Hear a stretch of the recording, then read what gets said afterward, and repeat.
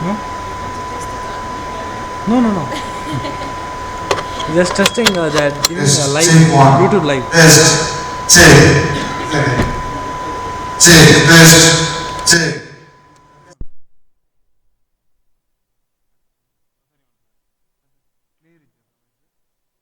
Check, test one, one, test.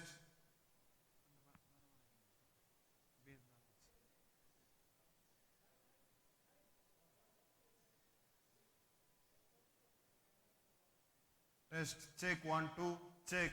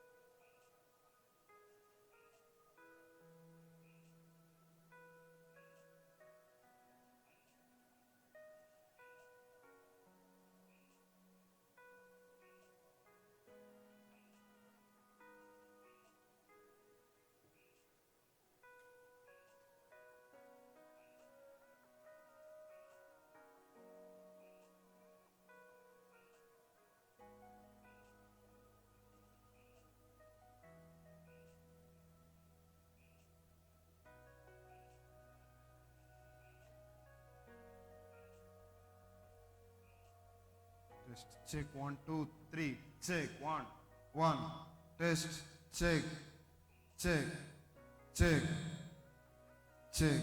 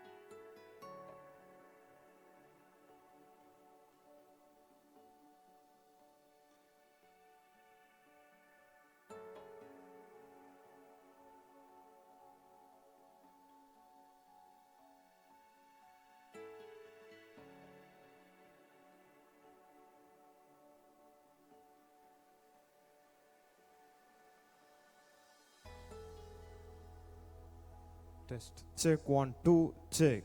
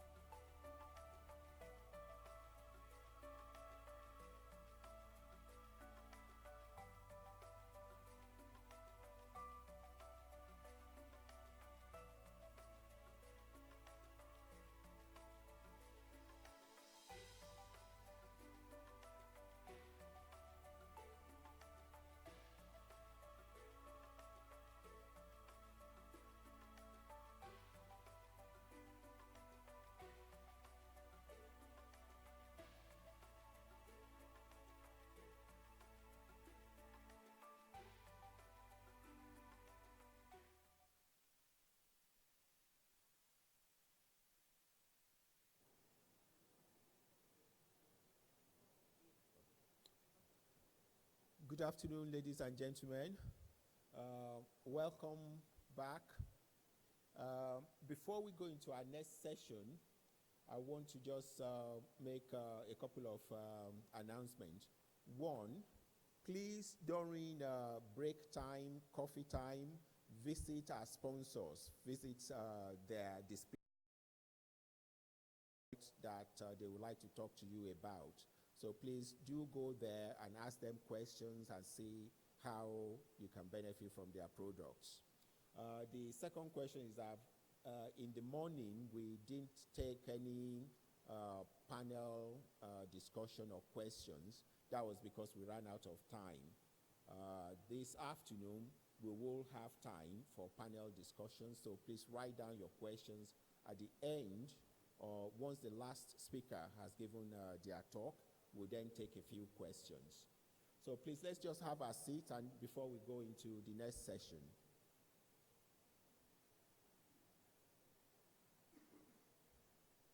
So this session is going to be on head and neck injuries. And we've got 4 distinguished speakers here to share their experiences with us. So our first speaker is Dr. Khalid, who is the chair of anesthesia and ICM in Al-Ain Hospital. Before then, he was consultant anesthetist and intensive care physician at Mid Yorkshire for a total of about 18-20 years. Prior to that, he trained in, I believe in Norway, is it? In Belgium. He trained in Belgium, worked in Belgium before moving to the UK, and he's been in LA now for the last 1 year. So please welcome Dr. Khalid.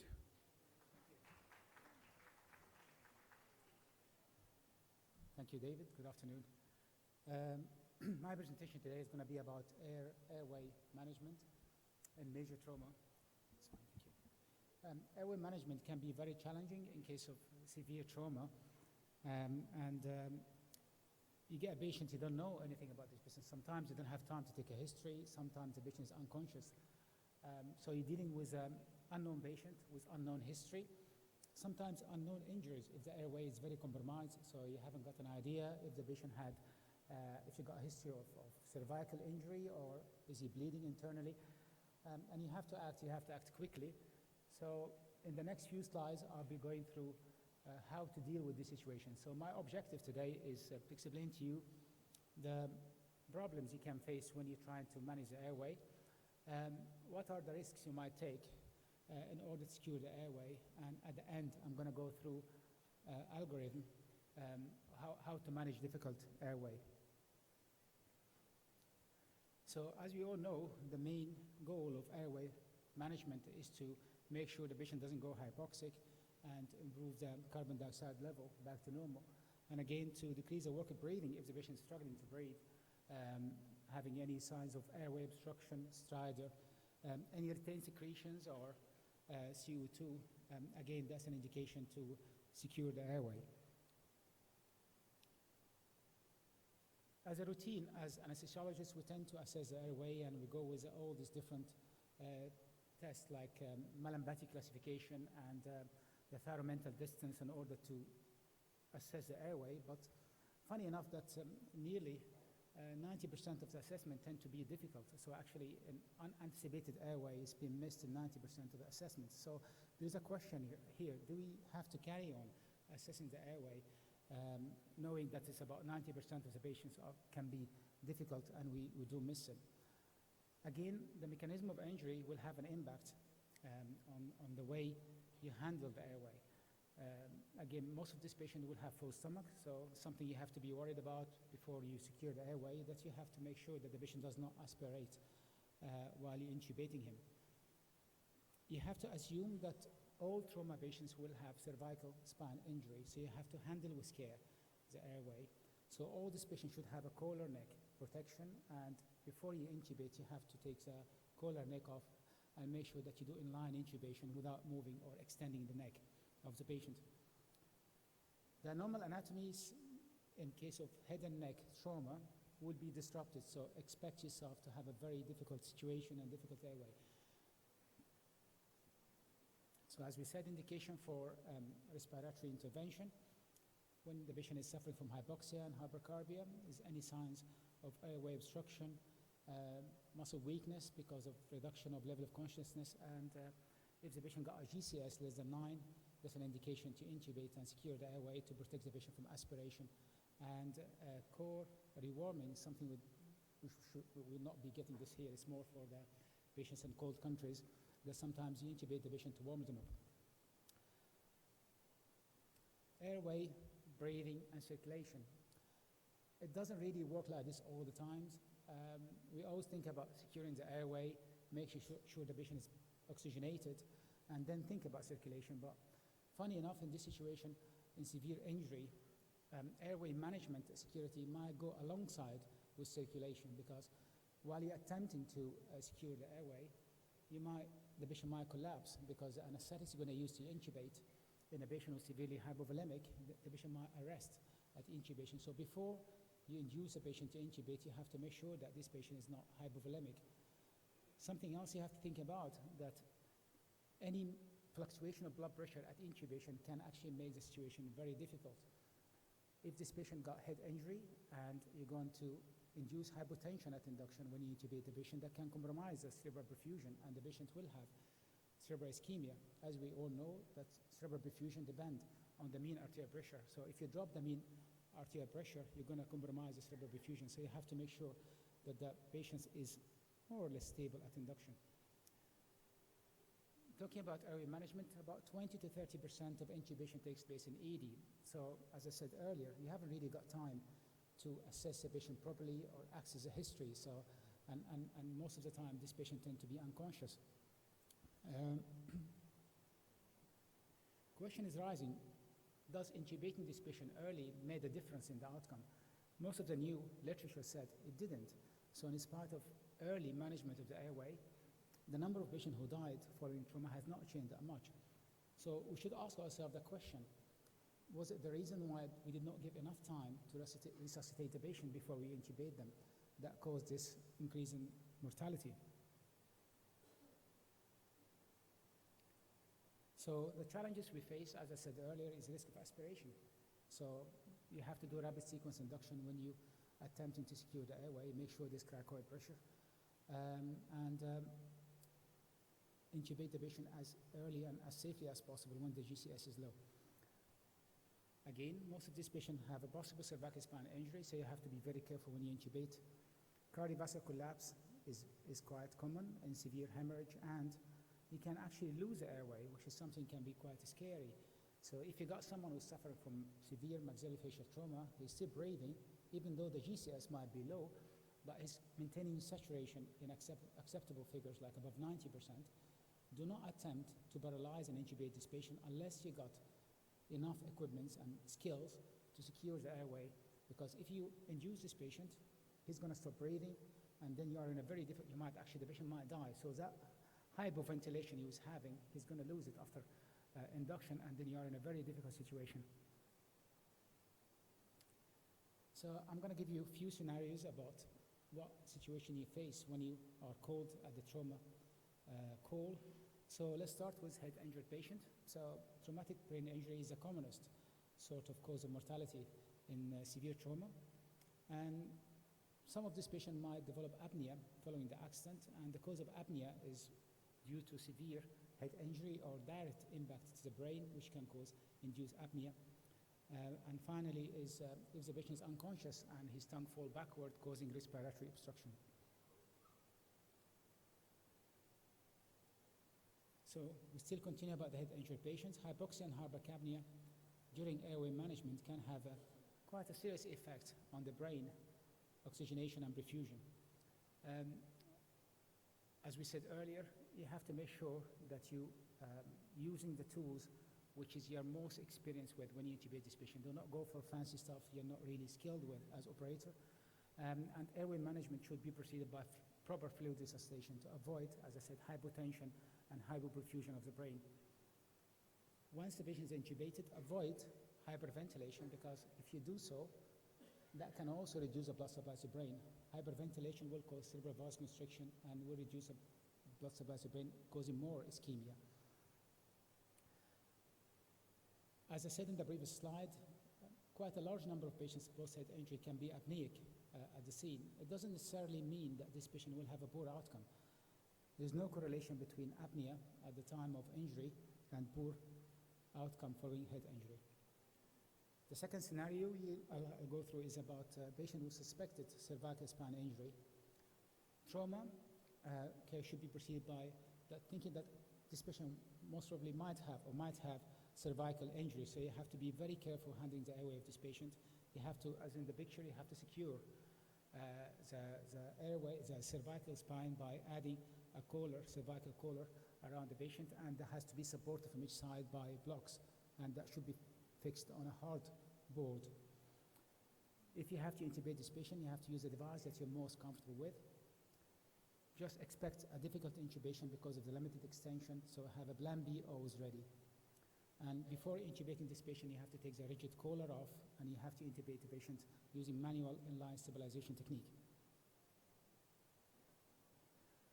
Maxillofacial trauma is the anesthetist nightmare or the ER doctor nightmare because you are in a very, very difficult situation. You got a patient with full stomach, you got someone with compromised airway, you got blood accumulating in the back of the throat of the patient, you got a very poor view, and you have to make sure that this patient doesn't lose that small amount of airway, it's still breathing. So do not touch this patient without having at least two experienced doctors in airway management, preferably an anesthesiologist or ENT surgeon has to be standby, because once you induce this patient, you're going to lose the view. So when you talk about maxillofacial trauma, the first thing you have to do, as I said, you have to call for help. So have a second pair of hands. You have to make sure that you got all the equipment ready to do front of neck airway, like tracheostomy or cracothyroidotomy, to oxygenate the patient. So you got two situations here. If the patient is stable, so you got time, but that stable patient might be cooperative, so you can do awake fiber optic intubation, or you can do front of neck tracheostomy. Or if the patient is agitated, then you got another option that you can sedate this patient or calm him down before you attempt to do fiber optic intubation. If the patient is not cooperative, then you haven't got any other option than taking the chance and do rapid sequence induction in a view that you might end up doing tracheostomy after that. If the patient is stable, you go straight to the rapid sequence induction and intubating the patient. Moving to airway trauma, from this diagram you can see the commonest part of airway trauma is the middle part. It's a bifurcation of the trachea. About 80% of the damage to the airway happened in this blue zone. 15% happens in the trachea itself, and 5% takes place in the distal airways. Recently we had quite an interesting case. 28 years old patient who came to Al Ain Hospital ER with severe chest trauma and lower limb fracture. Having a multidisciplinary approach looking after this patient can guide you through the management and can save life. So this patient was intubated on arrival, and we took him to CT scan, had another MRI scan because there's suspicious of vascular injury. We had a meeting with a vascular surgeon, thoracic surgeon, and the ICU team, and there was a suspicion of left main bronchial tear. So he ended up having a bronchoscopy, and we did see a tear in the left main bronchus, and then he was moved to theater. He had a thoracotomy and repair of the left main bronchus. He was extubated 24 hours later, and he survived. So early diagnosis and early intervention will have an impact in the patient outcome. So patient like this with tracheal and bronchial injury, airway security by itself, by putting an intracheal tube might not be sufficient enough. So you have to think about isolating the ruptured airway if you can. If you got a bronchial injury, you have to use a double lumen tube or bronchial blocker to make sure that there's no air leak and pneumothorax is not getting worse. Again, you have to put a chest drain if the pneumothorax is worsening up, and consider always extensive investigation like CT scan and MRI scan. I'm not going to go through this very complicated table, but I just put it to show the difference between an anesthetist and an ER doctor when we're thinking of a difficult airway. You can see from all this situation, all these different approaches that ER doctors in the US sort of take when they manage someone with trauma with possible difficult airway. But in the UK, we made things much simpler. So we got the Difficult Airway Society, and you just put always plan A, B, C, D. And things, as you can see from diagram, is very, very easy, very straightforward. So you just have to attempt intubating this patient using direct laryngoscopy. If you can intubate, the problem is solved. You have to confirm the position by using carbon dioxide monitoring.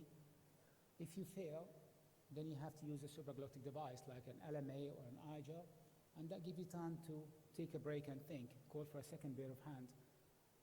You might attempt to intubate through the laryngeal mask using a fiber optic intubation, or if it's difficult and it is necessary to go ahead with intubating this patient, then you can consider tracheostomy or cracothyrotomy. So if plan B fails, if the laryngeal mask fails and you cannot ventilate this patient, then you are in a situation we call it CICO or SICO, cannot intubate, cannot oxygenate. Then you only end up with surgical airway, which is tracheostomy or cracothyrotomy. This is also sort of more in detail the previous slide I've just mentioned about how to handle the airway. So always have plan A, plan B, and C, and D, and always make sure that you got a good technician who knows exactly what is the next step. And when you work in a different environment, like in ER, for example, should make sure that you standardize the care, should have a difficult airway trolley similar to what we use in theater. So as we said, failed intubation, the cracothyrotomy scalpel takes exactly 1 minute. So if you will attend tomorrow the workshop, you will be given the chance to do some of these techniques on a mannequin. So we have 4 working stations tomorrow, so please feel free to come and learn or update your knowledge with tracheostomy and cracothyrotomy. So the lack of evidence regarding the best practice for airway management in traumatized patients actually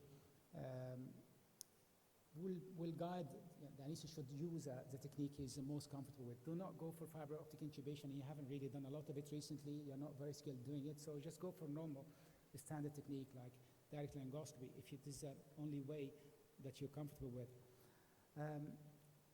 Intubating the patient in the emergency room is really makes life easy if you do that early. But if you cannot intubate and end up with a surgical airway, do not be ashamed to go for early tracheostomies.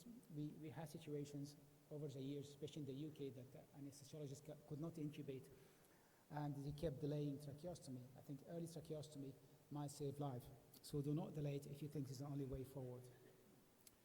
So in summary, hypoxia and airway mismanagement known to contribute to about 34% of mortality of patients before even coming to hospital. Signs of airway compromise like agitation and cyanosis and abnormal breathing sound, deviated trachea is all signs of early intubation. The landmark for intubation is not always a good example that the airway is going to be difficult, so expect difficult intubation in patients with trauma. Selection of airway device is very important, so select the device you are the most comfortable with if you're going to intubate a patient. Thank you very much.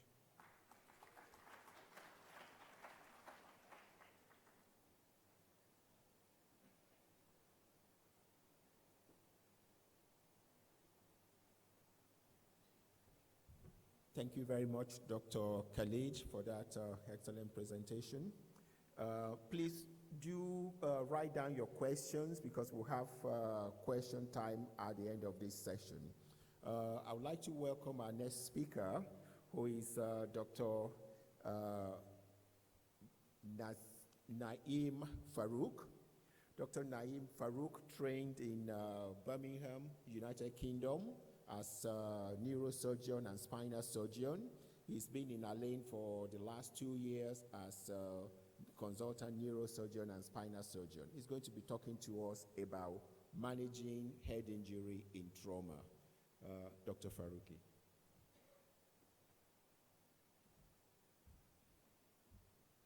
Thank you very much, organizing committee and Mr. Chairman, and good afternoon, dear audience. I have a chance to work in one of the biggest trauma center in UK, Queen Elizabeth, and this is not only a big major trauma center, but it is also the center of defense medicine, where we see all the big and bizarre head injuries from Iraq, Afghanistan, and the amount of head trauma and polytrauma So I have the chance to come and speak to you today here.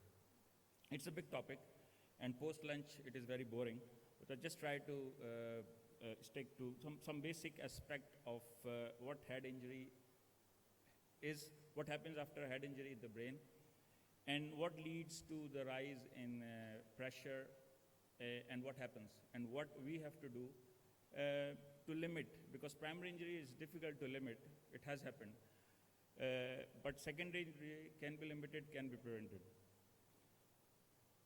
So the four things which we should be looking into is the raised pressure inside the cranial cavity, or we can call it a compartment syndrome of the cranium. Then the relationship between the pressure and the volume of cranial cavity. Secondary injury, how we can prevent it, limit it, and the surgical options we have as a surgeon to help this out. This is a Monroe-Kelly doctrine. It can be called as the holy grail of pressure, intracranial pressure hypothesis or understanding. And it says that the brain skull is a very inelastic, rigid structure. And all the contents inside the cranial cavity are in equilibrium. There are only three contents, blood, CSF, and brain. And as you can see, 80% of brain is there, 10% of blood, and 10% of CSF. Any rise in any of these contents leads to the decrease in other to compensate. There is a time limit and there is a capacity the brain can compensate for these changes, and after that, a vicious circle ensues. So, and as you can see in this slide down, that there is a mass. This is in equilibrium, blood, brain, and CSF. But as soon as there's introduction in this mass effect inside the brain, it is causing problems. And that leads to this relationship between the volume and pressure. So as you can see, this green circle, that up to a certain rise in volume, the brain tries to control the pressure through local means. And most important thing when we are talking about this rise in pressure and rise in volume is that they are trying to maintain the cerebral perfusion pressure, which means giving blood to the parts of the brain. But as soon as we pass that compensatory phase, there is a steep rise, and believe me, this arrow is going up. If we don't act on that point where we are decompensating, it is going up. And this golden hour is the hour where we are limiting the effects of primary injury which has happened, and we are trying to prevent secondary injury. And this is where we have to be working as a team, integrating with each other and trying to limit. And it's very easy. And as we can see, so the two curves, the second curve is the same pressure volume curve. As we can see, as the compliance is getting minimal, and the microvasculature of cerebrum is basically compromising. This leads to hyperemia, edema, and this is when the herniation ensues. And once the herniation ensues, then there is no way out. And as you can see, this is the cerebral perfusion pressure graph. This blue line, the cerebral between 50 to 130 millimeter of mercury, the brain is trying to keep perfusion under check, and they're trying to deliver as much blood as possible. But as soon as we go above that, then again this is a vicious circle. So how can we limit secondary injury? As Dr. Khalid has already said, that this is ABCD. It's as simple as that. Any airway obstruction has to be taken care of because it can cause hypoxemia, anoxia of the brain. Any breathing problems can cause, again, hypoxemia. It has to be taken care of. Unmanaged bleeding, again, cause loss of blood supply to the brain, which again cause hyperemia. Inflammation raises the intracranial pressure. And D, seizures, agitation, that has to be taken care of by taking care of airway, intubating the patient, providing ventilation, and keep in check. As Dr. Khalid has already mentioned, hypercarbia is lethal, hypoxemia is lethal, so there should be a midway house. And you can see once the secondary brain injury induces is started, then it is very difficult to get out of it. And once these things started, it leads to coma. And coma either end up in death or disability. If the injury is untreated, primary injury, and if the secondary injury has been delayed. This is a busy slide. It's just a management algorithm. On the left side, you can see how we can treat things medically, and on the right side, I just try to put some surgical maneuvers which we do to help manage the head injury patient. And simple measures by raising the head 30 degrees, by taking care of airway and ventilation, by trying to take care of analgesia. It is very important because a head injured patient who has a low GCS cannot tell you about pain. But they are sensing pain, and once you are having pain, your blood pressure is going up, you are again compromising the brain and the perfusion in the brain. So these simple measures are very important to take care of, because what we are trying to do after a head injury inside the brain is trying to limit the metabolism, the activity of the brain, to limit the need for blood and the nutrients. Let's put it as simple as that. So these are the things which we have to avoid, and we can avoid it by using both medical and surgical maneuvers. So these are few surgical varieties or surgical examples. As you can see on the right upper left, A is a depressed skull fracture. Clearly you can see, though it's a bony window, it is basically poking inside the brain. On B, you can see a large acute subdural hematoma with the normal brain shifted to the left. C is cerebral contusions, and D is an example of extradural hematoma. What we can do, surgical interventions, we can simply keep the head end 30 degrees elevated. We can put in a little wire inside the brain or under the dura to measure the pressure and then treat it medically.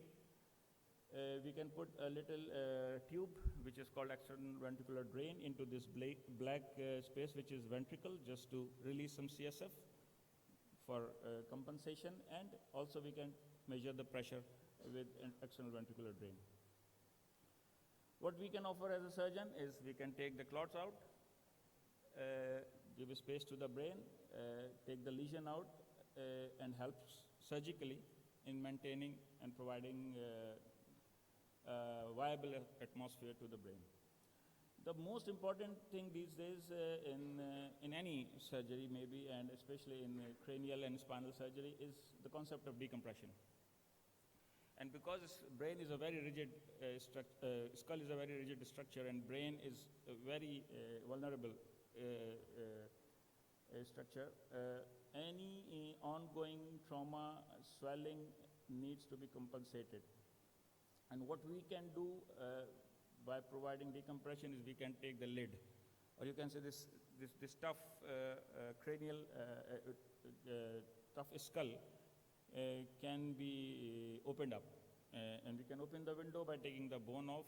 The dural covering is also very thick. It has to be opened, as you can see, so that we can give space to the brain to come into a controlled, wanted herniation, rather than going into those unwanted areas, central herniation, uncal herniation, where people can blow a patient can blow his pupil, can die. Simple as that. There's a lot of work happened on this decompressive craniectomy. Craniectomies. There are two big multi-center randomized control trials happened. This is the recent one from Cambridge, UK, which looks into the outcome of head injury with decompressive craniectomy versus best medical management. This is called Rescue ICP trial. Another trial which was published before this trial, this is called DECRA trial. This is an Australian work, and that also looks into the neurological outcome of head injury, decompressive craniectomy versus best medical management in head injured patient. And a very recent trial is happening, which has not yet come out with the outcomes, is a Rescue acute subdural hematoma trial. Here again, we are looking into decompression, but we are deciding on the table whether after taking the acute subdural clot, brain is swollen enough to leave the bone out, or it is not swollen enough to put the bone back. So we are still awaiting the results of this rescue ASDH trial. These are the few references, as I have already mentioned, and thank you very much.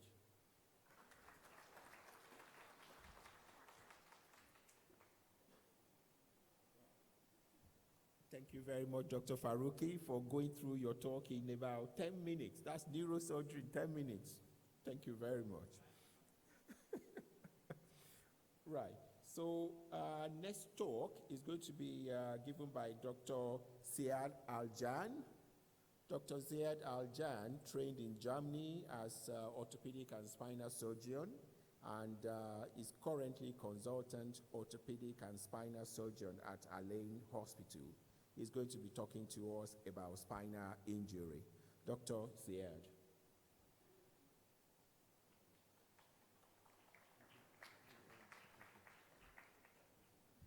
Thank you very much. Thank you, Dr. Muhammad, Dr. Khalid, and all ladies and gentlemen.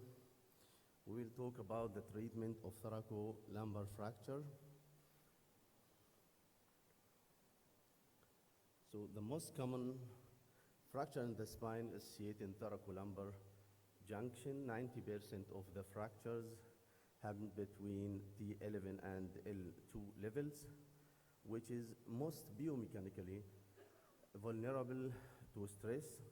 The most causes of the thoracolumbar fracture is the trauma, osteoporosis, and pathological fractures. So the trauma, the high energy trauma with a motor vehicle accident and motorcycle accident is the most common in our countries. Falling injury, work injury, and sport injury, and gunshots. The osteoporosis is the cause of a small trauma is enough from standing position to ground to make such a kind of fractures. The pathologic fractures, tumors, and infections are also causes of the fractures. The very important in the trauma patients is to do the first to do is the trauma CT scan, and it's very important to evaluate all the body and also the spine itself. In the normal X-ray, we can demonstrate the loss of vertebral height of broken vertebra and the kyphosis angle. The MRI is the standard and golden choice to demonstrate the soft tissue injuries, the cauda equina injuries, the epidural hematomas, and we can see it in the MRI. Why MRI the gold standard in the diagnosis? There is small example to show you why it's very important. In this X-ray, we can see two fractures, and we don't know if these fractures are really fresh or not. After doing the MRI, we can see obviously that there is one fresh fracture and one healed old fracture, and it's very important to put our strategy of therapy. Why the thoracolumbar spine is very important, and it's very common to occur fractures in this part of the spine, because of three causes. Because this part of the spine is very mobile, and the thoracolumbar spine is one of the most mobile segments in the spine.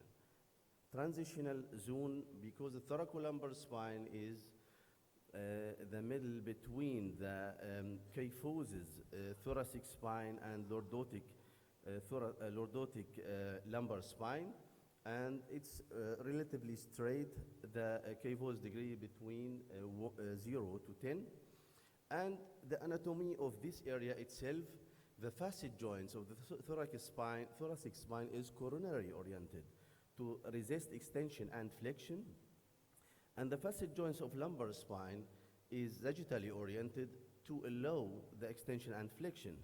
And the thoracolumbar junction is the area, transitional area between these two anatomical and transitional from predominantly coronal to predominantly sagittal orientation. So the classification of thoracolumbar fracture, since Dr. Bohler in Germany 75 years ago put his first classification of this kind of fracture, we saw a lot of number of classifications of the spine fractures, and all of them trying to help the doctors to put the correct management plan and to evaluate the prognosis. So there is a lot of names, Nicole, Hallworth, Kelly, Dennis, and a lot of names. The most important one is the IO classifications, which is used nowadays in the management of these kinds of fractures. So I want to talk about Dennis classification, just to know about the three-column spine concept. He talked about posterior column consists of the posterior ligamentous complex, and the middle column include the posterior longitudinal ligament, posterior annulus fibrosus, and posterior wall of vertebral body, and the anterior column consists of anterior vertebral body and anterior annulus fibrous and longitudinal ligament. The IO classification of Magyar compound three big groups, A, B, C: AB compression fracture, destruction fracture, and torsional fracture. The treatment of thoracolumbar fracture depending on the stability of thoracolumbar fracture. It's very important to understand these two parts of stability, the mechanical stability of the spine and the neurological stability, and the combined mechanical and neurological instability. The mechanical stability is depending on the injury of the posterior ligamentous complexes, which is the ligamentum flavum and the facet joint capsule and the interspinous ligaments and supraspinosus ligaments. And the plan radiograph is degrees of 50% of vertebral body height, increase interspinous distance, and greater than 30 to 35 degree of the kyphosis deformity. Also, the neurological instability is acute spinal cord injury evaluation according to the American Spinal Injury Association Impairment Scale, AIS. There is 5 subgroups, A, B, C, D, and E, from complete paresis to normal. The treatment of fracture of the thoracolumbar spine according to the spinal section of the German Society of Orthopedics and Trauma talked about the treatment based on AO spine classifications and 4 morphological modifiers. It's very important to know about these modifiers to put our plan and to know about the stability of the spine. The first modifier is the physiological alignment of the vertebral column and the end blade to end blade, bisegmental end blade segment, the kyphosis, and the scoliosis angle. And the second morphological factor is the comminution of the vertebral body, 1/3, 2/3, and complete comminution of the vertebral body. And the third modifier is stenosis of spinal canal and the injury of intervertebral disc. The principles of treatment of spinal fractures is to know that we have to do the operation as soon as possible in case of open spinal injuries. These may be caused by external forces, gunshot or incisions, and in case of neurological deficits with relevant narrowing of the spinal canal. The third cause is highly unstable fractures like type C in the AO classification. And also in the multiple injuries patients who with highly unstable spine injury on the basis of damage controlling surgery. So we have to talk about the conservative treatment first of all. It's indicated for the stable fractures by using the thoracolumbar orthosis brace applied 8 to 12 weeks. But it is very important to have the best result, best outcome by the close collaboration of the patients and good physiotherapy and regular clinical and radiological follow-up and examination are very necessary to monitor the treatment and to decide when to convert from the conservative treatment to the operative treatment by follow-up. The operative treatment of these fractures generally performed when there is neurological or mechanical instability, and the goal is decompression of the spinal canal and nerve roots. Also, to have the neurological recovery, restoration of maintenance of vertebral height and spinal alignment by rigid fixation to go early rehabilitation and prevention of progressive neurological injury and kyphotic deformity. The kinds of approach, anterior approach, posterior approach, and combined anterior and posterior approach, minimal invasive or open, is depend on the fracture itself. It depends on the modifiers and the surgeon experts.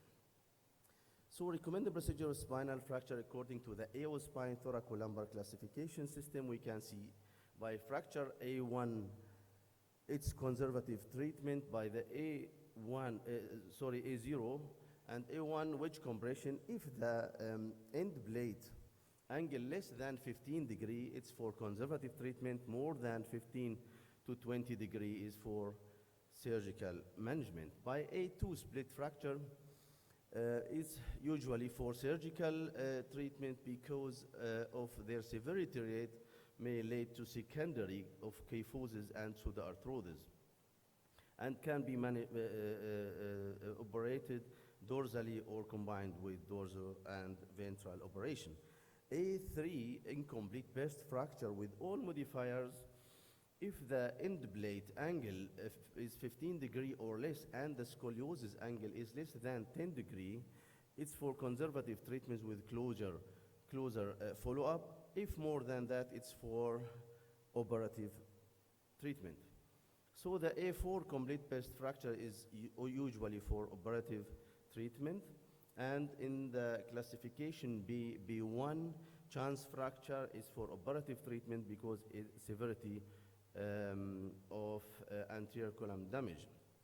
B2, posterior tangent band disruption with all modifiers is for anterior, posterior, and maybe anterior management. And in case of that the pedicle in the fractured vertebra intact, we can put screws also in these pedicles.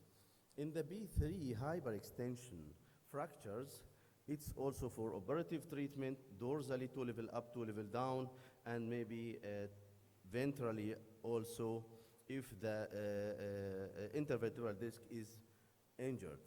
In the C displacement dislocation with all modifiers, it's absolutely indication for surgical management with long segmental instrumentation, and maybe use of cross connector should be used, and combination with the anterior approach also is not rare. The conclusion.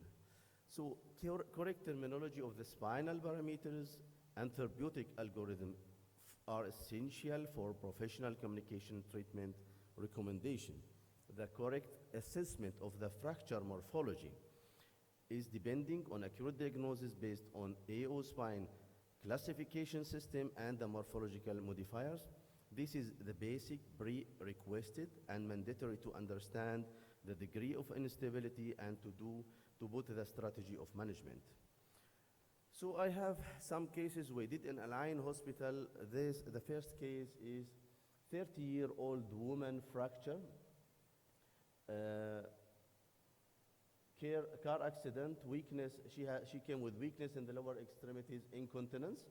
In the A classification, she has B2 fracture with all modifiers and sacrum fracture. We see here also the severe spinal canal stenosis.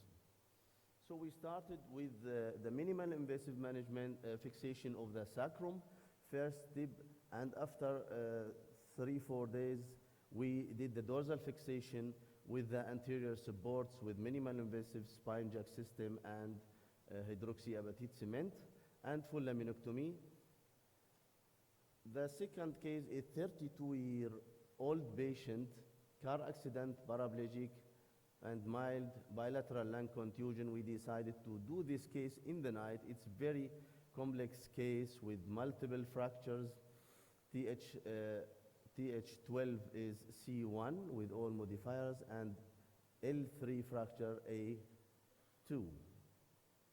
So that's the X-ray after the operation, and we did in the TH12 full laminectomy, and in the L3 we did this spine jack system, anterior stabilization, and we planned actually for the anterior approach, but the patient went abroad, and he came 6 months after the operation. He can stand up with support. The case 3 is 47-year-old patient, engineer with pathologic fracture, TH5 and 6, no accident, paraplegic, diabetic, and incontinence.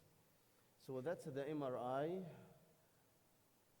We can see the TH5 and 6 pathologic fracture with infection in this area and severe spinal canal stenosis, intraspinal with interspinal abscess. So we did the operation within 6 hours, and that's the dorsal fixation, 2 level up, 2 level down, and we did the decompression in the area, and that's the CT scan after the first step. And then we, after 1 week, we did the anterior approach with the assistance of the thoracic spine, Dr. Edward. And we did the corporectomy, TH5 and 6, and we put the intervertebral cage in these 2 levels. And that's the post-op lateral view. And that's the that's the photo 1 month after the surgery. The patient can walk, and he came to me 6 months after the surgery without any support, incontinence here, nothing. And the case for 30-year-old patient falling from high came to us 4 days after the accident, paraplegic, incontinence. We did the operation. We can see here very, very complex spine injury with severe or absolute spinal canal stenosis. In the MRI, we can see also another fracture in the L1. We did the dorsal fixation for the patient. Intraoperative was a big injury in the dura, about 5 centimeter, and the nerves was like spaghetti like this. That's the photo after repairing the dura, and that's the patient in the clinic 2 months after the operation. Thank you very much.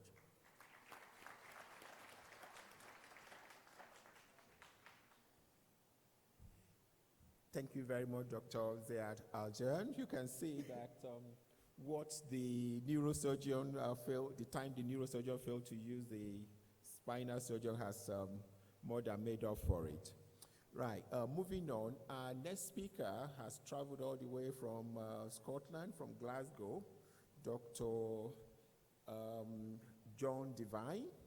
He's dually qualified in dentistry and medicine, and had training in surgery and plastic surgery, currently in Glasgow, and currently he's divisional chair, Department of Surgery at Mafraq Hospital. Ladies and gentlemen, let's welcome Dr. John Devine.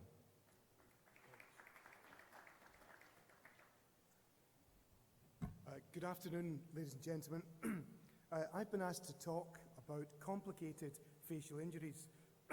So here are the learning objectives to fulfill the CME.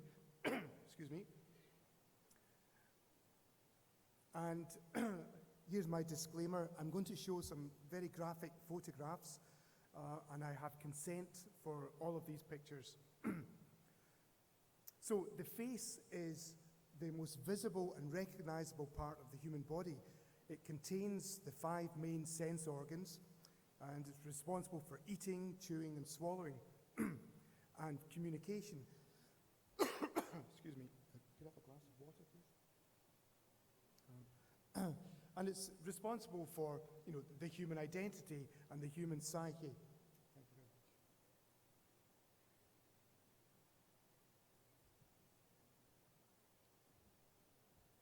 much. So, what is a complicated facial injury?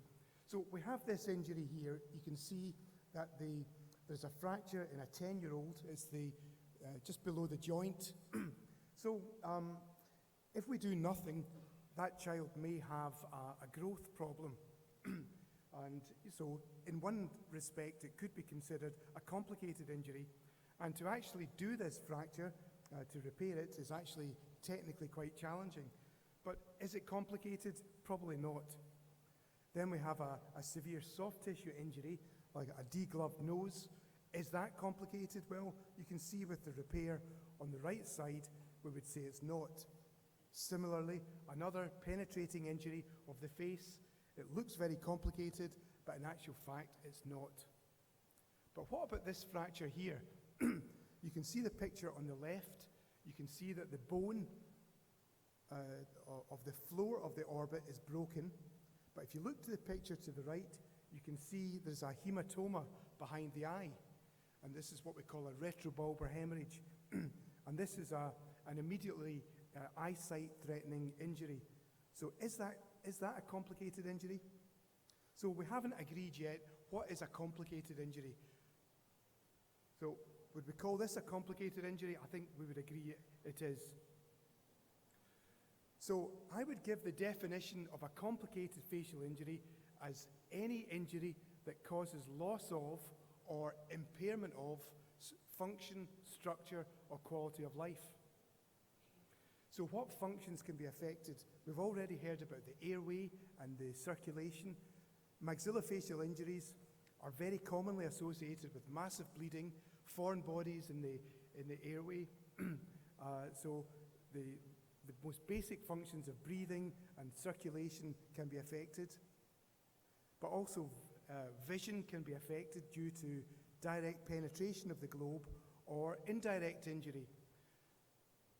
So here we have a penetrating injury through the eye. And you can see that the eye has been pulped, requiring enucleation. Similarly, on the picture on the left, you can see the piece of bone going into the eye in a major craniofacial injury. And here we have a patient who has a penetrating injury as a gunshot wound. Not only has it destroyed the mandible, it's actually gone through the base of tongue and taken out the hypoglossal nerve, affecting the patient's speech and swallowing. So, when it comes to loss of structure, in the head and neck area, we have soft tissue, we have hard tissue. And when both hard tissue and soft tissue are lost, we call that a composite defect. So here we have an injury here. We can see that the mandible has been obliterated, the upper jaw has been obliterated, but not only that, the patient's cheek, she's lost huge amounts of soft tissue of the cheek and the tongue. So a very complex injury. So quality of life.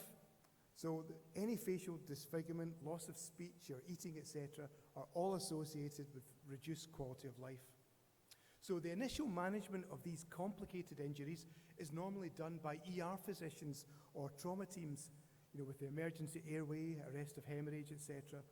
So we will often be called after the initial phase. So the initial things that we will do is we will maybe debride gross contamination. We may suture wounds to stop bleeding. And also we will be very careful with judicious excision of necrotic tissue, or we may splint very unstable fractures. And one of the ways that we do that is with using external fixators, the same ones that are used in the forearm. So definitive management. So what about timing? In actual fact, most of these severe facial injuries The timing can be delayed until the patient is stable and the more urgent injuries are attended to. In the meantime, all we need to do is to cover the wounds with iodine or wound cleaning and give antibiotics. It's very rare that we have to do any type of elaborate reconstruction in the middle of the night, like putting in a free flap. These cases are best planned semi-electively. Increasingly, we're using 3D planning, both for the planning of our surgery and also to construct patient-specific implants. So when it comes to definitive management, there's three things. We want to restore structure, function, and appearance. If it's a simple fracture with no bone loss, all we want to do is open reduction, internal fixation. If it's soft tissue only, we just want to close the wound. If it's a facial nerve injury, we do a microneural repair. If it's the parotid duct, nasolacrimal duct, a simple repair. But when it comes to a complicated facial injury, this depends on the extent and type of tissue loss. We have this concept of a hierarchy of priorities. In the lower face, if it's the cheek or the jaw, we must try and repair the fistula. In the mid-face, in the upper face, or in the skull base, our priorities are slightly different. We need to separate the mouth from the nose, the mouth from the eye, the mouth from the brain, and we need to stop CSF leaks. If the mandible is lost, we need to restore bone continuity, and we need to put the bone back in the correct relationship. In the palate, we need to close the mouth from the nose so that the patient can speak, and we also need to support the eye and also the eyelid. So when it comes to restoring appearance, the reconstructive priorities varies depending on the site to be restored. If it's the oral cavity or the lower face, aesthetics are secondary to restoring structure and function. However, when the external face is affected, restoring appearance is much more important and is very challenging. So I just want to spend the remaining few minutes just talking about some cases that we've treated. So this is a patient that came from Mogadishu. It was a blast injury, and as you can see, the whole bony skeleton of the mid-face has been obliterated, along with a severe fracture of the lower jaw. And the way that we've treated this is by the principles of cleaning, washing out, and judicious removal of bone. In fact, in retrospect, I probably took away too much bone at this stage. So the way that we repaired this was open reduction, internal fixation of the lower jaw, and we put a free flap, a fibula flap into the upper jaw. The patient had a minimal soft tissue defect, and this patient did very well and returned to normal function. This is another one. This is a gunshot wound in a young man, point blank range, and you can see that the mandible on the left has been shot. The entry point is through just beside the nose, but he damaged his facial nerve as well. So the way that we fixed this was open reduction and repair of the facial nerve. This is an injury from back in the UK. This was a shotgun injury. She's lost external skin and also the jaw. So this type of injury, we will use a free flap. In fact, two free flaps. We use the hip. This is called a DCIA, based on the deep circumflex iliac artery flap. And you can see that the hip has the same shape as the jaw. This is it here with the bone and the internal oblique muscle, and then we have the pedicle at the back. And this is it in situ, and then we covered it with a radial forearm flap. And you can see the end result is quite satisfactory. Then we have an injury from over here. This is a blast injury, and we treated this jointly with our neurosurgical colleagues. This was a terrible blast injury. By the time the patient reached us, the whole cranium was infected, and there was a communication between the obliterated eye on the left, and there was pus pouring from the brain through the nose. So the first thing is debridement, removal of all the necrotic bone, and we had to put a free flap in, a latissimus dorsi flap, to separate the brain from the nose. So we let everything heal up, and we can see on the right, the free flap has sealed off the brain from the nose, but we've got this massive defect. And this is the resulting appearance. And you can see that there's a gross deformity. So in order to do anything here, we have to expand the area. So we put a tissue expander in for 6 weeks, and then we made a patient-specific implant, and we make it out of a material called PEEK. And this is it in situ. And this is the end result. So you can see the before and after, and you can see the size of the defect, and you can see, so nowadays using 3D technology, we're obtaining far better results. This is another case from conflict. This was a 19-year-old that got flown in 3 days after injury, intubated. So the first thing we've done is secure the airway, tracheostomy. What the photograph doesn't convey is the smell. The patients come from the field, and the smell is overwhelming. So there's gross contamination, gross infection. So you can see the extent of the injury, gross obliteration of the cheek, the upper jaw, the lower jaw.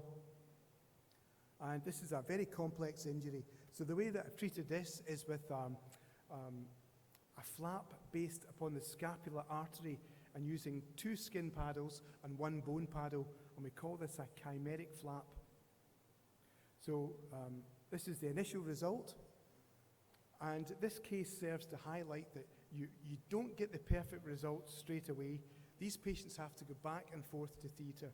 But what we have achieved is we've reconstructed the mandible, we've reconstructed the maxilla, and we've reconstructed the cheek. And you can see that the symmetry of the jaw is good. This is an early result, and you can see that she made a good recovery to eat and chew and swallow. And this is a more recent photograph, and we've done a few more procedures. I've done a resurfacing of her face, and this is the most recent photograph. This is another photograph. This is a degloving injury to the scalp. Again, grossly contaminated, and it highlights the importance of decontamination and debridement.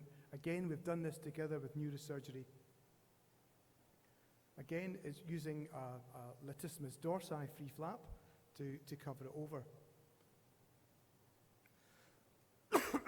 So back to another war injury. This is the penetrating injury through the base of tongue.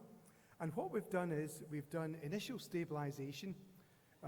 We used an external fixator to stabilize the jaw. But what we did was we took the CT data, the DICOM data, and we did 3D planning. And this, we're working with a company in Germany. We make a patient-specific implant. We make cutting guides to allow us to make the correct osteotomy to reposition the jaw. And this is what you get back. You get the titanium plate, and you get these cutting guides that are made absolute precise to the millimeter. This is it. Dr. Colin McKeever and I did this case together, and you can see that this is intraoperatively placing the cutting guides, and then we put a free flap in, the DCIA, and it gets a very good result. So, ladies and gentlemen, the management of complicated facial injuries is very challenging. It can result in loss of function as well as profound deformity. So the principles of reconstruction apply after initial stabilization, and there are different reconstructive priorities depending on the area of the face affected. Sometimes we have to compromise. Regularly we may have to use more than 1 flap, and revision surgery is to be expected for complex defects. So it's a very challenging area of maxillofacial head and neck surgery, but it's also professionally very rewarding. And I'd like to thank all my colleagues at MAFRAC and SSMC. Thank you very much.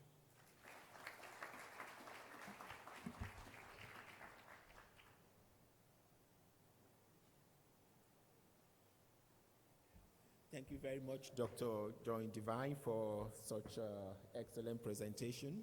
So we're just running 5 minutes behind, so we've got time to take questions from our panel. So what we'll do is to invite our 4 speakers out here, and there will be a microphone available to pass round. I think we only have time for a few questions, and please make it brief. Yeah, okay. So you just raise your hand up, and then a microphone will be passed on to you. Please make it brief. Just tell us your name, where you work, and your question. Just make it brief so that we can have enough time for other people. Right. So let's just show our hands. Can we have lights back on?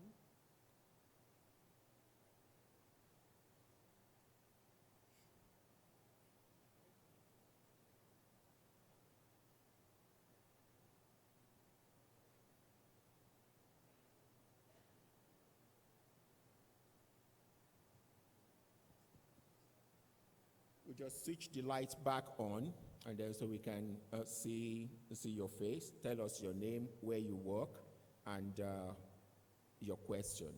And depending on what the question is, panel member will decide who will answer the question. Okay. Do we have any question? So feel free, question regarding head and neck, regarding brain injury, spinal injury, maxillofacial injury, and airway management.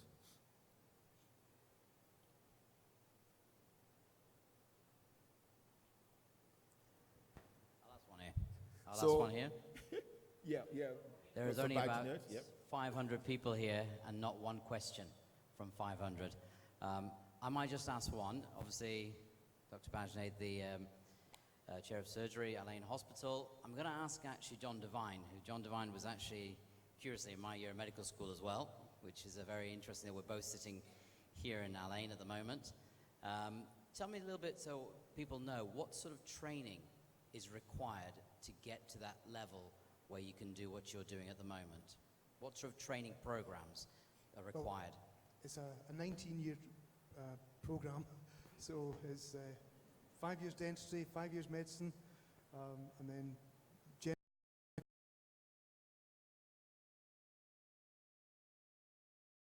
regarding the spine surgery, that we are dealing with a lot of spine problem and trauma and acute care service. So my question is, what is the clear-cut role of MRI if you don't have a neurological deficit on a patient on your primary and secondary assessment?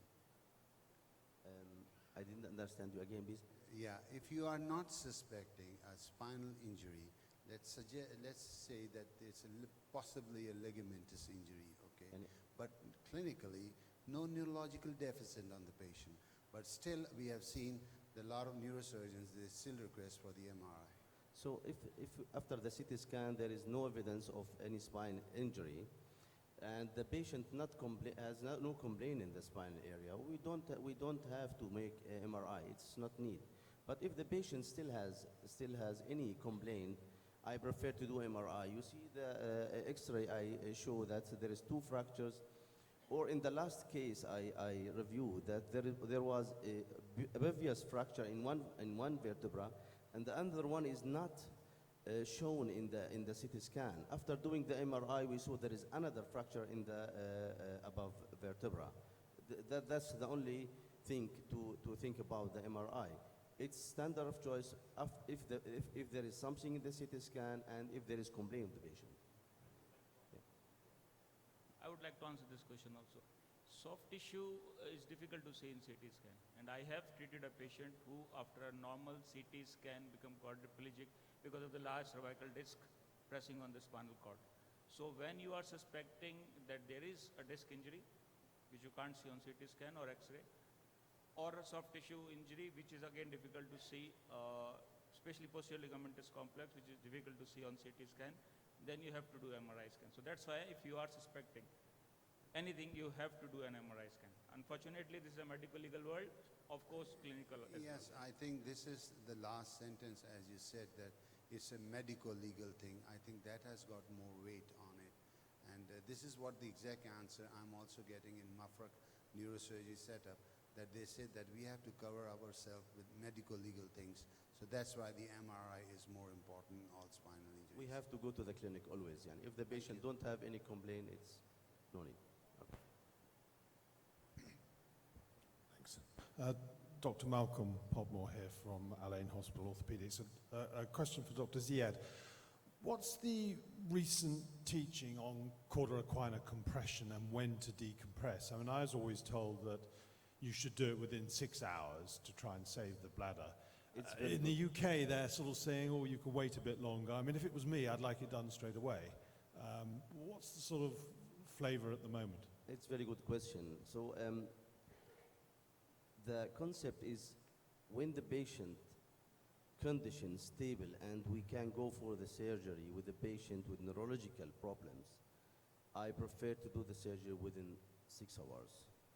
If the patient has another critical condition, we have to manage it first of all, then to go to the spinal surgery. Yeah. Hi, question for Dr. Khalid Ismail and Dr. Salim Al-Harthi from Mafraq Hospital. Dr. Khalid, we always have problem with airway, mainly with intubation in the emergency department. I see them struggling for a few times. So what's your take or what's your advice on surgical airway? When do you tell people to go for surgical airway and stop trying to intubate the patient? So your question is about when to do tracheostomy? Surgical airway in emergency department. Yeah, I think if you've got a patient in ER that you think that is difficult to intubate, you have to follow the guidelines we just mentioned. That first thing to attempt to intubate. If you've got a craniofacial trauma like what Dr. Ivan just showed, that this kind of cases you need tracheostomy from the beginning. But if you've got someone with isolated injury and he's stable but he needs his airway secured, then I would just follow the ABCD guidelines. First, attempt to intubate, and if you fail, use laryngeal mask airway. If you fail, always have a plan C, like you can use fiber optic intubation. And if you cannot do with fiber optic, if you're not skilled to do fiber optic and you're more skilled with surgical airway, then I would recommend that you go for early tracheostomy. Some patients from the beginning, from the first sight, like severe tracheal trauma or the lower half of the face injury, and you know it's going to be very difficult to intubate, you can go from the beginning for tracheostomy. So it is mainly for maxillofacial injury that I would think of tracheostomy as my first choice.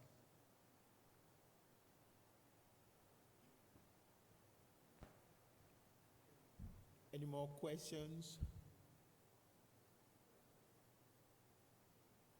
No more questions. So we're right on time. First of all, let's please give a round of applause to our distinguished speakers. Thank you very much for sharing your knowledge and experiences with us. The next is a coffee break. And please, when you go for coffee break, please visit our sponsors and talk to them, find out what products they've got, and see if you can patronize them. Please, let's try to come back here by 2:30, 2:30 prompt. Thank you.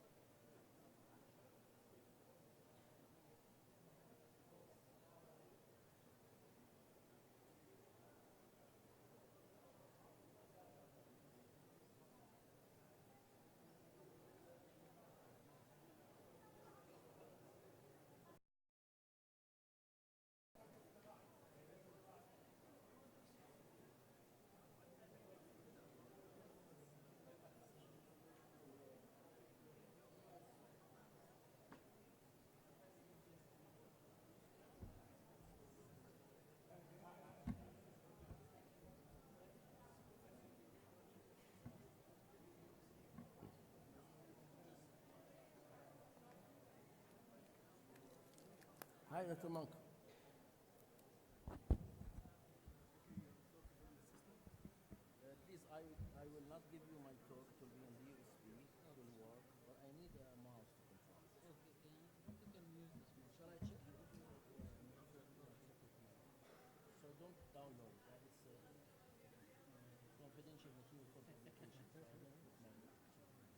okay, a plain USB, some USB. Let me try. Let me try. I will check. Take it, but don't download it on the phone. No, no, put it there. I'll do number 3. Just will check.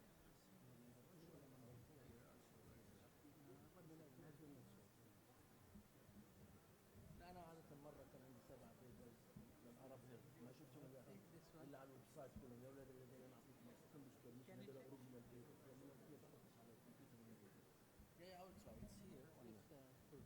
No, no, it's okay. No problem. It's not working. Where is my laptop? You don't need a paper. This doesn't work in Chinese. It doesn't. You need a paper. Listen to an old. You don't listen to an old. You need a paper and you will see it will work. How are you doing? How are you? Mouse is not. Yeah. I need the marker. You see here? Okay, so this is the Thomas classes. This one. SEHA second second. Go again. Can you give me a paper? You can put on one paper. It's better one.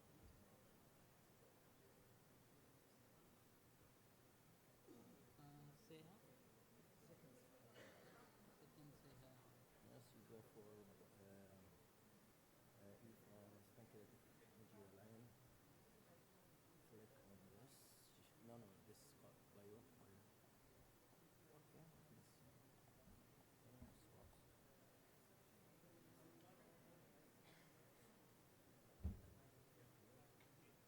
Technology. Shiny. I think it doesn't work. See, never put this in a shiny.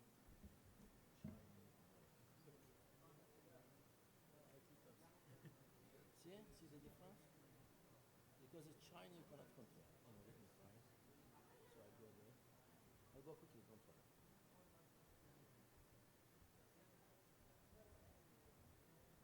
I just want to check the videos.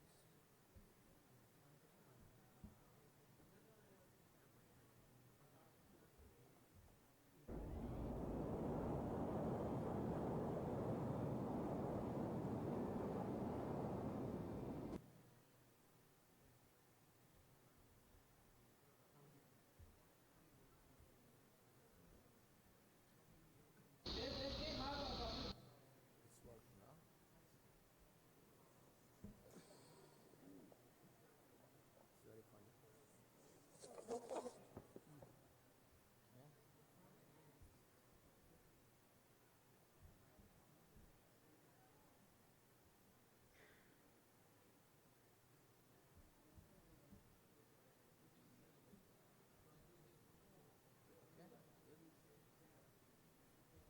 Okay, good. This is blast injury or injury. That's okay. I think I'm okay. Grace covered injuries. This is guidelines. This is guidelines. I think I didn't tell you. Oh, this is the last one. Lleva en la tarjeta y Messi la patada. Mira, pum. Sí, pero fíjate que ahí Medel más cuidadoso. Ahora se carga una tarjeta amarilla y sabiendo la clase de jugador.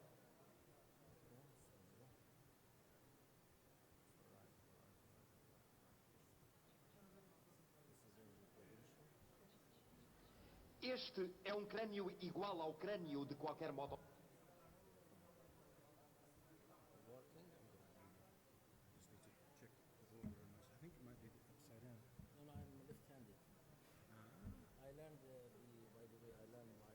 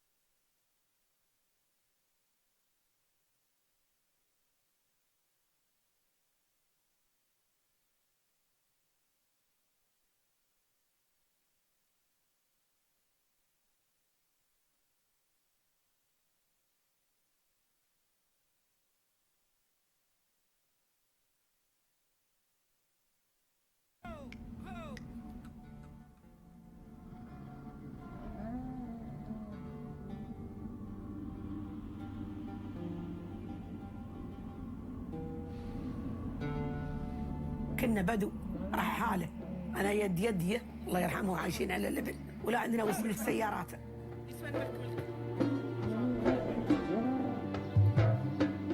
البيئة أبو ظبي كله بدو. الأول في عسر عايشين. عرفنا الحضارة. عشنا في عز مكيفات. يوم شغلت التلفزيون شفت المزاد. قلت أنا ليش ما أصير أشارك معاهم؟ قالوا إيش يا خالتي جاي؟ مينون أنت؟ أدخل في المزاد أول حرمة وللفخر.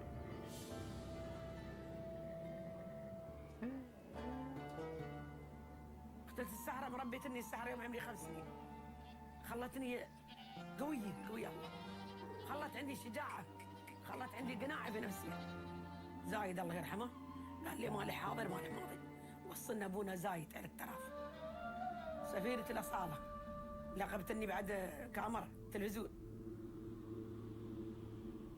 يعني اللي عادك الحين متضايق من البلاد طلعت السحرة أفرح.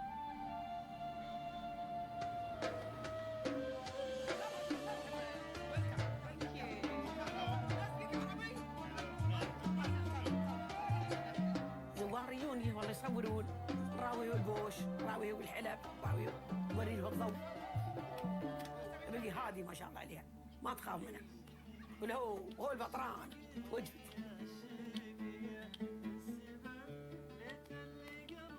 لو بيعطوني 10 مليون يقولون لي ودري البوش وروحي بالبلاد ما باهن.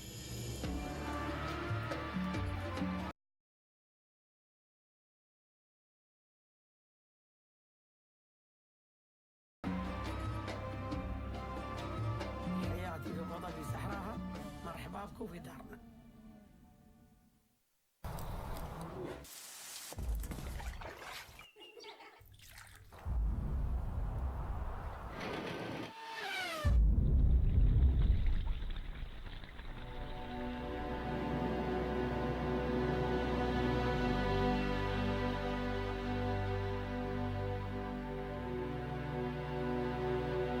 It will start in a world beyond imagination.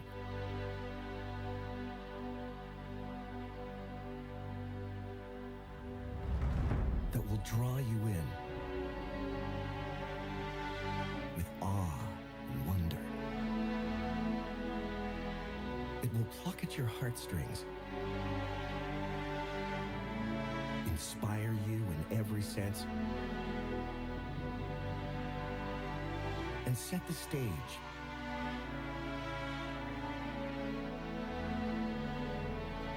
for grand adventures.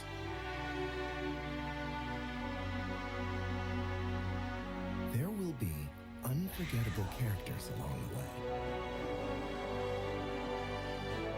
who will show you the most unbelievable places.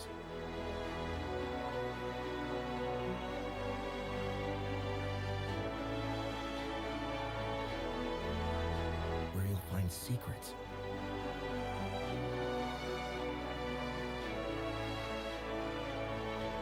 Centuries deep. And discover dazzling moments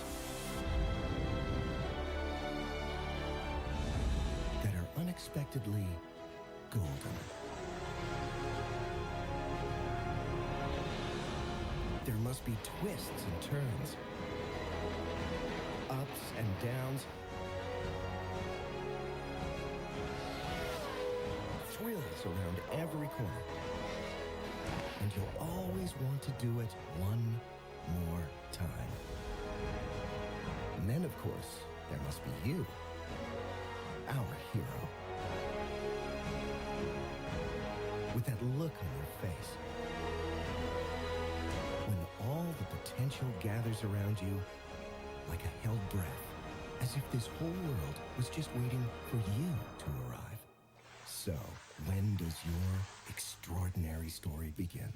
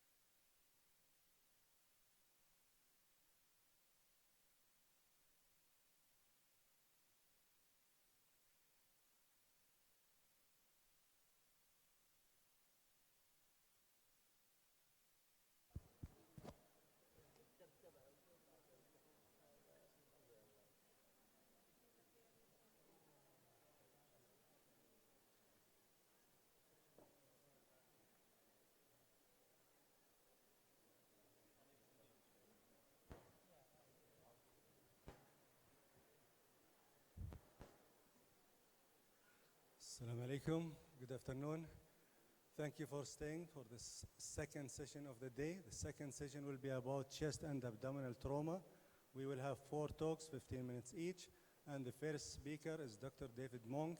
He's a consultant general surgeon, laparoscopic surgeon at Al Ain Hospital with a special interest in upper GI laparoscopic surgery. He will be talking about the principle of damage control surgery. Dr. Monk, the floor is yours. Use this one.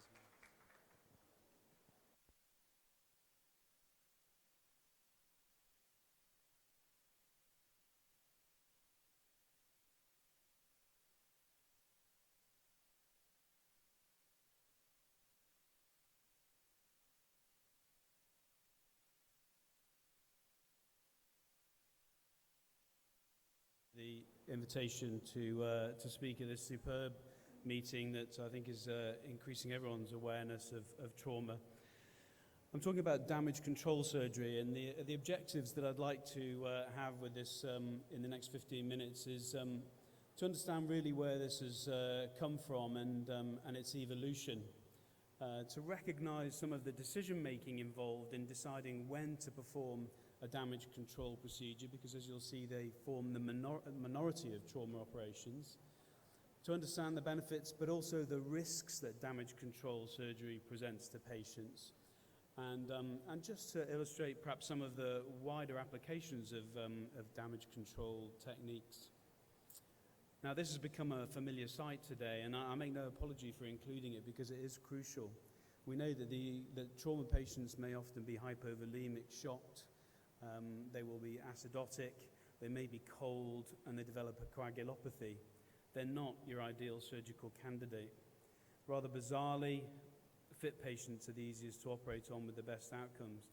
And actually, we can optimize these patients by resuscitation and by our choice of management, and it will benefit the outcome. Traditional trauma surgery involve patients presenting to the ER, a resuscitation process, a visit to the operating room, and then we know that in certain cases mortality could be very high. But what we've learned over the last 20 years or so is that actually implementing different techniques when people are seen at the scene, in the emergency department, and when they come to the hospital, we can reduce mortality. The first use of the term damage control surgery was in 1993 in a paper by Rotundo, but there'd been lots of referrals to the techniques that formed damage control surgery prior to this, where briefer operations were done. But they looked at 2 groups of patients, one having damage control type surgery and one having definitive laparotomy, in the hope that they might see a difference. And initially, they didn't see a difference in outcome. But when they looked at the group more carefully, there was a group of patients who had vascular injury in association with organ damage who did have a much better outcome. The mortality of this group, or the survival was 77% in the damage control group versus 11% in the people who were having initial definitive management. So there was something in this, in actually the choice of your management initially based on the condition of your patient, both physiologically and from an injury point of view, may impact on the outcome. So the term damage control comes from the United States Navy, and it comes from damage control team who was sent in to stop the ship sinking. And so we can see where it's come from. And they were there to stop the ship sinking until it could be taken to a facility where a definitive repair of the ship could be made. So damage control surgery is the concept of abbreviated laparotomy. We keep it quick, okay?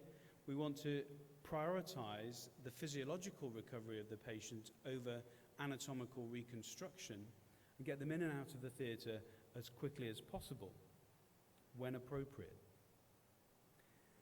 Now, a new kid on the block in relation to damage control surgery was damage control resuscitation, which was introduced in the first decade of this century. And Damage control resuscitation focuses on something that we heard about earlier, which was learnt in military conflict. Now, this sounds rather obvious, but actually, if people are bleeding, they die from it. And so the C of ABC is to stop bleeding. We only have so much blood. Think of blood as being very precious, especially when it's in the patient, and we need to make sure it stays there.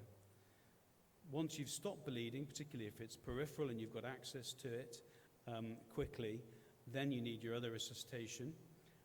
And we know that we're using blood and blood products, as we saw earlier in massive blood transfusion protocol, is better than using crystalloids because we're going to get less coagulopathy. There is also the concept of permissive hypotension. We're not looking for normotension, we're looking for a perfusing blood pressure to perfuse organs, but not to exacerbate the bleeding and the loss of vital blood constituents. Tranexamic acid has been shown to be very valuable, and we've heard in a recent trial that use has been supported further. So early use of tranexamic acid, and then a decision onto the type of surgery that's going to be performed.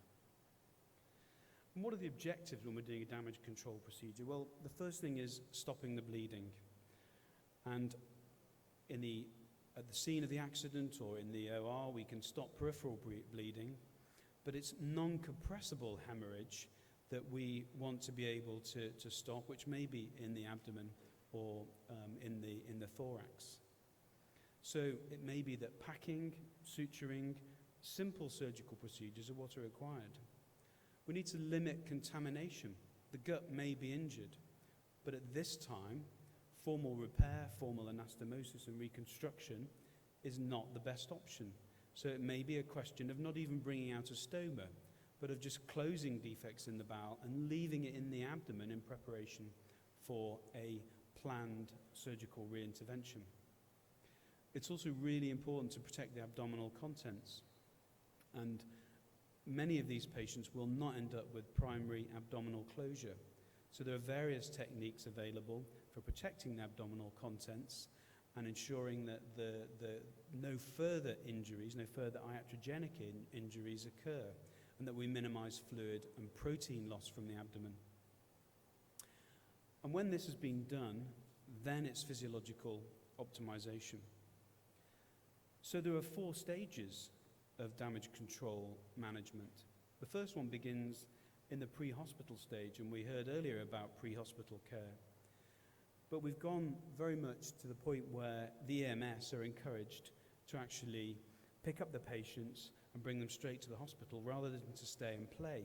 And the resuscitation attempt really starts in earnest in the hospital, unless there is going to be a delay in transport to the hospital or people are trapped at the scene of an incident. Patients need oxygenation, they may need early paralyzation and ventilation, and the warming needs to start early. Then when we get them to the theatre, we've already been through our principles of damage control surgery. Following that, continuing warming, continuing resuscitation, correction of pH are really important in time for a planned re-exploration. And re-exploration may need to be on multiple occasions if there are multiple organ systems involved. What's also really important is actually looking for complications in between these planned interventions, and 2 complications that are relatively common in trauma patients. One of them is further bleeding, which may have been overlooked or may have started following a previous procedure. And the other is the presence of the abdominal compartment syndrome, which is one of the reasons why the abdomen is not primarily closed. However, there are other reasons why limited trauma surgery may be performed. There may be limited surgical expertise. There may be time pressure due to multiple casualties. There may be a lack of necessary blood products. There may be injuries that are difficult to access. And there may be priority for surgery on more critical systems. But the decision making is difficult, and this has been looked at. In this study of comparing damage control with definitive operation in South Africa, they tried to take a compared group by using propensity scoring. And I think the first thing I'd like you to notice is that only 18% of the cases actually had damage control surgery. And this is also South Africa, and we heard earlier the kind of injuries that you see in South Africa, largely penetrating trauma, which is not what we see here. The mortality of the damage control surgery was greater because these were people at risk. Liver injuries were most predictive that the patient would benefit from a damage control technique, and the penetrating abdominal trauma index was the best scoring system to identify which patients would benefit. But overall, when they used a statistical technique known as regression to look at which was the most predictive element, it was the pH of less than 7.2 which showed those patients who were most likely to benefit. A study was done to look at the opinions of trauma surgeons on what they thought the indications for performing a damage control operation were. And the first thing was a temperature of below 34 degrees. The second thing was a pH again of below 7.2. Third thing was abnormal coagulation. And then the volume of blood that had been transfused, more than 10 units of packed red blood cells. If a further procedure on a different cavity, a resuscitive thoracotomy was involved, that was also predictive.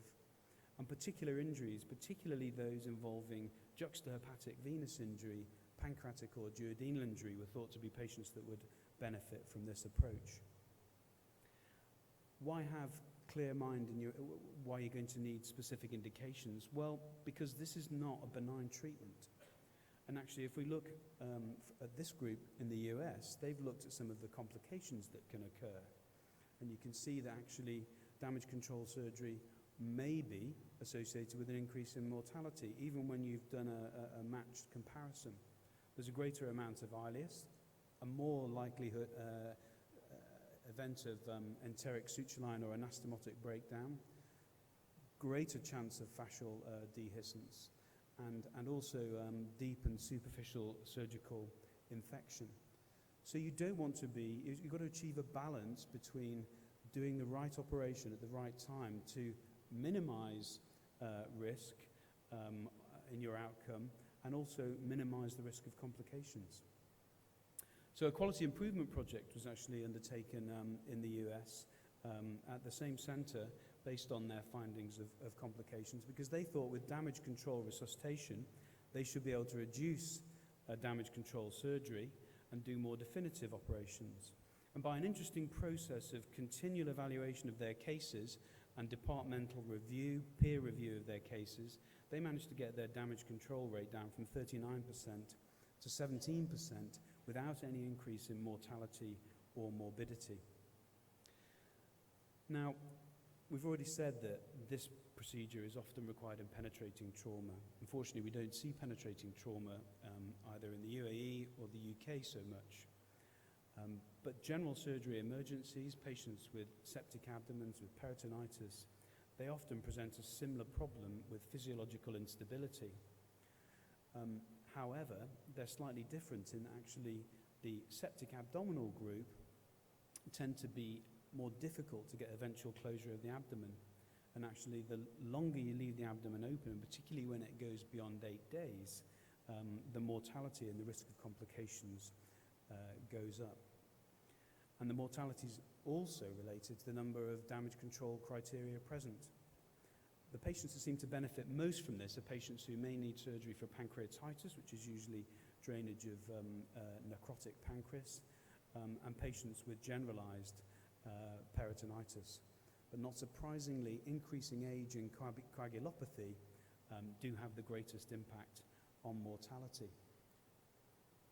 So if you're translating damage control surgery to emergency general surgery, if there's preoperative severe sepsis and septic shock, it should be giving us a thought as to whether we should be doing an abbreviated procedure. Certainly an elevated lactate, a low pH, the elderly patients, and patients with multiple comorbidities, and for some reason the male gender also seems to be at greater risk. So in summary, we have a procedure here where there is in fact no current level 1 evidence to support it. Although one of the groups that I've quoted some of their work today are currently in the process of doing a randomized trial, so that may change in the very near future. Damage control is only required in a very small number of patients, and actually that proportion is probably reduced with damage control resuscitation. But actually, unfortunately, this kind of surgery is required in an environment where there's a high level of civil unrest and criminality. So it may be something that one has to consider your choice of where you live if you're finding you have to do a lot of this surgery. The decision to do damage control surgery is a dynamic one, which may well change during the process of resuscitation and your time going to theatre. It's about balancing risks, and it's about starting with resuscitation. But these techniques, while we may not need to apply them in trauma, are useful to us in general surgery. Thanks very much.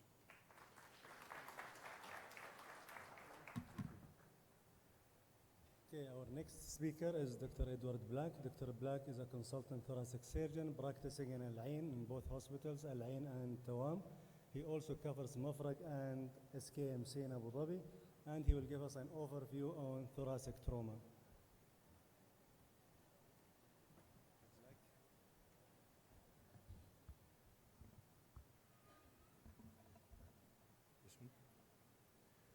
Thank you very much. Good afternoon. How's everyone doing? Anyone awake? Hooray! Welcome. Okay, so 15 minutes thoracic trauma. Everyone gets excited about thoracic. It needs to be part of a trauma program because obviously airway, breathing, circulation is predominantly in the chest.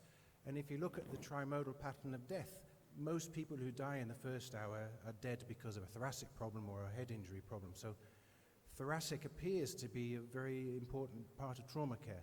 But I just want you to bear in mind that most thoracic trauma surgery is required to prevent chronic problems, not the acute. The effects of trauma obviously vary on the patient.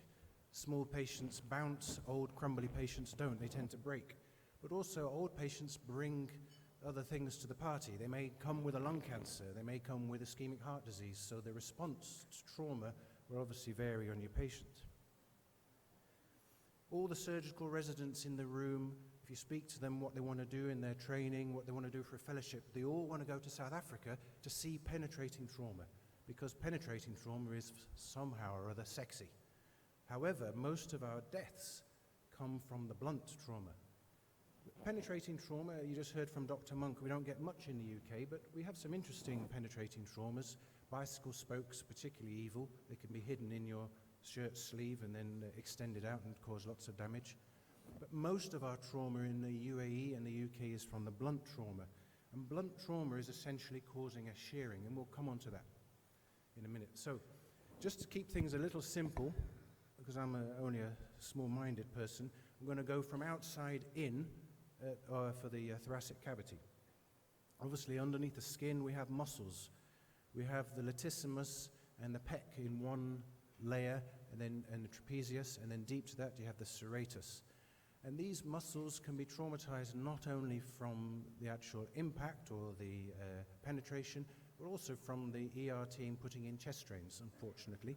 So you do need a rudimentary, at least, understanding of the orientation of muscle fibers so that you minimize additional iatrogenic injury. Anybody have any idea how many bones and joints there are in the chest? Nope. 146 joints in the chest, if you include all the attachments, the spine, rib to cartilage, cartilage to sternum. And anyone who's sprained an ankle knows that a sprain is painful. So not surprisingly, nearly every single person who has some chest trauma will have pain in their chest which can last a long time.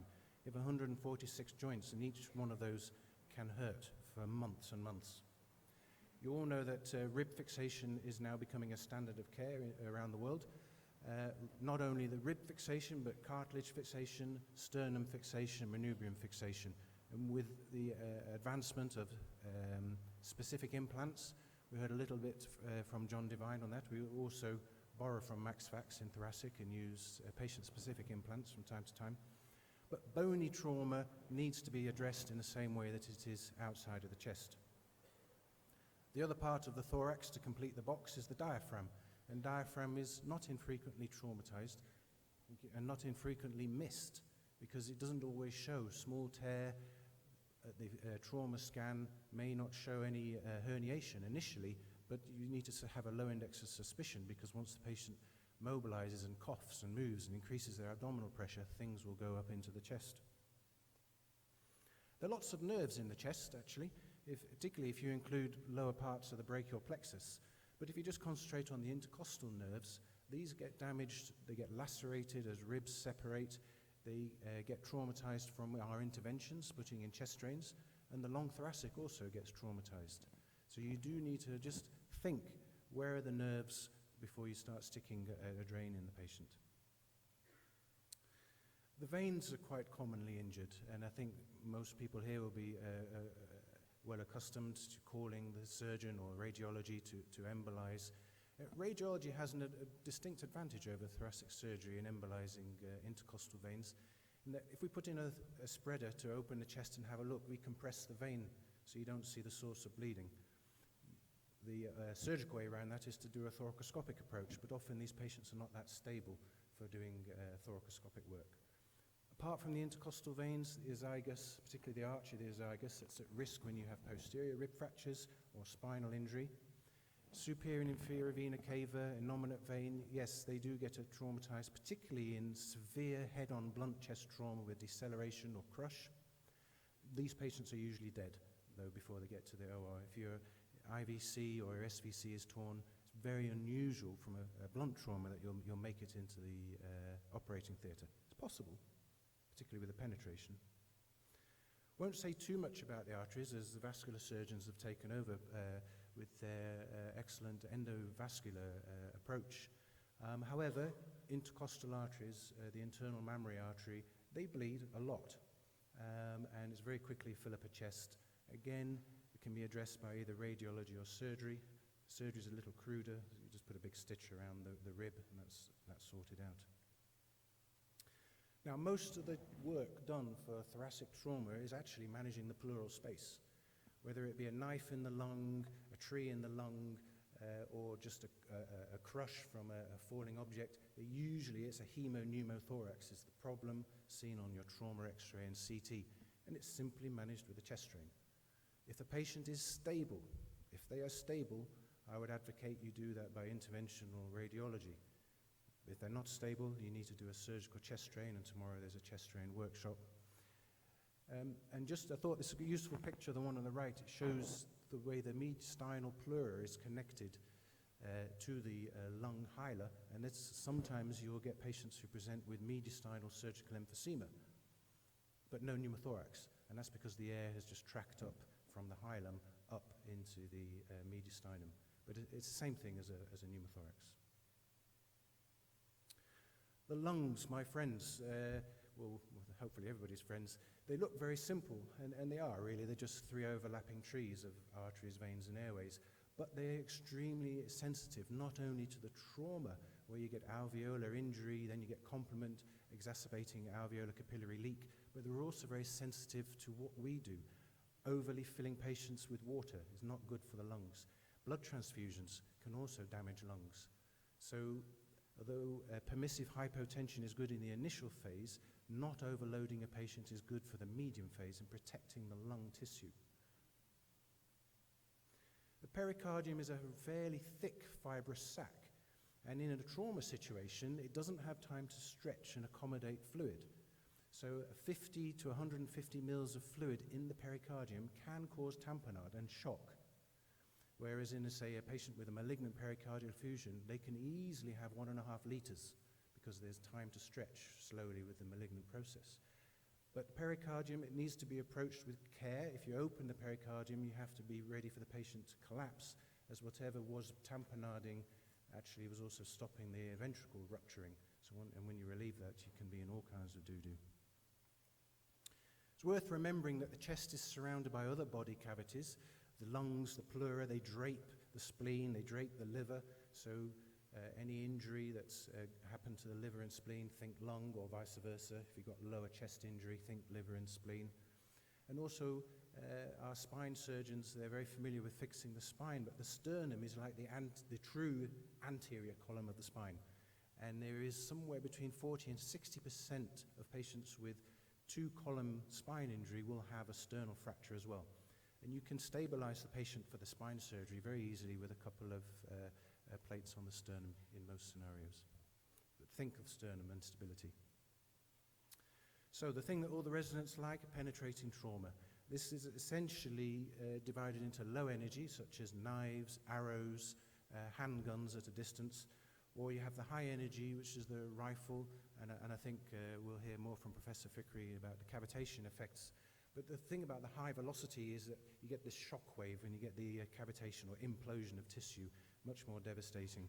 And then the good old shotgun, particularly when sawn off to create a much better scatter, it's mainly a huge soft tissue defect as well. Thankfully, it's rare. But blunt trauma, what we all deal with, it's about physics. You have a fast-moving bit of body, it suddenly stops. At least it stops on the outside, but the inside stops a fraction or two later. And unfortunately, the aorta can twist and start to tear. The airways can twist and tear. And it's all about force of the impact. So the immediate deaths from blunt trauma are really the ruptures, the aortic rupture, particularly if there's a split within the pericardium. They'll pinch off their coronaries and die very, very quickly indeed. Those that bleed into the chest, if the pleura can't contain that blood, then they will obviously bleed out literally within a minute. The airway, from blunt trauma point of view, it's usually an obstruction, either caused by kinking, twisting, or foreign body or blood. It's rare for a rupture, it's possible, but it's rare for a rupture of the airway to cause immediate death. So the chest, as a thoracic surgeon, is actually only involved in life-threatening surgery in a minority of cases. So you may wonder why we often say just put in a chest drain and I'll see them tomorrow. Excuse me. It's because actually most chest trauma can be managed with a chest drain. The stuff like rib fractures, the diaphragm and the airway needs to be approached by an expert, but it needs to be approached when the patient has actually got circulation restored. So you also need to be fairly cognizant with X-ray appearances and CT appearances. You can all spot on a CT scan lung contusion, broken ribs, but are you sure you can spot the stomach in the chest? Is it a pneumothorax or is it stomach? It's important. A needle, if the patient will tolerate it, aspiration is completely much safer in my opinion than putting a chest drain in straight off. Cardiac trauma, when it happens, usually in a blunt scenario, it's usually from hitting a steering wheel or direct front trauma. But you need to take a history. Obviously, a patient who collapses and has a car crash but had the MI first and then had the car crash is going to be much more common in the 50, 60-year-old than in the 30-year-old, but you need to think about it. You also need to do ECGs, not once, not twice, but at least 3 or 4, and also have serial echoes. Case reports only for valve rupture in this scenario, it does happen, but usually what you get is a cardiac contusion with weeping in the myocardium. If it's weeped enough to cause a tamponade, you are going to be in trouble when you open that pericardium. This should be done by a surgeon who's very comfortable doing a stenotomy in a resuscitation scenario. I think we have sternal saws in most of the ERs in the UAE. So blunt airway trauma, yes, it happens from time to time. The keys here, if you're not sure, is that generally speaking, is that you'll see what's called the dropped lung. So even with a chest drain in, the lung is sitting on the diaphragm. This should alert you that there's a massive airway, there's a massive air leak, usually from major airway rupture. It's not always that easy to spot. Bronchoscopy is quite a very useful tool. And then you want to proceed straight to definitive repair. Stenting is part of, say, damage control. It's an option, but stenting can set you up for sputum retention and then, unfortunately, lung sepsis. So definitive repair has some advantages. I mentioned the diaphragm rupture, and I'm sure a lot of the senior general surgeons here have seen patients with diaphragm hernia, and when they took a history, they realized that actually it was from 10, 15, 20 years ago that they had the original injury. So it's frequently missed, and it's one of the areas where I advocate for, if you're fixing ribs, you should put in a thoracoscope and have a good look around, which is only possible if you can drop the lung. You can't have a quick look round with two-lung ventilation to exclude a diaphragm rupture. Flail chest is probably the level, rib fixation probably has the highest level of evidence in flail chest, although there are 3 randomized trials at the moment internationally looking at whether you should fix non-flail chests. Looks like you get much quicker return to work, much less chronic pain, the more you fix. So early fixation as well. Sternal fractures with dislocation are thankfully rare, but they're often extremely serious because obviously they cause cardiac compromise and they're usually associated with a major cardiac contusion. They have a high mortality. I'll just quickly speed up a bit as we're running out of time. Everybody here who's a surgical resident wants to wear a badge on their chest, on their lapel saying they've done an ER thoracotomy, and it's understandable. It sounds cool to go home and say you opened the chest. But unfortunately, the outcomes are very, very poor. If you have a patient with blunt trauma coming into the ER who's already lost cardiac output, your chance of successful resuscitation are 0. If you have witness cardiac output and then lose the cardiac output, then you have a chance of resuscitation being successful. Penetrating trauma is completely different. Penetrating trauma, you have a good opportunity, and I think there was one in Al-Ain Hospital recently, of restoring life. Thank you very much.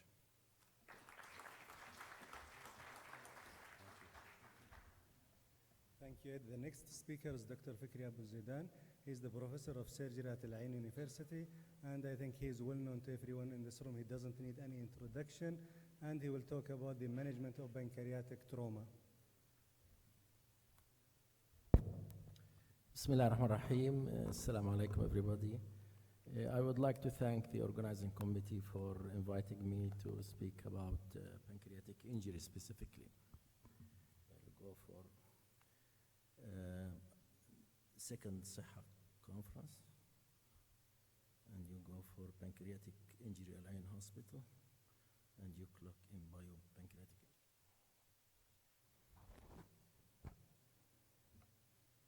It's okay, can use this one.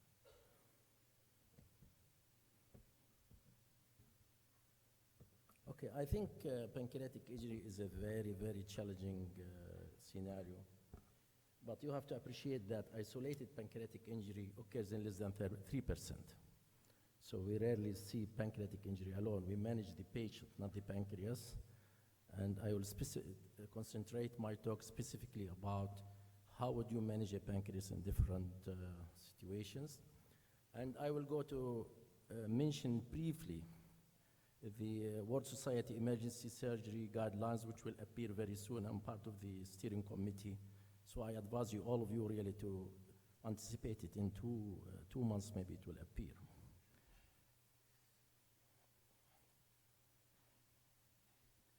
So it's uncommon.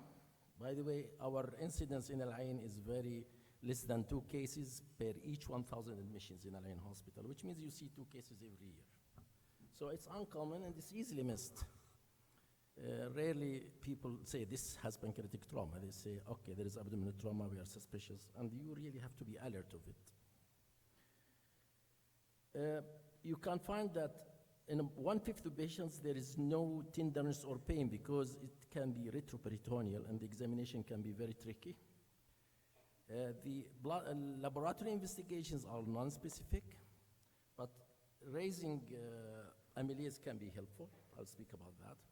And the other thing, CT scan can be deceiving. If you suspect pancreatic injury clinically, you may need to repeat the CT scan. And I just like to speak historically. I think the American College of Surgeons had their OATLS, and they had a chapter called Biomechanism of Injury, and unfortunately they took it out. And I disagree with that because as a clinician, you should really try to analyze the mechanism because you can anticipate the injuries just thinking about what has happened and what is possibilities. We have done this. We wrote one of the best review articles in Biomechanism of Road Traffic Collisions, very highly cited, and we've looked this into different things like camera-related biomechanism. It's really very interesting to correlate the the biomechanism with each patient individually. And this has been replaced, by the way, by the austere environment. You know what's going on in the world, so priorities there comes first. Exactly what Dr. Black mentioned. You have to think about all of these mechanisms, and I'll speak specifically about what we see in Al-Ain. I'll try to cite our studies on this area. Of course, it can be road traffic collisions, handlebar injury is common in kids, sport injury is very common also for pancreatic injury, and animal-related injuries is another thing very unique for Al-Ain. Penetrating trauma, as they mentioned, I was not in the lecture, in South Africa. We've seen that in the war, and I'll show you our experience there. Stab wounds is another one, and it can happen as iatrogenic. Sometimes you get through the duodenum, you can hit some of the duct if you go medially. And finally, I speak about civilian blast injuries as a cause of pancreatic injuries. So this is the probabilities of, the biomechanism of injury in Al-Ain Hospital, which is published in 2009, and you can see majority are actually blunt, only less than 3% is penetrating. And of course, you have to notice that if you use a seat belt and you stop the car, the belt will hit the belly. So the belly can be the bowel, and even the duodenum and the pancreas can be injured by the seat belt itself. And this is an example, actually, of a case of a seatbelt pancreatic injury in the literature. Now, I just want you to notice this, please. If you look here, this is a very famous incident that occurred in Amsterdam, and the airplane was actually in the center of Amsterdam, 2009, very famous incident. The airplane went down, and what was the outcome? 20% has spinal injuries. And why is that? Because in the airplane, what you have is 2-point seatbelt. And if you have a sudden deceleration, you continue to accelerate, you can transect your spine. And that's one of the mechanisms that can you get actually bowel injuries. So 2-point seatbelts is not good, neither in the cars nor in the airplanes. They should be always changed into 3 points. The probability of having an airplane incident is really not so common, so maybe that's why they put it, but it will not affect too much. This is the handbar injury in kids. They fall on the bicycle, and then of course, the pancreas will be squeezed, and according to how much is squeezed, can be completely transected or can have grade 1 injury, etc. Now, we have actually noticed this in Al-Ain. We were actually one of the earliest to share this information with others. You know, if you have a 6 tire, the lorries and the rupture, if you work in the war, for me, this was like a bump. And actually, we looked into this, and what happens, this metal will go in, and they can actually hit, completely transect the hand, and you can see the abdomen with the ring, and that caused actually pancreatic injury in this patient. So we got interested, and we did a systematic review. And just to make you understand the danger of this. So this is how people try to stop the tire, how to seal it. Imagine this ruptures, what will happen? So it's actually a high energy bomb. It's really very dangerous. You should inflate these large tires behind actually metals. You cannot do it for free. If you go to Sinai, everyone is inflating it like this. We looked actually also to an unusual case, and this is very unique for Al-Ain. And we have about 20 cases of camera-related injuries every year. Okay? We had a similar patient actually treated in Al-Ain like this, and this is actually a duodenal injury of the pancreas. So you have to be careful once you deal with the animals, and you have to understand how would they behave. Now, the camel is a very friendly animal, don't underestimate that, but he was actually interrupting the mother from feeding her baby camel, so you have to understand that. Now, this is the image of this patient with the pancreatic transection caused by a camel kick. And you can see, of course, the body and the head and the portal vein, and this patient was treated with distal pancreatectomy. All right, I want you also to notice this. This is very important for duodenal, because you don't have pancreatic injuries alone, you have pancreatic duodenal. And you have to appreciate in the biomechanism there is something called triaxial and biaxial stress. If you have a distended bowel, look to what happens.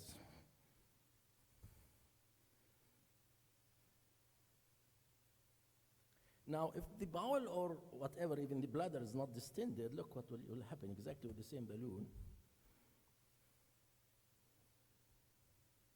So hardly you get the injury. So this is called triaxial distension. The stretches there will really make the injury much bigger. The hole will be much bigger, whether in the small bowel, duodenum. So they are very real, actually, near to the pancreas. Now, this is what Dr. David wants me to show. And if you notice here, see this didn't show quickly, anyway, I'll try again. The bullet, as it goes in a viral way, spiral way. So it makes a big cavity and then gets out and then it sucks it. So what you see actually, look here. This is what happens in the bullet. So what you see is an exit and inlet and exit, but the destruction inside is much, much bigger than what you see on the surface. And as it sucks down, dirt can go in, and always you can have energy destruction. It's not from the direct direction of the bullet. Actually, you can get ureteric sloughs later on. The ureter can slough because the blood vessels get thrombosed, and after a few 3 to 4 days, they come with ureteric leaking. And this is our experience. Actually, we calculated in the Gulf War how much actually the pancreatic injury. It's actually in the war, it's about 5 in 1,000, double that in the civilian practice. We say 2 in 1,000. This is about 5 in 1,000. All right, so it's very important to look to the grades, and I'm not going to go and see it in detail, but it depended, Moore et al. Is a very famous trauma surgeon, and he graded it on CT scan. So grading it is in CT scan may be different from grading in real life.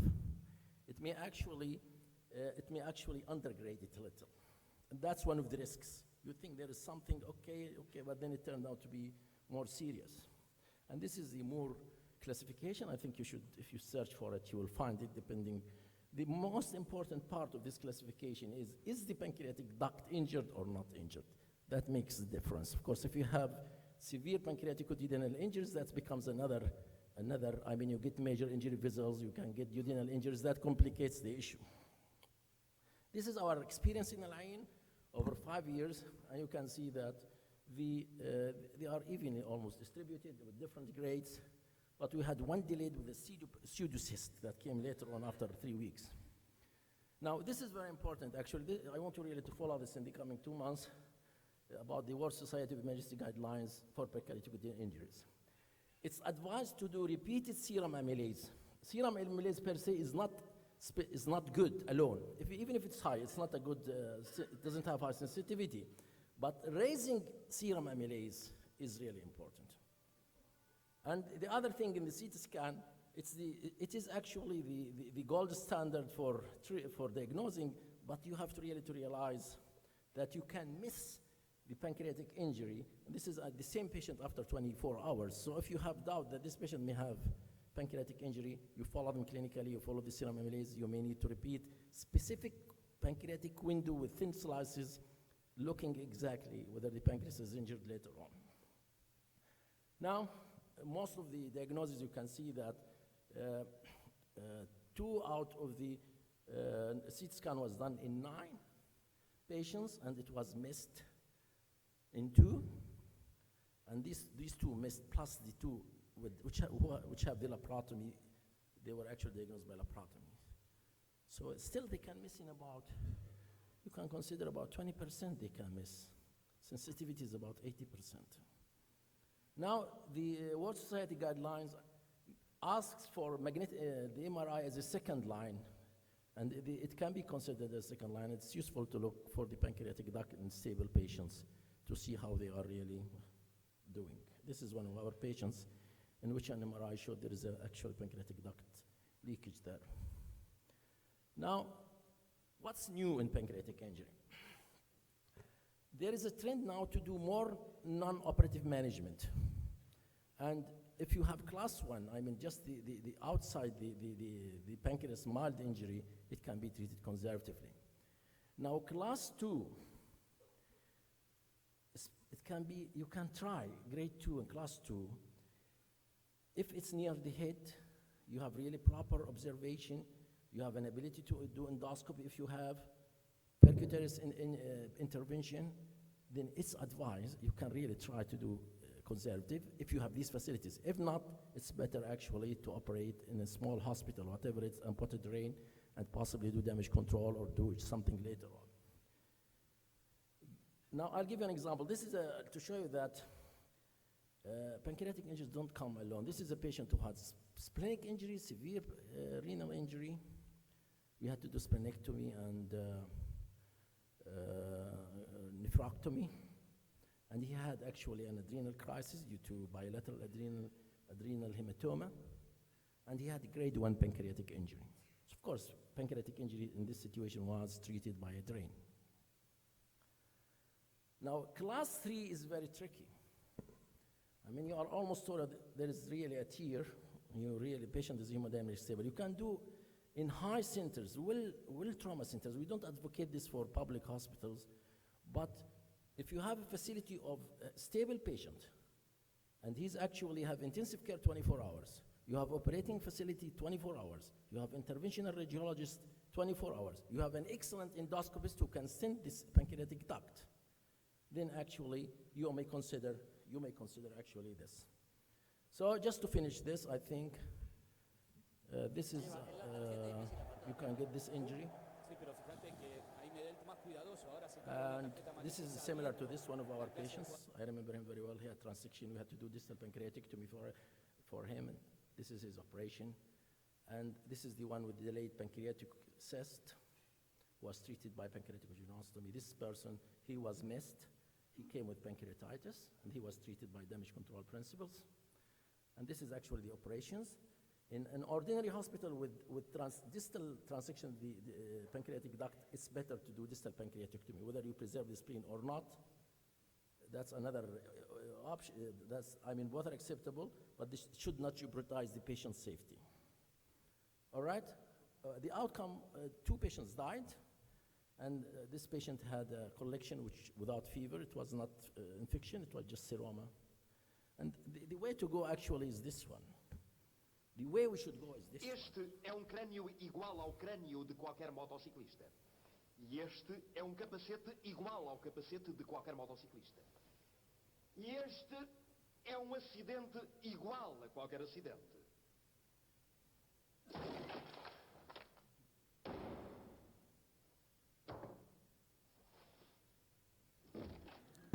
So the way we should go actually injury prevention. A trauma surgeon shouldn't be happy that they are operating, by the way, and the way to go is simple. To do prevention, we should reduce the speed. We should actually try to make a 3-point seat, not 2-point seat at the back. Control of guns in USA, it's not a problem here, I hope it will never be. And occupational regulations regarding these big ruptured tires. And maybe airbags can reduce the trauma of the pancreas, I'm not sure. So just to conclude, you need a high clinical suspicion of those patients. Follow up the amylase repeatedly. CT scan is good, but it has shortages. And if you have really transected this pancreatic duct, do distal pancreatectomy, especially in other hospitals. There's a lot of development for stenting, angioembolization with other organs, etc., and non-operative management. But if these are not really in your hospital to a stage that is safe, I advise you to go for the classical way. Thank you very much for that.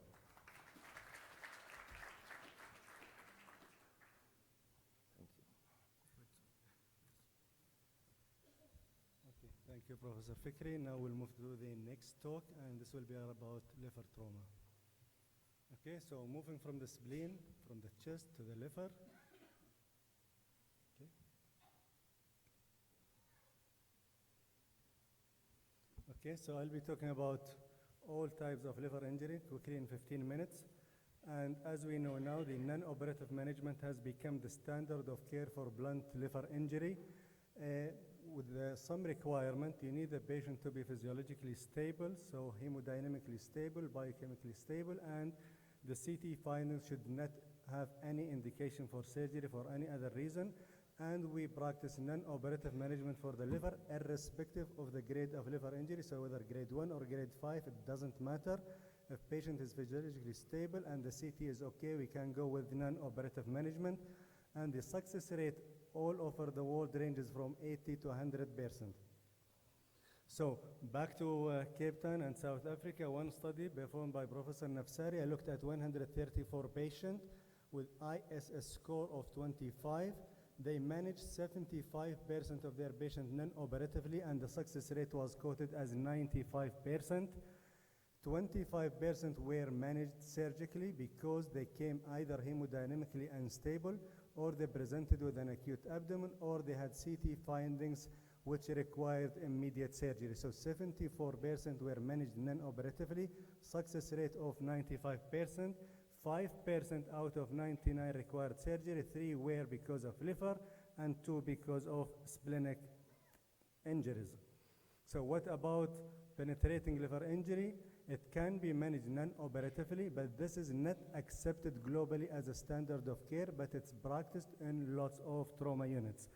It is good for right thoracoabdominal injury. It's also good for injury limited to the right upper quadrant and to the liver, with one requirement, a CT scan, excluding injury to the diaphragm, excluding injury to the bowel, excluding injury to the esophagus, and showing us the trajectory which is only involving the liver. So if you have this requirement, you can go non-operatively. Another study from the Trauma Center in Cape Town done by Professor Nafsaria, he looked at 54 gunshots and 41 stabs, and he managed them all conservatively, and only 3 patients required late laparotomy. The success rate in this study was quoted as 96%. So I'm not sure if you can see this. In the stab wounds, there was no conversion, no complication except 3 biliary leaks. In the gunshot group, out of 54, they needed to operate only on 3 patients, and that was done between day 5 and day 10, and was mostly for biliary peritonitis. This experience is also shown by other groups, and the total success rate was 93% among all groups. It's small numbers. The highest number was the Cape Town numbers, but the success rate is as good everywhere else.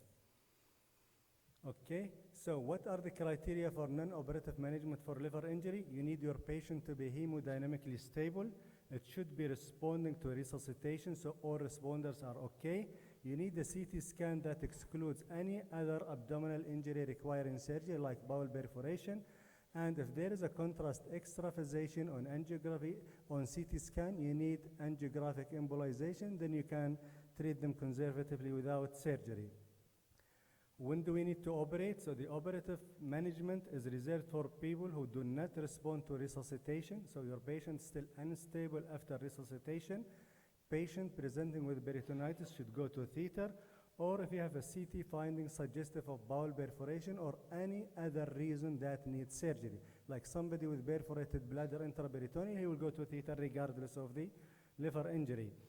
The other thing is CT findings of free air without solid organ injury does not need to go to theater unless you cannot clinically follow the patient. So patient with spinal cord injury or head injury, we cannot perform serial abdominal examination, you should operate. Otherwise, free fluid in the abdomen is not an indication to operate. And the other indication for surgery is failure of embolization of a blush. So if you decide to operate, what you do, first thing, most of the time you don't need to do anything because the bleeding has stopped by the time you reach theater. You put a drain and you leave. The other thing is you do Brengel's maneuver. You put a clamp on the porta hepatis at the hepatoduodenal ligament to occlude the blood flow to the liver. You can suture any visible vessel with any sutures, and then you can pack.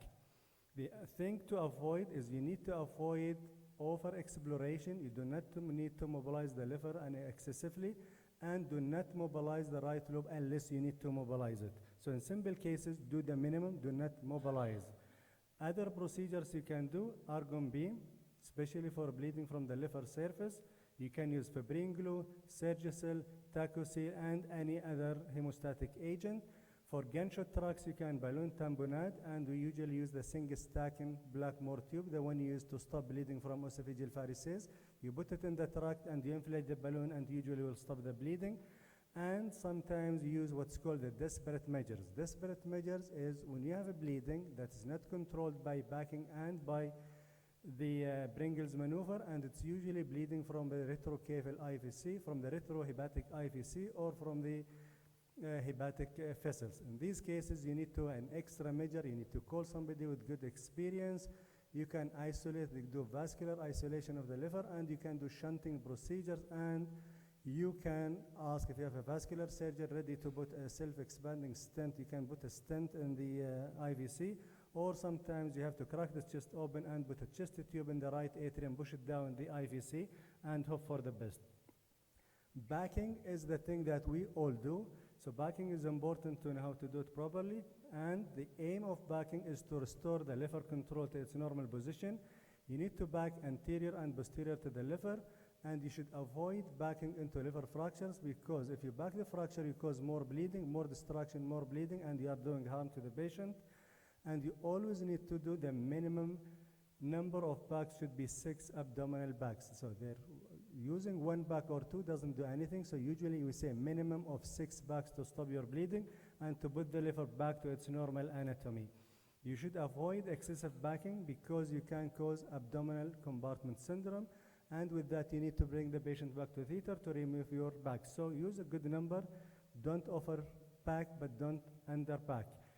If you pack the patient, they need to go back to ICU ventilated. So the message is, do not extubate a patient with abdominal bags.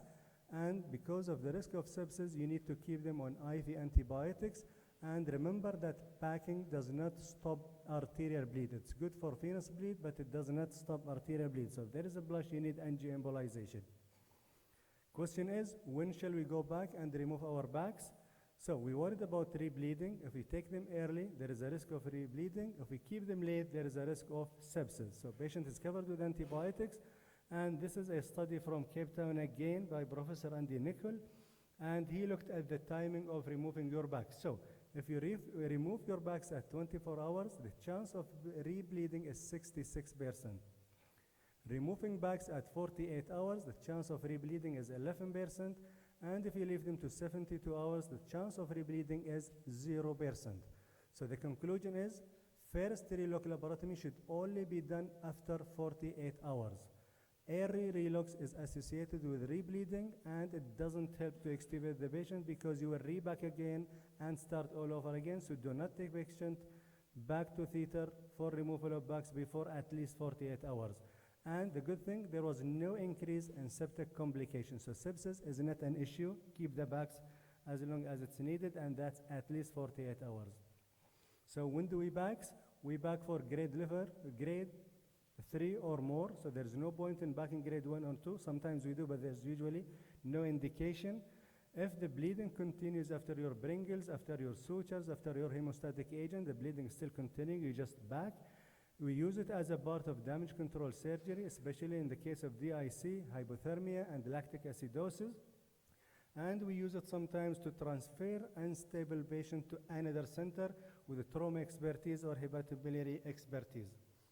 Okay, what about the gallbladder injury? Gallbladder injury is rare. We had only 43 patients diagnosed out of 1,242 laparotomy at the trauma center at Crosscare. 37 patients of them were gunshot wounds, 3 stab wounds, and only 3 from blunt trauma. So in this part of the world, we don't see gallbladder injury. And what's the treatment? You can suture the hole if you are doing a damage control, or you are planning to come back in 48 hours. Otherwise, cholecystectomy is the treatment of choice. It's easy and it is safe. What about biliary complication? That's usually bile leak. Bile leak can be intrahepatic or an extrahepatic. So in this study, they looked at 412 patients, and only 51 patients had a biliary leak. 11 patients had bile leak from the extrahepatic biliary system, and it should be repaired intra-op. When you operate, do the laparotomy. If there is an injury to the bile duct system outside the liver, you repair it surgically. If it's intrahepatic, you will not see it until later on. You leave a drain, and they come with bile leak. Major leak was defined as bile leak more than 400 mL per day, or persistent leak after 2 weeks. In these cases, what you do, minor leak should settle by themselves. You do nothing. Major leaks, you go for ERCP. sphincterotomy, and stenting, and all patients settled without any intervention, apart from ERCP. What about thoracobiliary fistula? We only see this in penetrating injury, not in blunt injury. Two types, you can have pleurobiliary fistula or bronchobiliary. Bronchobiliary when the patient starts coughing bile. Very rare, we had only 22 cases in 16 years, and all related to penetrating injury, and they were all treated with ERCP, sphincterotomy, and stenting without any sequelae. I think we had one case in Abu Dhabi recently, and I think Dr. Black referred the patient to me, one gunshot injury with bronchobiliary fistula, and it was managed with ERCP and stenting. And that was the only case I saw here.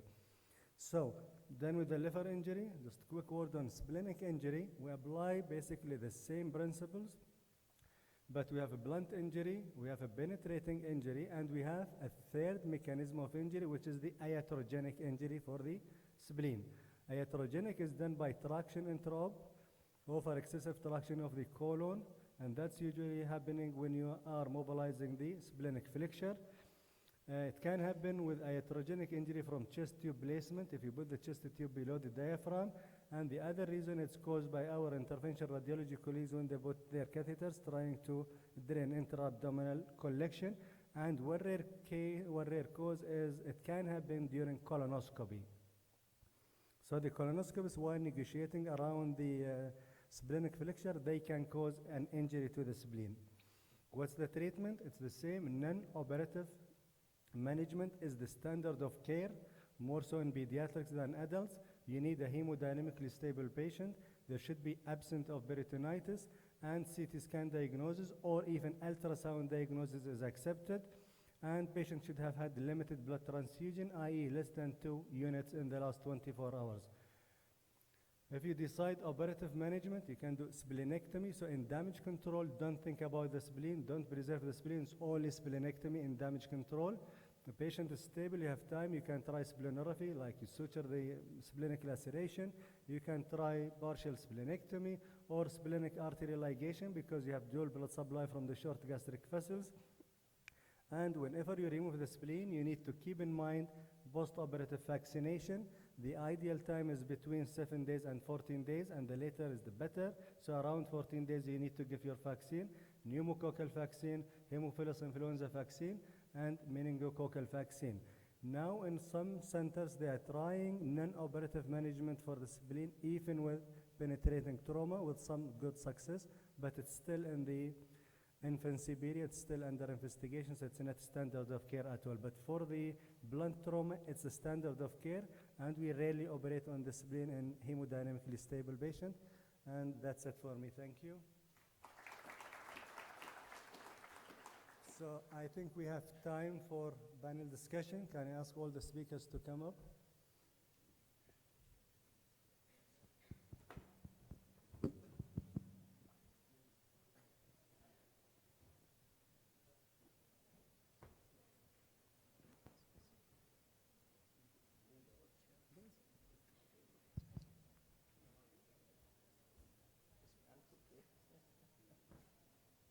Okay, I think while everybody is getting ready, I'll ask the first question.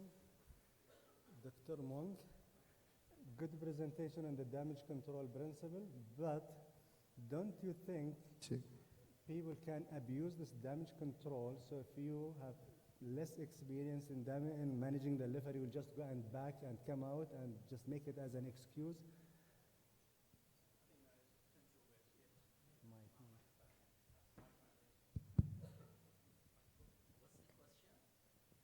Damage control, can the juniors use it as an excuse not to do definitive management? Just back and come out and say, oh, so it's a damage control. In one of my slides, I said that some of the reasons were limited experience, and I think one of the problems is that trauma happens anywhere, happens in a hospital near you, and if there isn't somebody who's experienced with liver surgery, I think we probably need to be thankful if they're experienced at packing the liver properly. I think that is often the challenge, is it's not packed properly.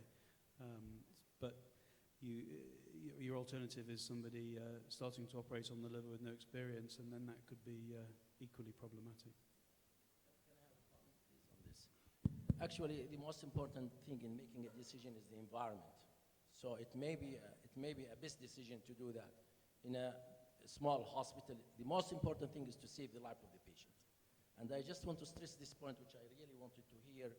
Trauma management is physiological management, not anatomical management. And if you think about that, you decide at one stage, now I have to stop, the patient has to live, I don't care. There are a lot of people, actually Dr. Harith is a hepatic surgeon.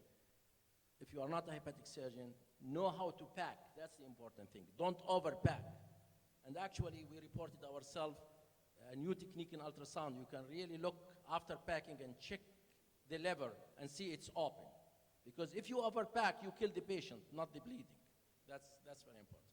Okay, next question from the audience. Dr. Harthi, this is Dr. Jamal, interventional radiologist. I'm surprised you mentioned on the splenic trauma management everything about trauma embolization, which is the standard of care these days.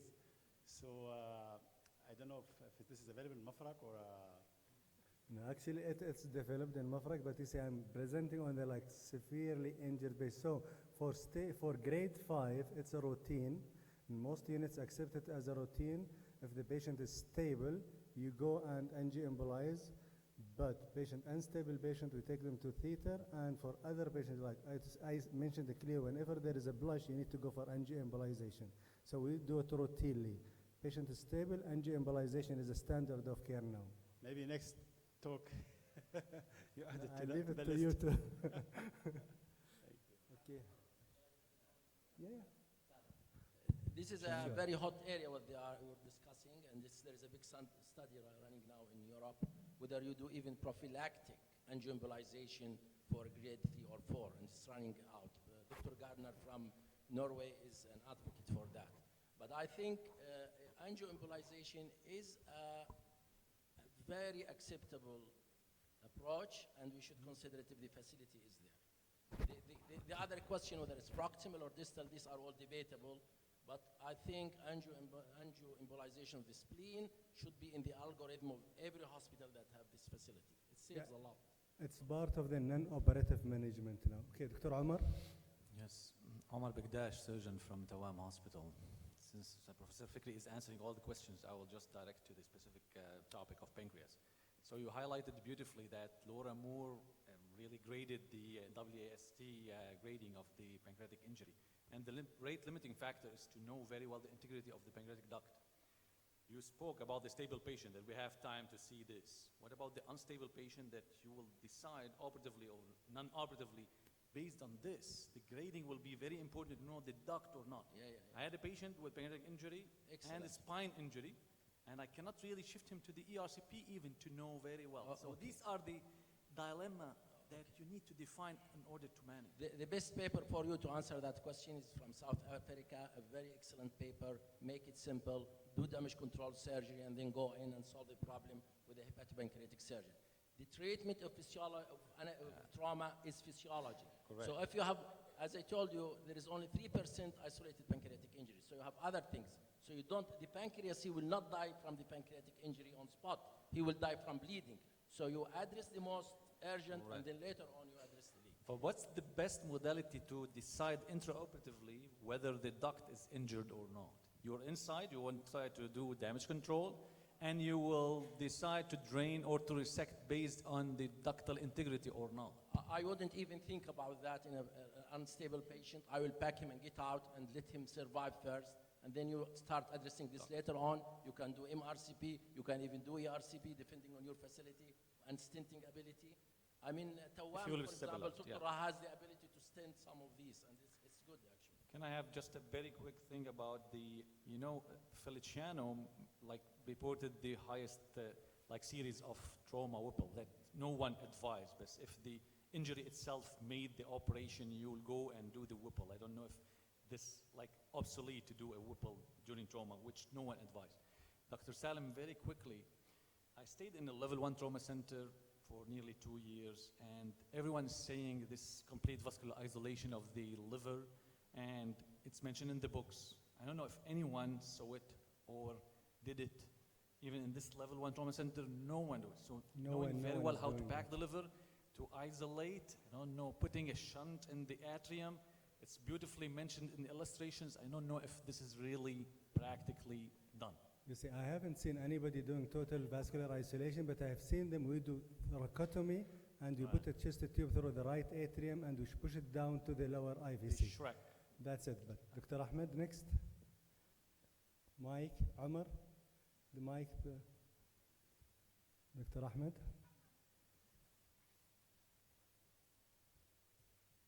Ahmed Sayari, my question to Salim. Actually, my comment is same regarding the liver isolation.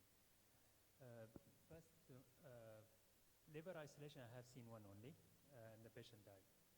Regarding putting the stent in the IVC, there is a surgeon in Cape Town who does she does that, and she did it maybe 3 times, and 2 of her patients survived. I wanted to ask you about mobilization of liver. As a hepatic surgeon, how much time you need to mobilize liver in a stable patient, not trauma patient? Well, in stable patient, you need to mobilize the the falciform ligament, the right one, and the right corona, and the left. So it takes about 20 to 30 minutes in a stable patient. Exactly. In a patient with a bleeding, most of the dissection is done already by the hematoma itself. So you just need to go dive in with your hand like doing the splenectomy. You just do it very quickly. If there is a bleeding, if there is a big hematoma, the dissection is already done. If there is no hematoma, you treat it as an elective case. Okay, a very important message just for the audience that retrohepatic IVC, if it's injured and it's not expanding, the best thing is not to touch it. Just leave it alone. Leave it alone. That's why we said don't over mobilize the liver, because you will uncover sealed or concealed injury. No questions for thoracic? Yeah, Airway one and question breathing for- comes before the abdomen. I'll ask you one question. Yes. What's your indication for fixing ribs? Now we get lots of rib fractures, so which one should we refer to you? Okay, so 4 or more rib fractures with displacement, failure to control pain, and poor ventilation, which bedside spirometry test. They're the black and white. And of course, the grey areas will be people who have painful non-union, but essentially it's 4 or more. Yeah. Okay, thank you for the questions. Thank you for our speakers, and we'll have 10 minutes break. Thank you.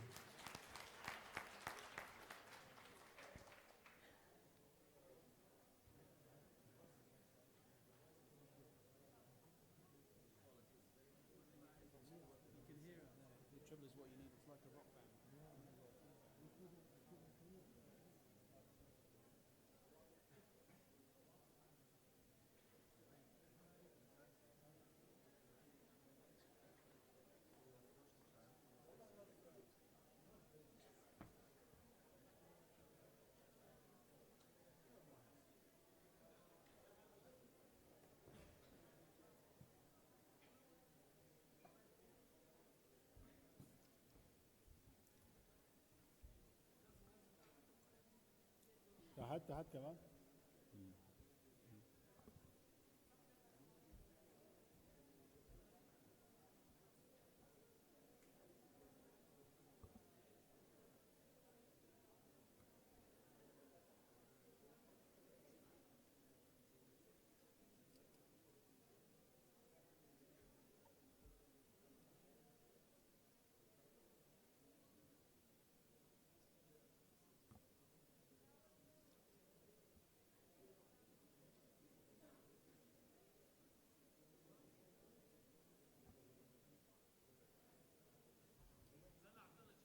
ما اللي تعال هون.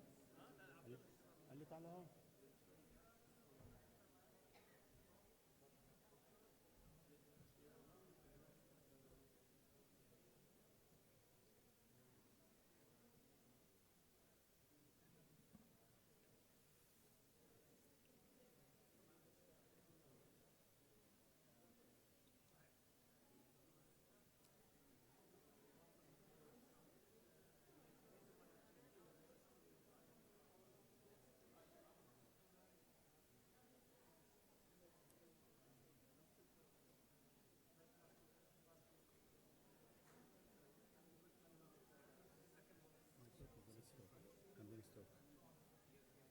Yeah.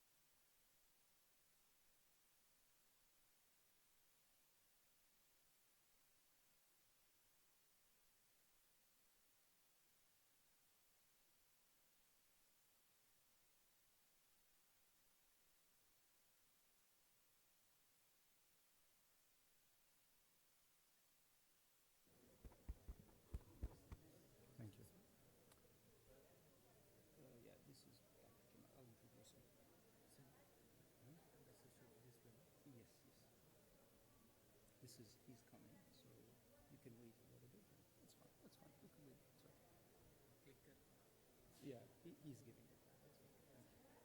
Good afternoon, everyone. It gives me great pleasure to be moderating the next session, which will span vascular trauma. We have a series of 4 talks. Before we embark on this session, I would like to remind you to register for the workshops tomorrow. Do log in today and sign up so you guarantee your spot for yourself.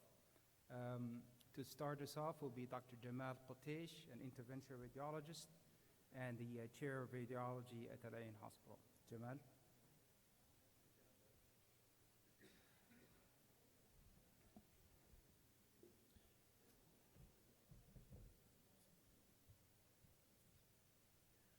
Thank you very much, Dr. Yasser, and also I'd like to thank Dr. Mohammed Bajnaid to organize this successful event. So why do you invite interventional radiologists to speak in this conference? Of course, it's very obvious, to stop the bleed. As an interventional radiologist, we are very rare breed of medical professionals. We can reach to the area of bleed very fast and control the bleed in a very simple tools without cutting through a major or a normal tissue to control that. Just a background about myself, I've been in SEHA for the last 12 years. Started as KMC 2007 and moved to Al Ain 2010. I've been working between Tom and Al Ain. I had the pleasure to work really at the 3 largest hospitals in SEHA, and where we have many major trauma cases to deal with. Of course, we all know, like in trauma, what kills is bleeding. 45% of the cause of bleed in trauma is bleed, and usually trauma surgeons, they are very easy, they can control the bleed in the limbs and the legs, but when it comes to the torso trauma, in the pelvis or the liver or spleen, very difficult to control from outside. And this is where the interventional radiologist can go swiftly to the area of bleed and treat it. And the nice thing about interventional radiologists, they are available 24/7 at night to help our trauma surgeons and vascular surgeons, and we have too many fancy tools to use to control the bleed, from simple things like a gel foam when we embolize in the liver or pelvis. Also, we have cover stent when we need to preserve the main bleeding vessel, when it supplies a large vital area in the body. And also we have coils when the coagulation profile is not great, and also when we embolize an area which is not important, when there is a lot of collaterals. And also we have these days vascular plugs, and also we have glue. When there is a small vessel, you cannot push a coil there. You can inject some glue and stop the bleed in that area. This is a case which we dealt with just last month. He's a 60-year-old male, a pedestrian. He was hit by a car in Al Ain. And as you can see from the pictures, he sustained multiple fracture in his pelvis with open book fracture. And you can see from his CT, I hope it will work. So this is his CT scan, CT trauma. Be very just enclosed hematoma, so a patient will bleed more. So in this area, so interventional radiologist can be very swift, and the patient was shifted straight away from ER. You can see Mohammed Abu Sharia, he's in the picture. The surgeon involved, he's pushing the patient with the staff, and straight away on the angio table, you can see the catheter, and you can see the bleed from the superior gluteal artery, and within minutes, so 2 coils were inserted and the bleed was stopped. And then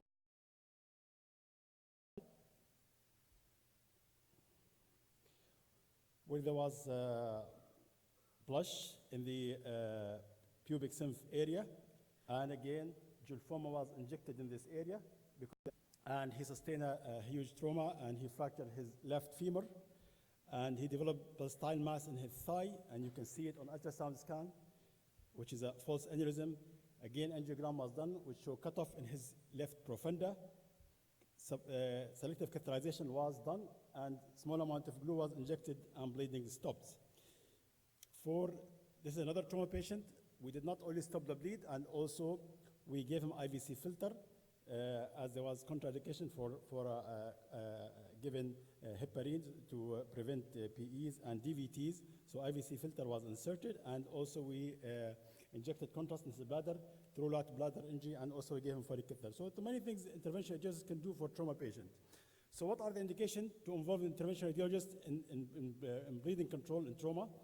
Of course, when rapid occlusion is desired and when surgical access is very difficult, and also sometimes we get patient from OR when bleeding cannot be controlled, and also patient with very high operative risk. And also when you, as a surgical intervention, if you want to stop this bleed, you will cause too much damage. In case of bleeding in the pelvis, there are many indications. When you have to transfuse more than 4 units over 24 hours or more than 6 units over 48 hours. But very important on CT scan when there is extravasation or a huge hematoma or a false aneurysm. So we heard the whole day about the golden hour really. It's very important. I need to emphasize one thing. You can carry on with your resuscitation inside the NG suite. So this should not delay the transfer of the patient to the NG suite. And again, we hear many times that patient is unstable to have a CT trauma or imaging. I'm really against this because really CT trauma, it will give you, it's like a exploratory laparotomy. You can see what's inside and you can know exactly what's the cause of bleed, what's happening to the third organ of the body, which is the area involved, if there's a free air, free fluid. So really it can guide you as an interventionist or a surgeon to what to do next and where you will transfer the patient. And these days, CT trauma is very fast. Like within 3 minutes, you can image the whole body and find out which area is bleeding. And based on the CT scan, you can tell if the artery is transected or there's a false aneurysm or AVM or just dissected. And then you can decide shift the patient either to IR or to OR to stop blood bleed, or to MOB or JAC.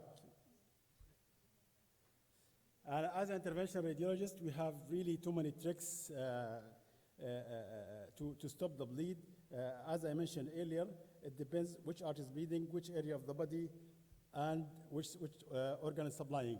This is the case which we dealt with also this year. He's a 36 years old Army trainee. He was training the new Army recruit on using live ammunition. And when an exploded bomb exploded and injured him, and he was shifted to our hospital. He was stable when he came, but hemoglobin was dropping. And this is his CT scan. You can see that spleen is shattered. Of course, here you have too many treatment options, as we heard from Dr. Harithi for spleen. I mean, the last thing you will do on this patient to take his spleen out. He's still young, he's 36. So decision was taken by the trauma team to transfer the patient to the NG suite. And as you can see, this is the angiogram. You can see the extravasation from the splenic area. And few coils were dropped and bleeding stopped. And this is pre and post. And you can see this is CT scan 2 weeks after done. And you can see the spleen is still viable and no abscess formation. What are the indications for spleen embolization? Of course, if you have patient with a ruptured spleen and he's stable to be transferred to the NG suite, or you have patient also who has a false aneurysm or extravasation on CT scan, which you can send. This is another area also which we deal with. He's a 42 years old patient. He fell in the shower room and he broke his left ribs. And as you can see on the x-ray, he has 3 ribs broken in the left lower chest. And he developed pleural effusion. Surgeons, they put a drain and it was really pure blood coming out. And you can see on the CT scan, it's a brisk extravasation in that area.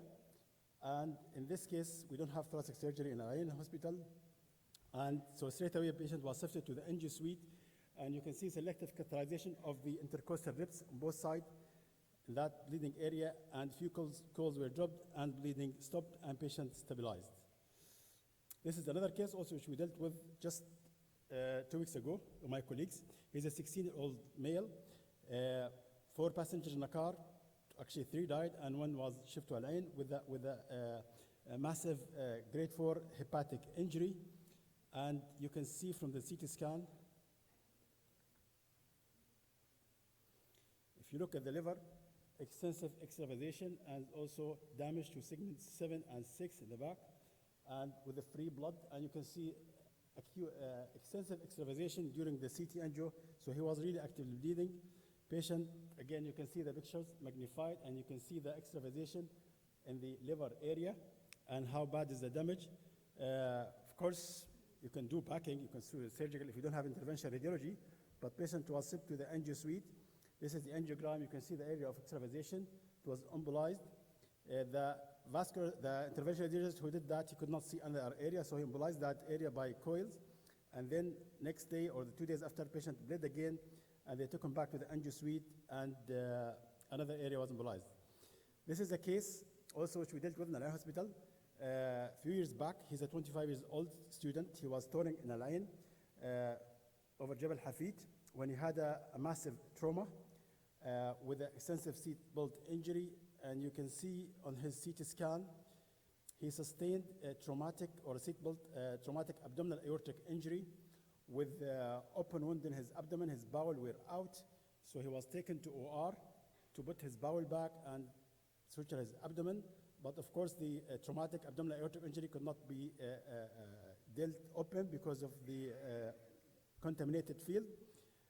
So patient was shifted, and then again you can see the CT angio here nicely, how the aorta is being like chewed by the seat belt and the compression of the spine. He was shifted to the angio suite, and as you can see from the angiogram here, the aortic injury, it was very bad, and patient then was stented. And as you can see, stenting in progress, and the stent was ballooned, and the aortic injury was treated nicely, as you can see here on the angiogram post-stenting. And this is the CT angio. You will see it. Actually, because of his bowel injury, also he had active bleeding in his bowel because he has an open abdominal injury.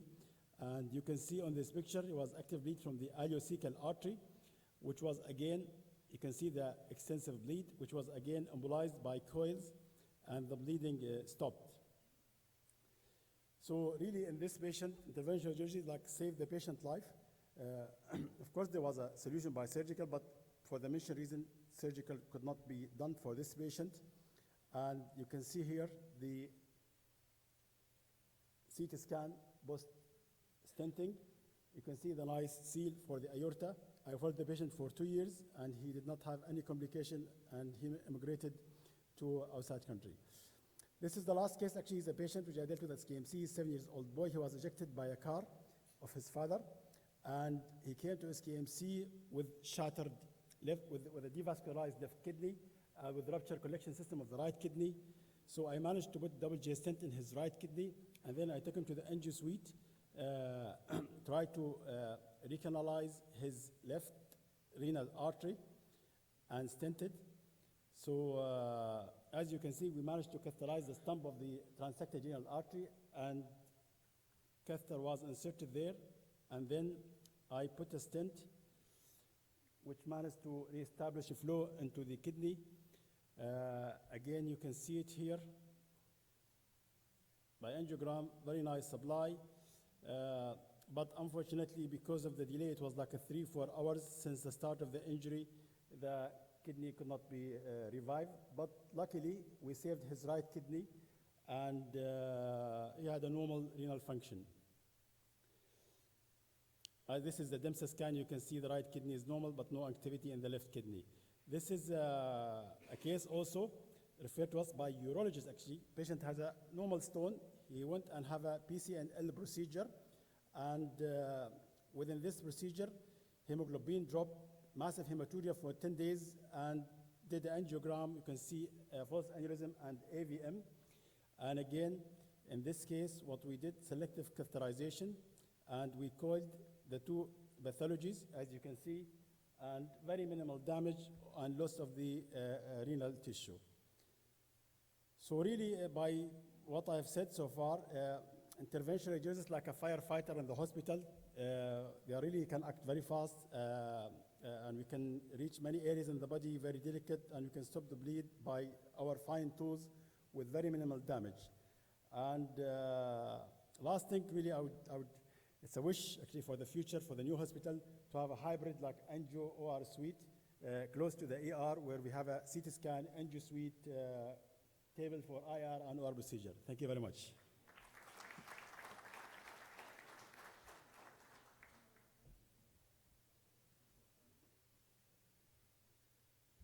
Thank you, Jamal, for a very nice talk. Next, please help me welcome Dr. Ali Jawaz, a consultant vascular surgeon and an assistant professor university at UAE University. Dr. Ali, and he will be speaking to us about extremity trauma.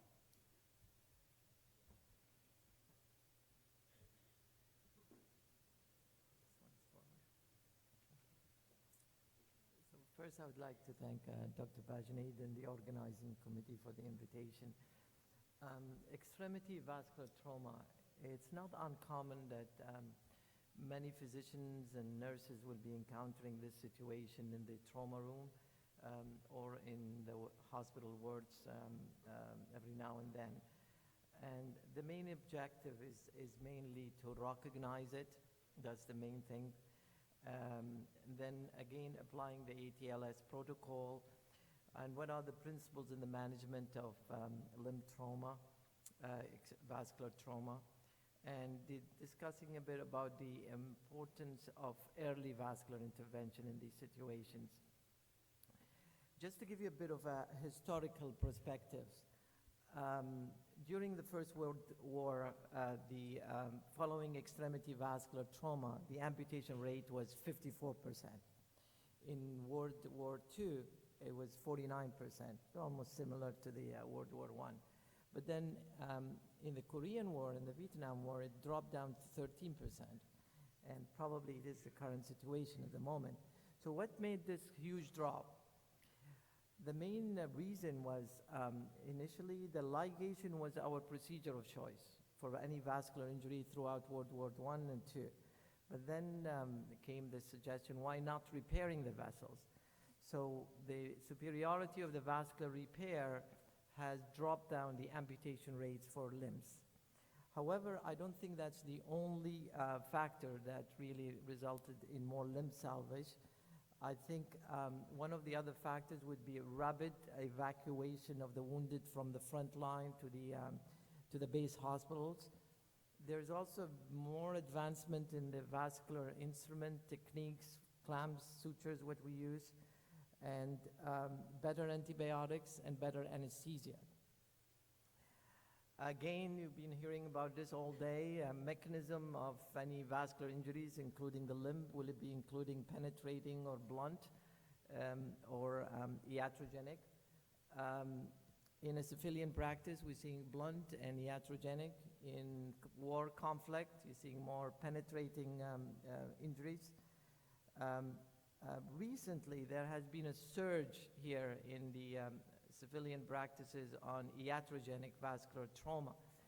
And I would say the reason for that is the extremity vessels has been attacked by many doctors, including Dr. Jamal, the interventional radiologist, every day. The cardiologists are attacking them, the vascular surgeons are attacking them.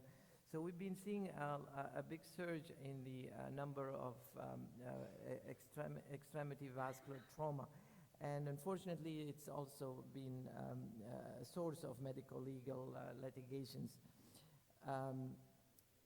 This is, for example, any attacking on any of the vessels can also result not only in distal ischemia, but it can give you a big hematoma, arteriovenous fistulization, could give you a pseudoaneurysm.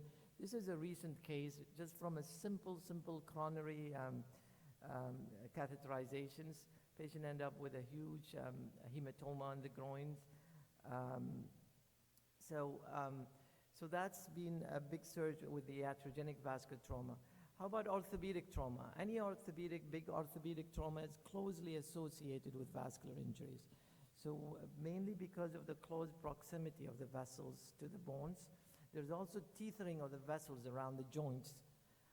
And that results in many, if you see any major orthopedic injuries, one has to think, is there any component of vascular injuries involved? For example, if you see there's a big knee dislocation, one should suspect there's maybe a popliteal artery injuries. Big elbow dislocations, you should really check the vascularity of that limb very well. Or for example, if you clavicle injury, first rib fracture, you should think about the subclavian vessel and so forth. How does vascular injuries occur? In which mechanisms? A lot of time could be thrombosis of the vessels from blunt trauma, could dissect the vessels, cause an intimal flap. You could completely transect the vessels, could cause fistulization and so forth. So there are different mechanisms how the vessels get affected. In terms of the management, the main thing I would say is to expediency or thinking more in a rapid kind of fashion, well, in the same time with a controlled management. The first thing is ongoing resuscitation. One should really do a complete evaluation. Don't just concentrate on the limb and lose other major life-threatening situations and lose the patients. And then you're thinking about how am I going to revascularize that limb. Try to act fast just before the three big enemies get started, because with the progressive blood loss, you get coagulopathy, you get the high acidosis and hypothermias, and then your chances of saving the limbs goes a lot down. Again and again and again, stick with your protocol, the ATLS protocol, airway, breathing, and circulations. If there is an obvious bleeding going on, control that with a direct pressure. I would advise direct pressure. There'll be many times that patient come and he has 5-10 clamps being applied on the vessels, on the arteries, and that just make vascular repair more and more difficult. Unless there's really a vessel, a very obvious vessels that you can see very clearly and it's pumping blood, you can put a clamp, a vascular clamp on it. Otherwise, I would say direct pressure would be better than applying 10 clamps on the wounds or on the areas. Set your priority correct. The limb is not the first thing. Life is first. So if we have to lose the limb over the life, so life-threatening life is first to preserve life. Then we preserve the limb. Then in the meantime, we're thinking about the functionality of the limb and the long-term quality of life. The issues with extremity vascular trauma or any other vascular trauma, it's just there's an ongoing progressive loss, blood loss, and there's progressive ischemia happening. And the nerves will be getting irreversibly damaged. The muscle will be becoming necrotic and gangrenous, and the soft tissue is going to be gangrenous. And ideally over 6 hours, this is what they say, but it's quite variable, that you will get an irreversible damage. Then there's no point of revascularization because you missed the boat already. So the way going forward with the management, take a brief history. You just mainly want to know what the mechanism of injury was, what's the estimated blood loss at the scene, did the patient lost consciousness, and any major comorbidity that the patient has. And then you do your physical examination, which is the most important thing. You do a rapid, thorough kind of a physical examination because that's the most critical important factor, and I have a high index of suspicious. You're looking from medical school about those 6 Ps that you've heard about all years and after years, which is to see if there's no pulse distally, the foot or the arm is cold, freezing cold, pallor, and of course, if there's no sensation at all and no movements on the limb that indicate a severe degree of ischemia. There are some hard findings that is no-brainer that the limb there is a vascular injury, and there are some soft signs. Well, the hard signs is if you see an active bleeding, that's no-brainer there is a vascular injuries, or rapidly expanding hematoma, or there's no pulses distally, you see a bruit or a thrill, or a clear-cut distal ischemia that you see from your physical examination. The others are more softer signs, such as reduced pulse, pallor, cooler, a little cooler, or reduced capillary refill. Doppler is useful. However, sometimes if you even get a Doppler signal, that does not indicate there may not be a proximal vascular occlusion. There may be still a vascular injuries even if you get a distal Doppler signal. A lot of times we do angiograms, and that's mainly for difficult situation. We don't know where the vessel that is injured, or to know exactly the site of the injuries, or know the status of the proximal and the distal vessels, or if there are multiple areas like gunshots, we're not sure if there's one area or two or three areas that the vessels are involved. So angiography is quite helpful. This is, you can see here, there's an SFA cutoff. Same thing here, popliteal artery injury through the angio. So angio is quite helpful. You know exactly where the vessel that is injured, and it makes your life a bit easier. However, sometimes, especially for penetrating trauma, there's no need to go and do more further studies. You're just wasting your time and increasing your ischemia time. If you're there already, you know the vessel is there, you just go for direct exploration and direct repair because you're already there. Well, how do we do it? How do we do it? Well, there are a couple of options how we repair the vessels. So if it's an unimportant vessel, we think we can get away with it. We just ligate it and get out. A lot of times we try and do just a primary repair of the vessels, just suture it, get away with it if it is a small defect. Sometimes we do put a patch on it.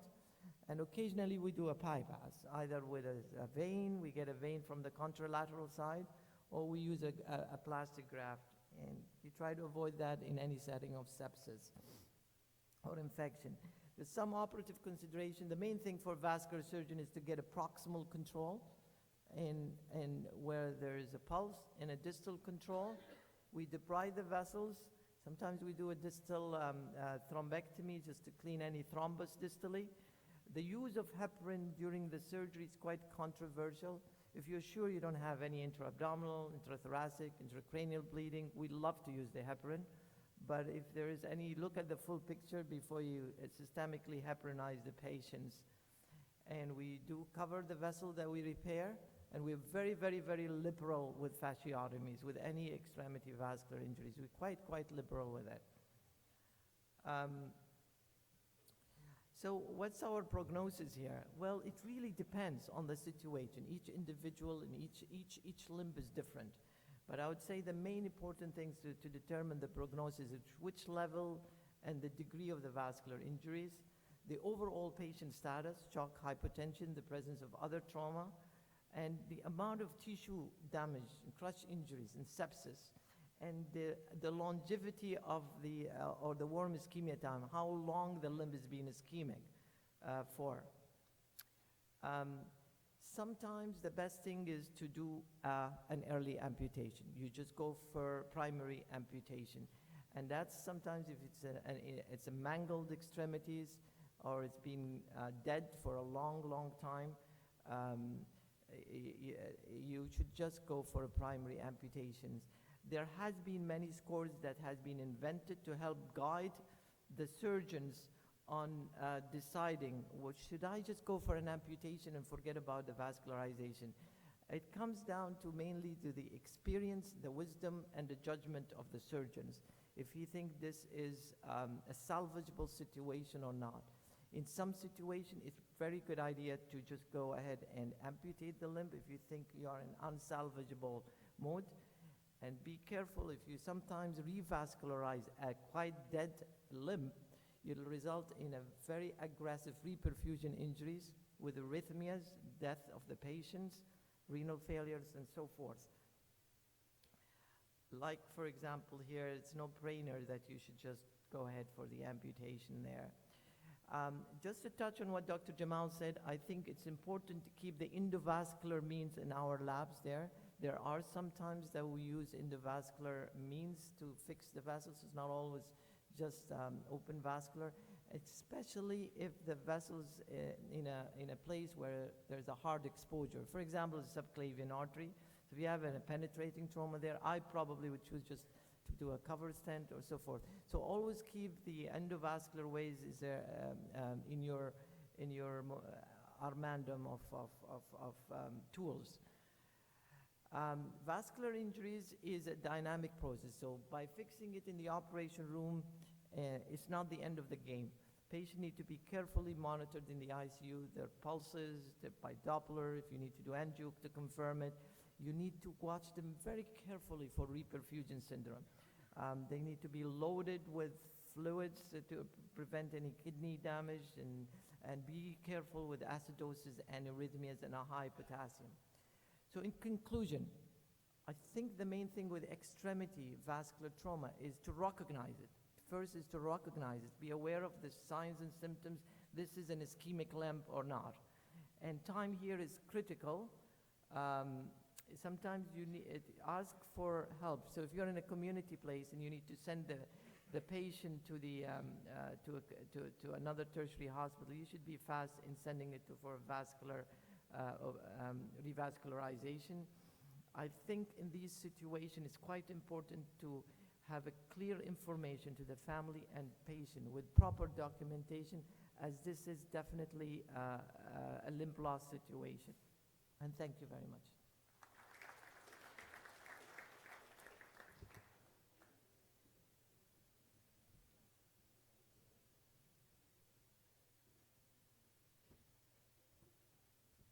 Thank you, Dr. Jawaz, for a very informative talk and for staying on time.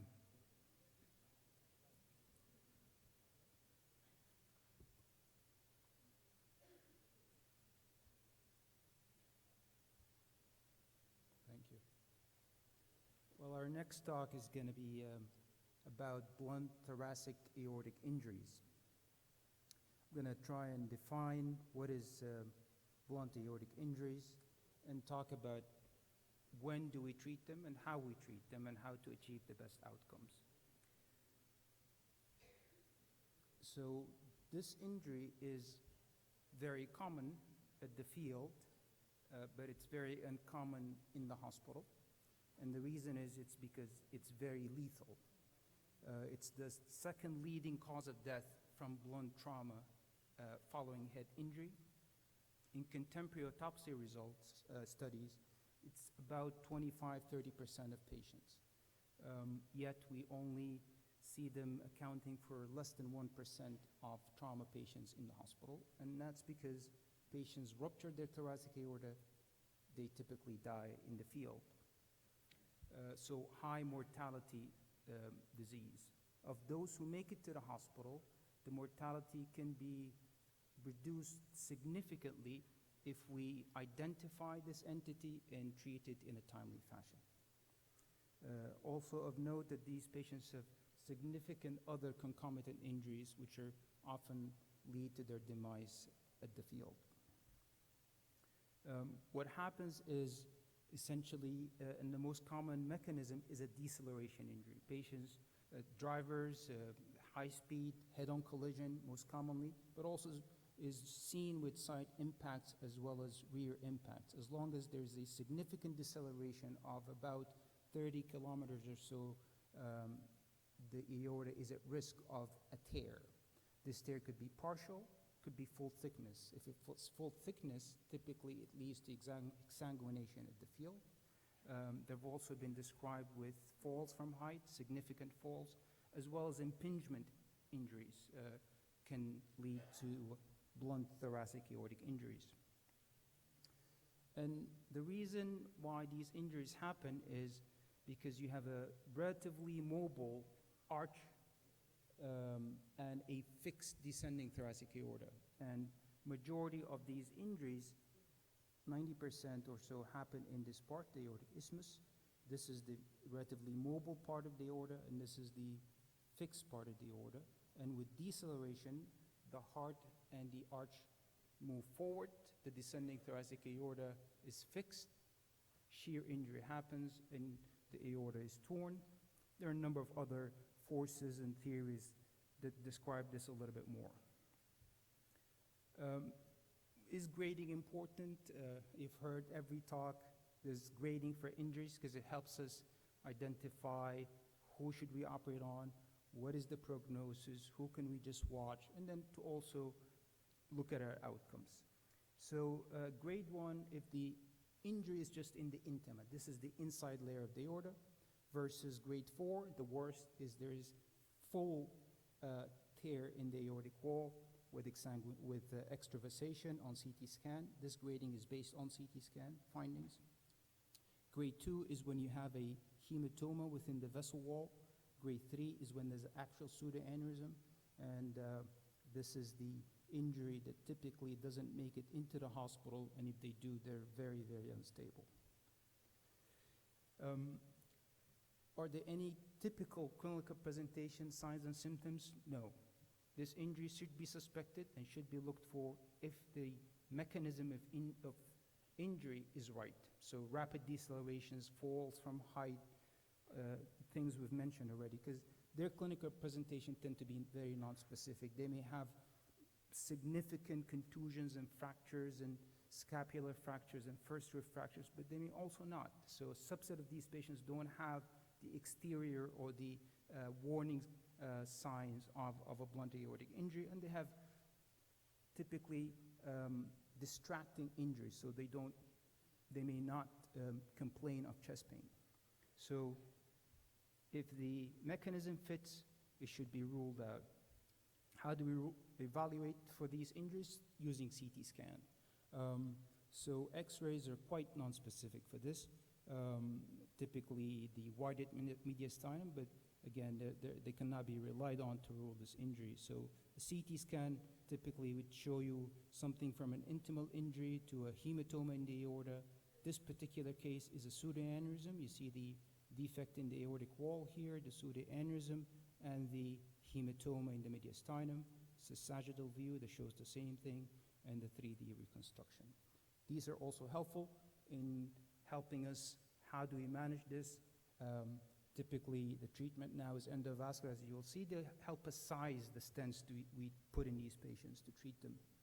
The management, you've heard over and over again, stick to the ATLS, ABCDE, prevent free rupture through permissive hypotension. Don't over-resuscitate these patients before they're fixed, correct the coagulopathy and the acidosis. So, should we treat all grades? The answer is no. Grade 1, definitely we don't treat them surgically, we follow them. Grade 2 to 4 are treated with an intervention. Having said that, there is emerging evidence that maybe grade 2 can be also managed conservatively, i.e. those with just an intramural hematoma might be candidates for conservative treatment as long as you can watch these patients closely and scan them in close schedule. So the guidelines all say 2 to 4, treat them with an intervention. The new evidence says maybe grade 2 is controversial, I think, at this point. If you have the type of practice where you can follow these patients closely, I think it is reasonable to watch them. So when should we treat them? This creates, as soon as this is seen on the CT scan reported, there's usually alarm within everybody that's taking care of the patient. So you can actually take your time a little bit and optimize the patient and prepare yourself and then fix. The guidelines say within 24 hours. So I say stable patient, get yourself prepared, fix the patient. It doesn't have to be immediate from the emergency room to the hybrid room or to the angio suite to fix the patient. You have time as long as you manage the blood pressure appropriately and don't let it ride too much. In patients with severe concomitant injuries, there's evidence that actually delayed repair of these patients, the outcomes are better. So patients with severe brain injury, pay attention to that, take care of that first. They have severe lung injury or severe solid organ injuries, pelvic fractures. If they're very unstable and sick, optimize them, take your time, fix them later.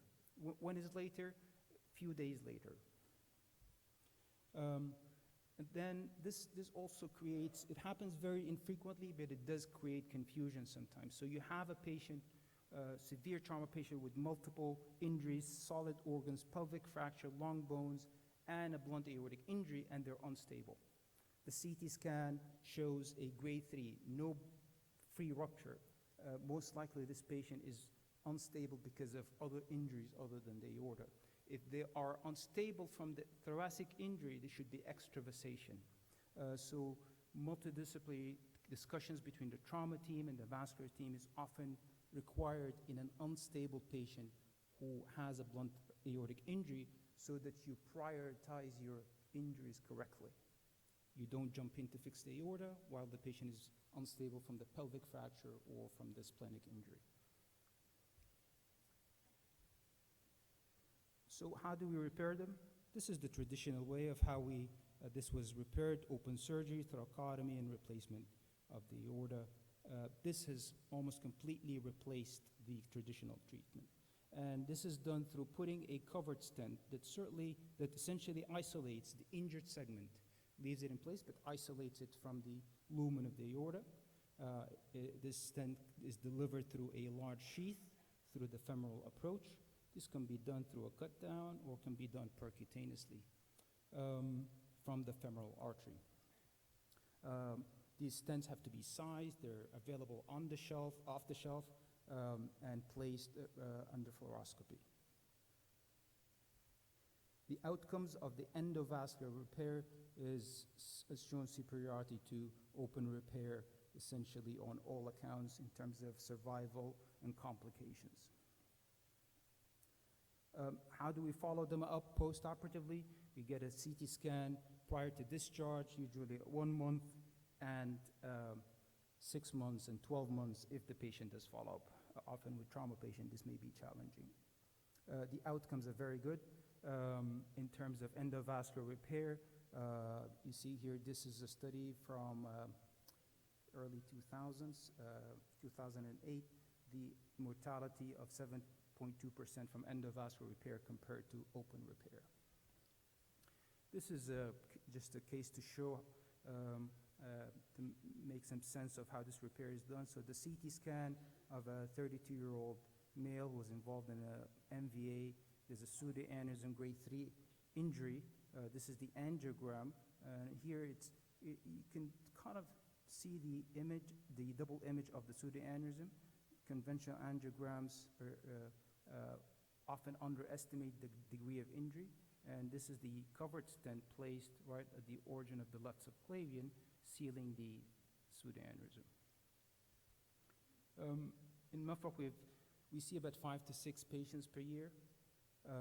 Our outcomes are excellent with endovascular repair, 0 mortality and major complications. We've done about 30 patients over the last 7 years. So in summary, it is important that prevention, and this theme again was mentioned again in previous studies, because this injury is fatal. So the key is prevention, safe roads, put your seatbelt on, don't speed. Second, once they make it to the hospital, early recognition. Mechanism of injury fits, then it has to be ruled out, and then timely repair. Some need a repair early on, some a little bit delayed. It's important to prioritize your patients, and the vascular repair is the way to go. And I'm not going to address the other technical issues of spinal drainage or subclavian coverage, but we could leave that until later for questions. Thank you very much for listening. Next, I'm going to introduce dear colleague, Dr. Shabazi, Chief of Vascular Surgery and Consultant Vascular Surgeon from Tawam Hospital.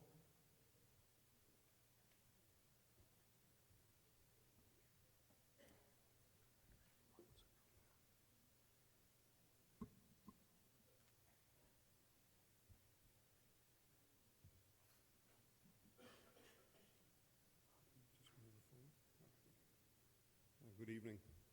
Thank you, Dr. Yasir, for your introduction, and Dr. Bajanet for the invitation. I'm really grateful for the opportunity to talk about compartment syndrome. It doesn't seem to be a particularly glamorous part of the job, but as many of my colleagues here would testify, through the years, we've seen many patients suffer devastating consequences of missed diagnoses or inappropriate treatment of compartment syndrome. And many of the patients are actually young, so the effects or the ill effects are actually compounded. These are the learning objectives. We'll talk through the pathogenesis, what actually happens when you get compartment syndrome and the various causes. And I'll allude to Dr. Bajanet this morning in his introduction for those of you who are here. It's really important to understand that trauma isn't just the trauma that happens on the road or on a battlefield. Trauma happens in hospital every day when we operate on patients or patients with sporting injuries or any of those. Any injury to the body is a trauma. So we'll run through that. There's quite a bit that I would like to get across to the audience. So in terms of the pathogenesis, it's really important to understand what it is that's going on. Essentially, we are talking about a compartment, an enclosed space, usually a myofascial compartment. And if the pressure within it for any reason rises to a level where it actually impedes the amount of blood that can come through and the oxygen delivery, it then has a vicious cycle and causes problems. And that's what it is. So that's the bottom line, that's what we need to understand. So I'll come to the vascular causes first. I'm a vascular surgeon. So obviously you have a compartment and you have hemorrhage. There's blood inside, causes pressure, rapid increase in the intracompartment pressures, and we'll come to that later on, how much and so on. That can cause a compartment syndrome. If you have ischemia, then you go down the ischemia-reperfusion cascade, which I'm not going to go into the details of, but again, it causes muscle tissue injury, causes increased permeability of the tissues, cell problems, and so on, and again, you have raised intracompartment pressure. Venous causes can also cause compartment pressures, and often we don't think about it. We don't think that that's actually possible. Well, it is. In patients with phlegmasia or patients who've had a deep vein harvested, for example, for some of our vascular operations where we're doing reconstructions, that can then cause local venous hypertension, and once that gets to a point where the AV pressure gradient between the arterial circulation and the venous circulation diminishes to a point that the capillary exchange is impossible. And again, then you have all the problems that you get with compartment pressure. So what are the risk factors for compartment syndrome? And I'll just keep moving along. These are the acute limb ischemias, and that can happen with trauma or that can happen for other reasons. So just keep an open mind. If a limb, and primarily it's the limbs that suffer from compartment syndrome, if they've been ischemic for more than 6 hours, younger age patients, and the second point follows from that, younger patients have insufficient arterial collateral, so if a main trunk of blood supply is impacted, then alternate routes aren't available as easily, and therefore patients suffer more. Hypotension, so if you have systemic hypotension, then perfusion pressure is diminished anyway, and that will compound the problems. What are the non-vascular causes? Theme of today, trauma from any cause. Fractures are obvious. Most commonly, the tibia fractures, and we'll talk about that in a second, or the forearm fractures are the most common cause of limb compartment syndromes. They're more often associated with comminuted fractures, again, because there's more tissue muscle injury with that, when that happens. And just to remember, the anterior compartment of the leg and the flexor compartment of the forearms are most often involved. And this is really important to remember, and I will repeat that later on. What are other injuries? Crush injuries, and I have the list here, obvious things, and we often see obtunded patients who've been found. That could happen with patients who've been found on the floor after a stroke, or they've been intoxicated, or they've had a drug overdose, or any other reason. Patients in an industrial environment where they've had a crush injury, heavy machinery fall on them, and God forbid, earthquakes or major catastrophes, a building collapsing, and so on and so forth, other blunt traumas. And essentially what happens is there's direct compartment pressure with tissue muscle ischemia, and often it is associated with severe muscle injury, rhabdomyolysis. And just to remember that a third of these patients are at risk of acute kidney injury. Iatrogenic, we hate to admit it, but we cause a lot of damage to our patients across our profession. Patients who've had prolonged intraoperative immobilization, long surgeries, cast immobilization for fractures. If there is extravasation into a compartment, large volumes of fluid, if it's being perfused and nobody notices. Patients with coagulopathies or patients who are on anticoagulants. And then they have an arterial puncture or venous puncture, and then they bleed into the compartment. That can cause a compartment syndrome. So always have a suspicious mind. There is such a thing called secondary compartment syndrome, which is rare, but again, for my clinician colleagues who see critically ill patients, it's just important to remember that this is an entity where you can actually develop a compartment syndrome in an upper or lower extremity without actually that extremity being involved in any trauma. And this is usually a manifestation of a systemic inflammatory response with large volumes of fluid then being perfused, and then again all that cascade of reperfusion injury and tissue damage and so on, and increased tissue permeability, and you can actually develop a compartment syndrome. And you can be mistaken because you might think, well, there's actually not been any injury, so surely it can't be a compartment syndrome. So just something to keep in mind. And for those of you keen enough, you would have noticed that I changed the title of my talk to acute compartment syndrome, although you'll see in the program it was compartment syndrome, because we're talking in the context of trauma or acute the setting.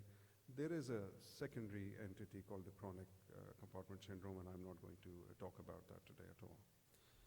How do you diagnose it? First, by being suspicious. So always think about it. Patient who's got a lot of pain in a particular area, in an extremity, which is disproportionate to injury.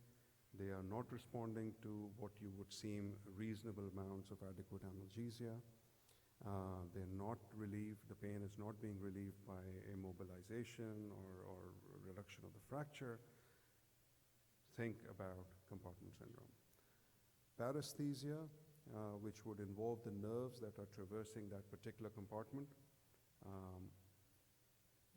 If that is happening, again, high index of suspicion. And remember, paresthesia is a late presentation, so you're not going to get that at the outset.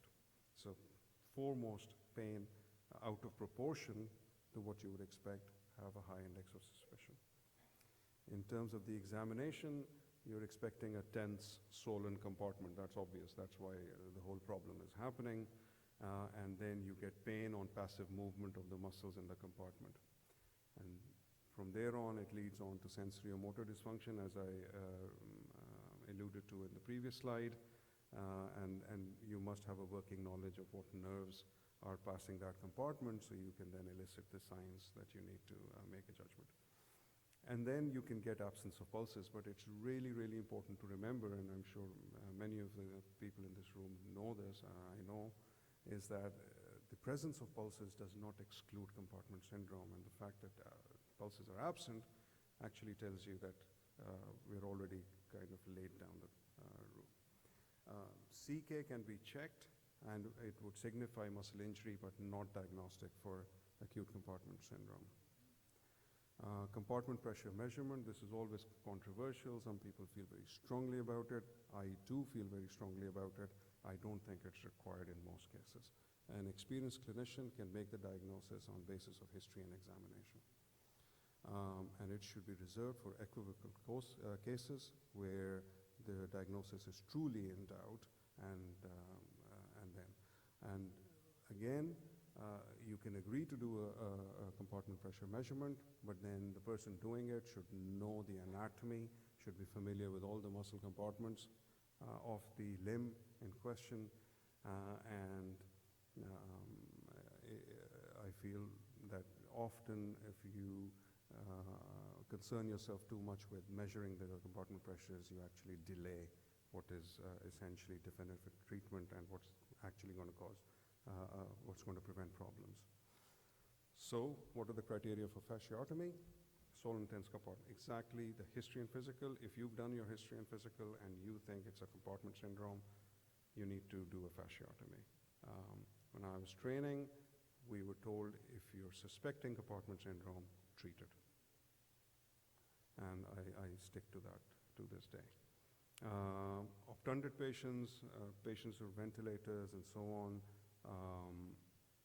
you're better off because you're not going to be able to elicit the signs and symptoms. They're not going to be able to tell you how much pain they're getting. If you're suspecting compartment syndrome, do a fasciotomy. ICP measurements may assist in truly equivocal cases where you're really doubting the diagnosis. There are two measurements. So the technique is by putting a needle into the compartment and measuring the pressure. Without going into too much detail, you can have an absolute threshold, which is the figure 30. If it's 30 or above, you say, right, it's a compartment pressure. The problem with the absolute figure is it does not take into account the patient's systemic blood pressure. So if the patient is hypotensive, and let's say they have a systolic of 50, 60, then actually a compartment pressure of 30 is really, really, really high. So that's where the dynamic thresholds come in, where you measure the mean arterial pressure and subtract the compartment pressure and see what the difference is, or you can take the diastolic blood pressure, subtract the intercompartment pressure, and see what the measurement is. I'm going to motor around. This is just a Stryker device, which is often available in ERs and so on. It can be used. Again, my issue with this is if people don't know that there are multiple compartments and what the anatomy is, then they may be falsely reassured. The high index of suspicion is the mainstay for diagnosis of acute compartment pressure. What is the treatment? As you all know, it's fasciotomy. Doing it well, doing it correctly is critical. Doing it poorly, you actually haven't done the patient any favors, and I've personally seen patients who've undergone fasciotomies and they have unfortunately not had all their compartments adequately decompressed. Lower leg fasciotomy, I'm just going to move along in the interest of time, but just to remember, in the lower leg there are 4 compartments, and as I've said at the very beginning, the anterior compartment is the most commonly affected, then the lateral compartment, and the superficial posterior and deep posteriors, and that's a diagram illustrating the compartments, and for the surgeons in the room, many of you would be familiar in the technique. I would just like to say that there's multiple ways to do something, but then often one is better than the other usually. And that is over a period of time, experience shows.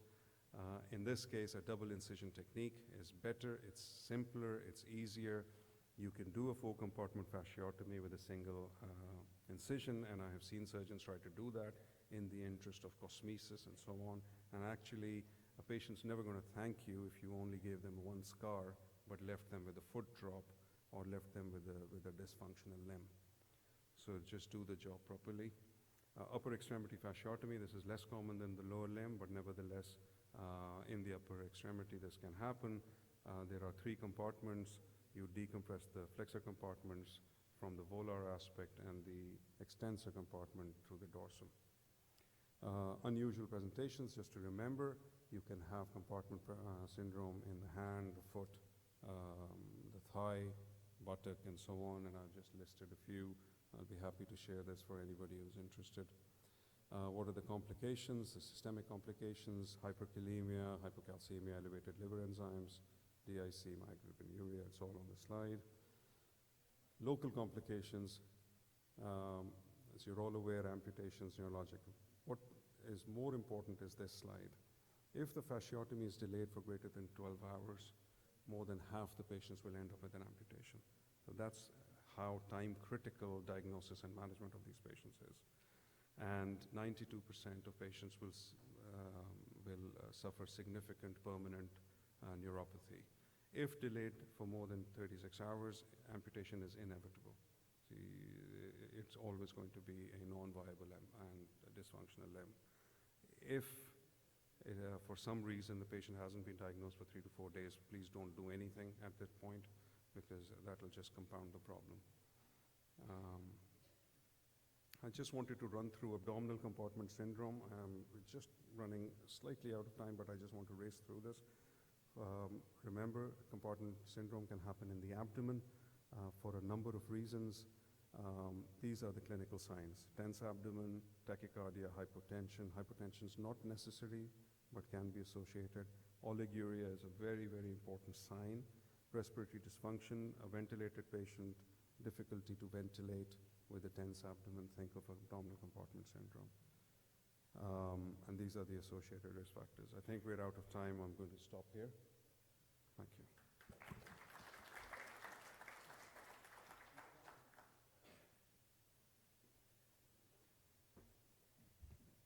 Thank you, Dr. Bazi, for a very comprehensive review of compartment syndrome. I would like to invite the speakers to the stage. I think we have time for questions.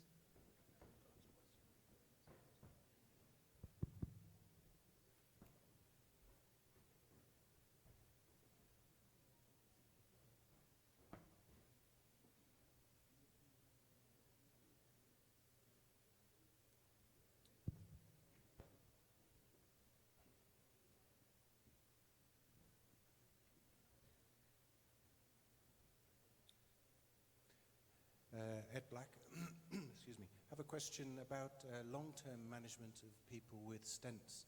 Do you do any secondary prevention, use drugs to lower lipids, keep on beta blockers and so forth to try and reduce long-term intimal injury?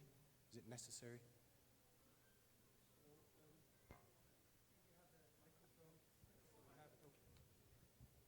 Good question, and we often get asked this question by our trauma colleagues. So in terms of in the immediate post-operative period, normotensive blood pressure management, no need for antiplatelet therapy, and no need for statins.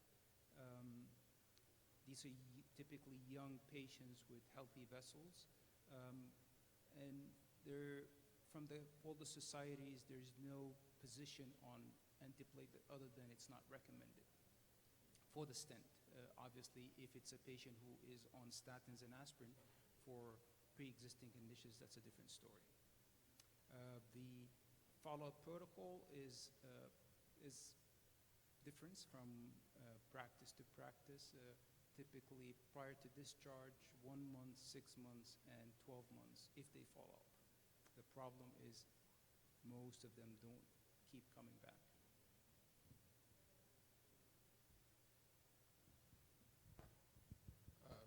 Just a comment to Dr. Shabazi.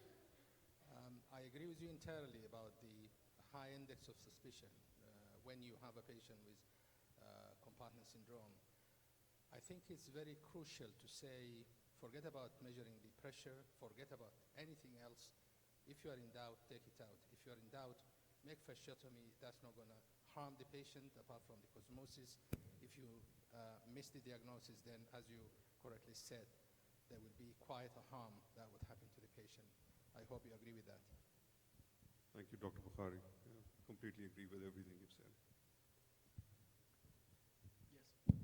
I mean, thank you, Dr. Chair, for your excellent talk about compartment syndrome.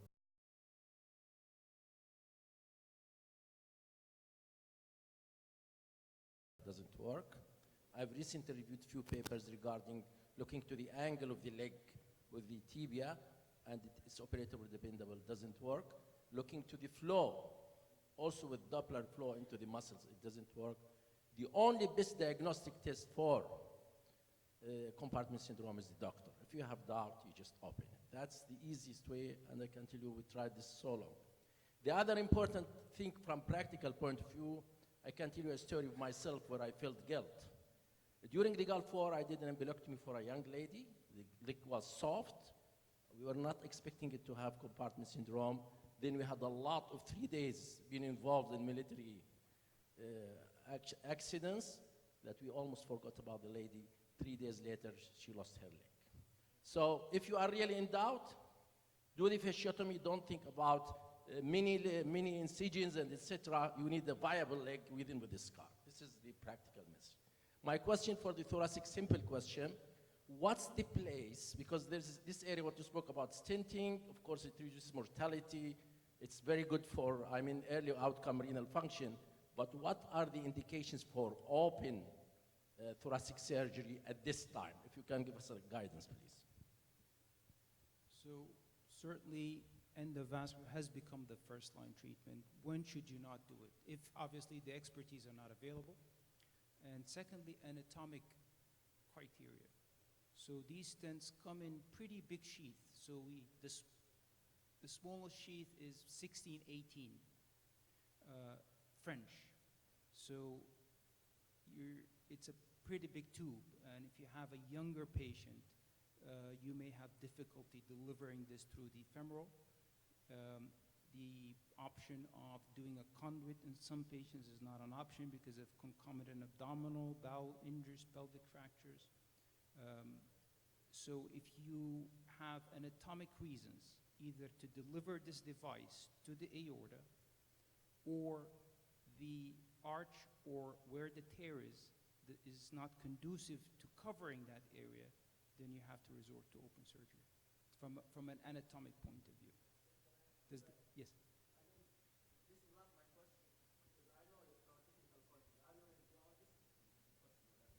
I'm a vascular surgeon. Okay. The problem is the long-term results. Have you evidence that the long-term results, let's say a small tear that can be operated, what are the results better? Is it really open surgery or endovascular surgery? Long-term. So long-term is not known. This treatment is new. This is not a treatment that's 30 years old. TVARs have been around for about 20 years, and the long-term data are not known. But certainly the short and mid-term data are very, very positive, and without any doubt, to the extent that all the major societies do not support doing randomized studies. So this is, if you read the guidelines from the Society of Vascular Surgery, that's the US society, and European Society of Vascular Surgery, they are not behind randomized studies.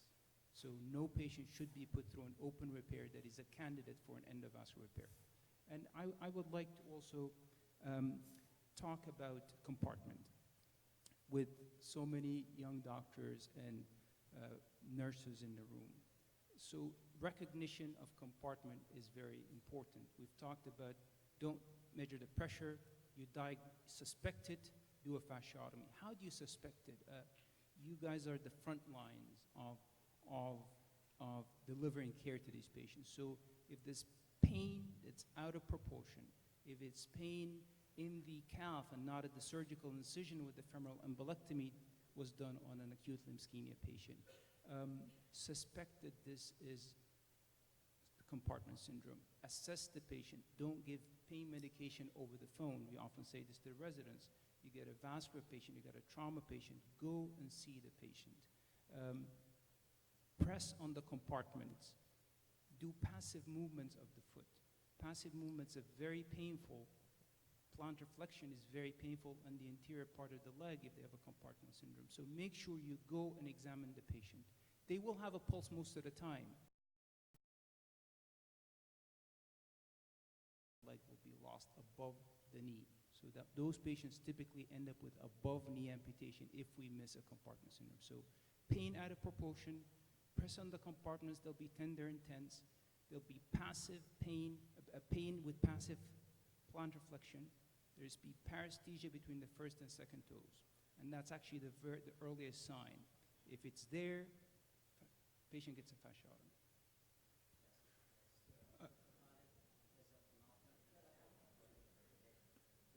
Thank you. It's rare to find three people sitting together from Tawam, Al-Ain. I urge you to collect your data for aortic stenting, please. Get it together and publish it, because we published the first case actually from the Gulf area. That's with Dr. From Tawam. We tried to do this for the data collection. The results of zeros for me really very impressive. I really look to that zeros for me really. Usually you don't like statisticians to see zeros, but you are here.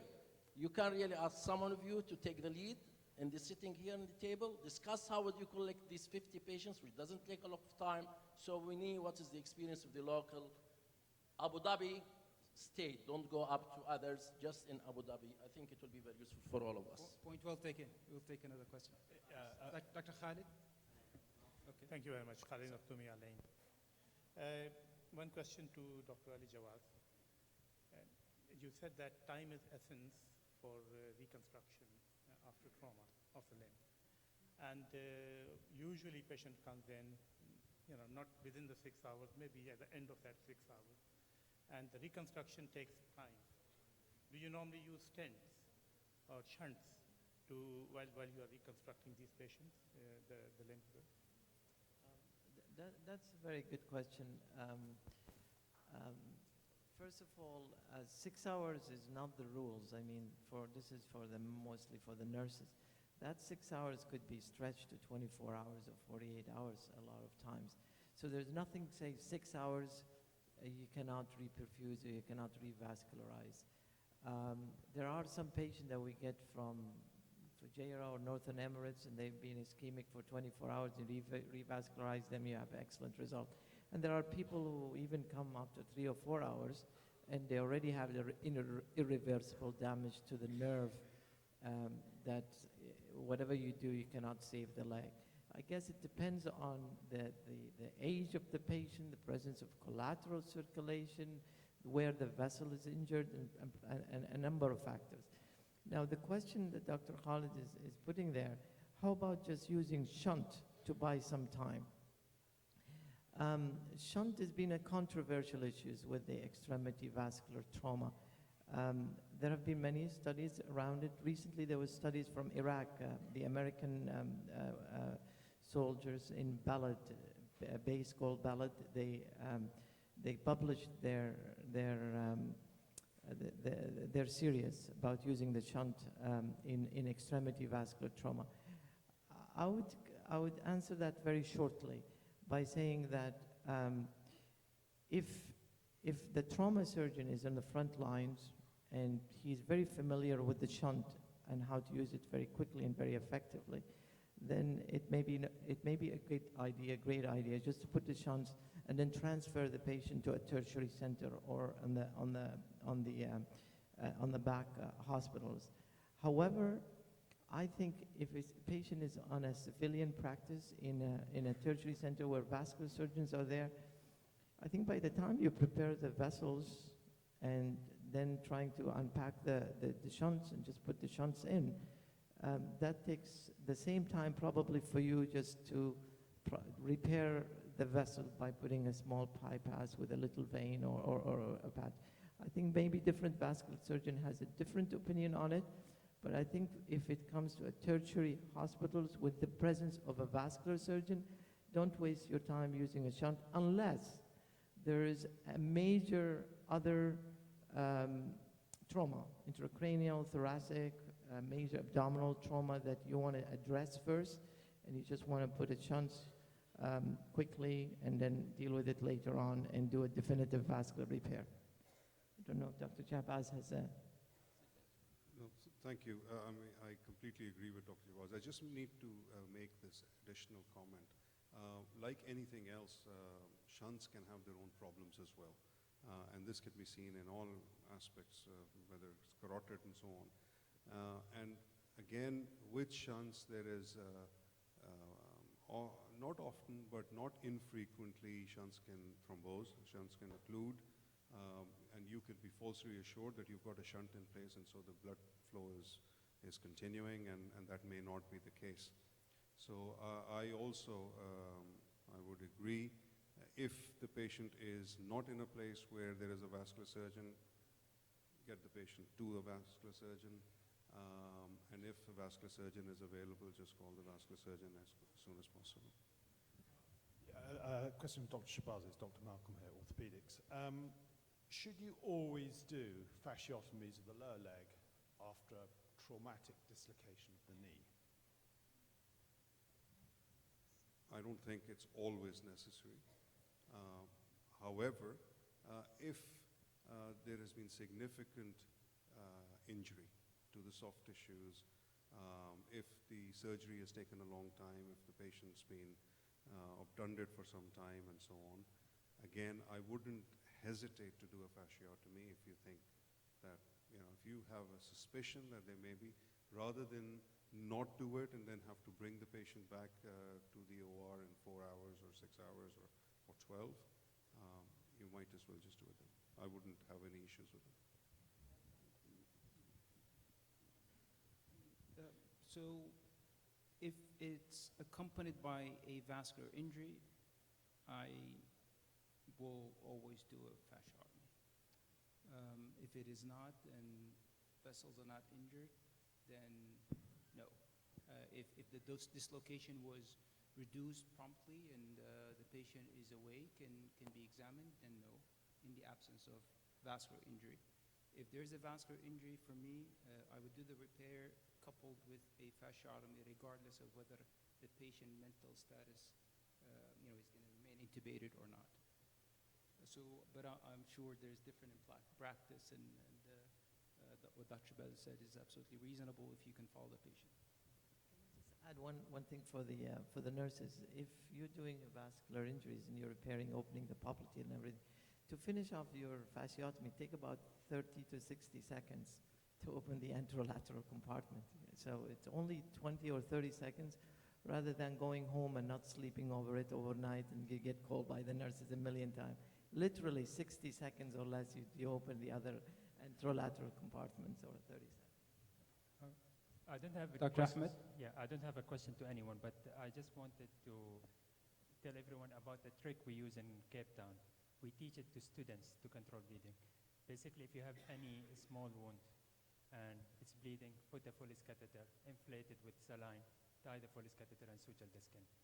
If you cannot do anything, if you do that, it helps more than 50%. We do it in the neck injuries, we do it in any bleeding vessels, we just put Foley's catheter and inflate it. If you can put 2 Foleys, 3 Foleys, doesn't matter. So that causes temporary tamponade, so you don't need to do shunt as you mentioned, and you control the bleeding until you get the vascular surgeon in. I have not seen it here, but we do it a lot. I didn't hear you quite well. Can you just I'm repeat? talking about Foley's catheter and controlling bleeding. You put a Foley's catheter inside the wound. Yeah, it's hard to put Foley catheter for extremity vascular injuries. However, we have used it many times for intra-abdominal injuries, like aortic injuries. There have been situations with the rupture aneurysms that sometimes the only way to control the vessel, if you cannot dissect it, is to put a Foley up and inflate it. And sometimes down the iliac as well, you put it in. But the Foley catheter is quite big, so I'd find difficulty to put it on in the extremity vessels. But for iliac, yes. For aorta, absolutely yes. I'm not talking about Foley's catheter inside the vessel.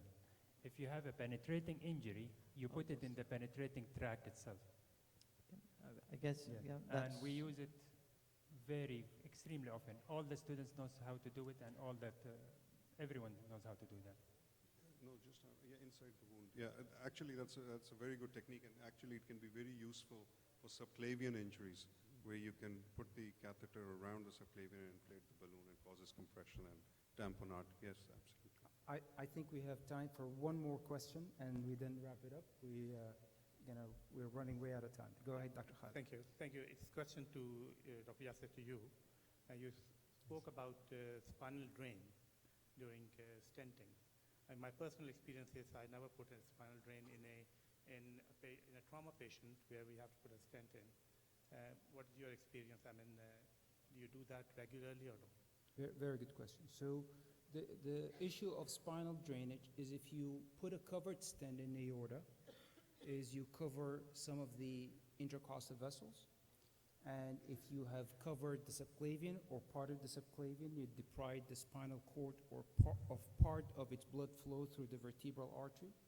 So if you're going to precipitate some spinal ischemia by depriving some of the blood flow to the spinal cord, you might want to preemptively put a spinal drain in. This is done in elective thoracic stenting. In trauma, I do not. Only if they develop symptoms post-operatively, then we put it in. I would like to thank all the speakers for the wonderful talks and for taking the time to answer the questions and for your listening and very stimulating questions. Thank you so much.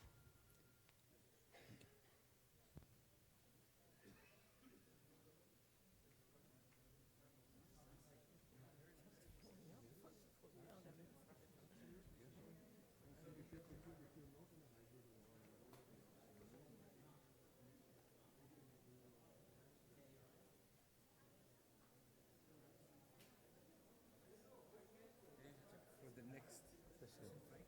Yeah, I think in the last session.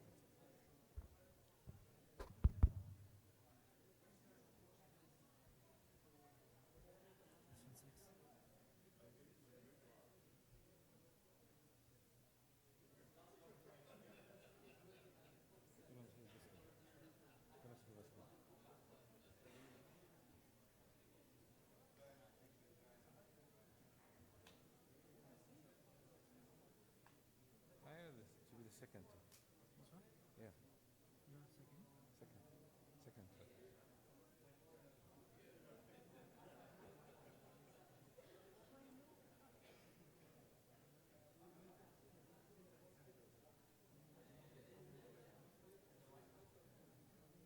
Not this one, no? Long bone. Yes, this one. We should replace that one. Yes. I'm gonna.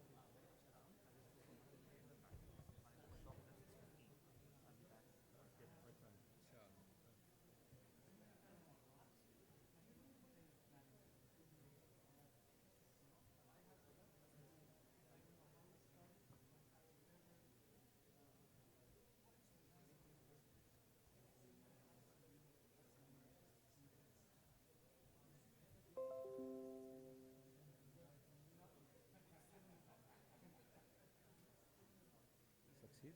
Great.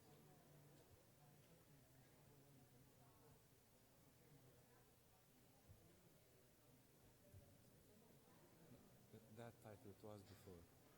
Long back. Yes, it's okay, the same. Just replace it. Will be the second, yeah?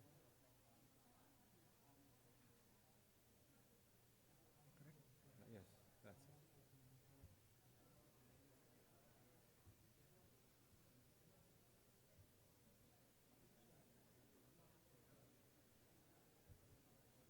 Grass موجودة تعتقد.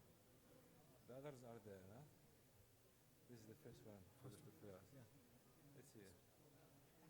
I don't know if you have it.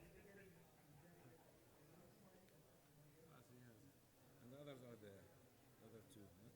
You have this one and the other one. Third one, what is it? Close this.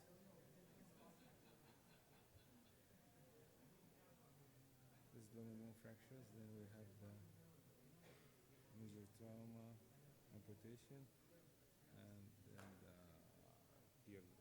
Yeah, physiotherapy. So, pen drive. Pen drive, sir.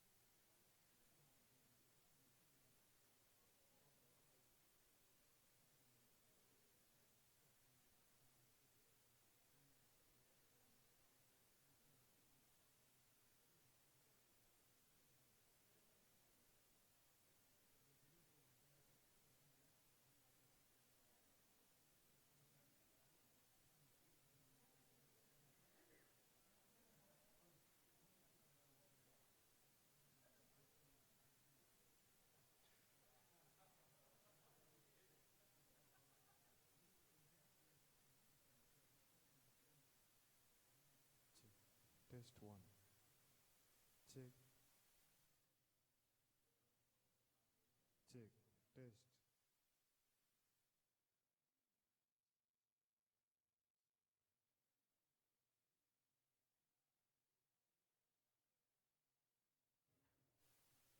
Check. Check. Test one, two. Check.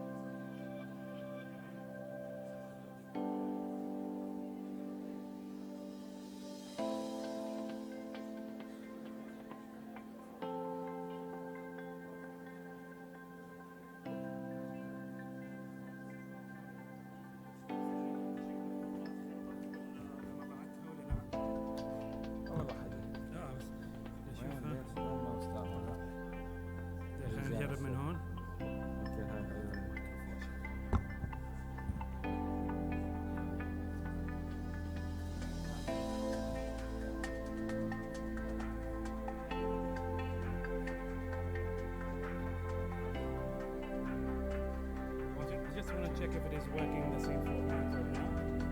Can you just share the slides?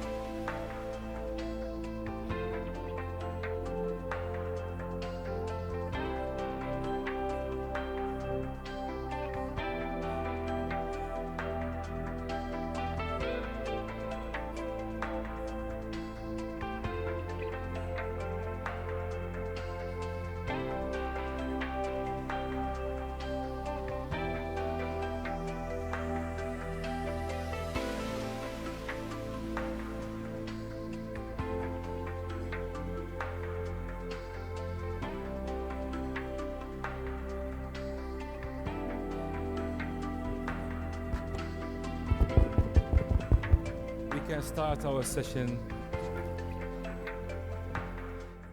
I know that it's the last session, and thanks everybody that he is here still, that you are still here with us. We'd like to start our session in orthopedic. They put it at the end, but just for your knowledge, the first responder in trauma is the orthopedic. And regardless that we are in the end, but we are the first responders. For that, thanks for the support being with us. The first talk, it will be about a very challenging task, which is the pelvic fractures. It's Dr. Firas from SKMC. Dr. Firas, he is with us since several years with joining with us, that he shows for us a very good cooperation with our team and our hospital. We are joined in several cases. He shows the role model of a physician that he can cooperate with other facilities in SEHA smoothly running. Just welcome Dr. Firas for the first talk, please.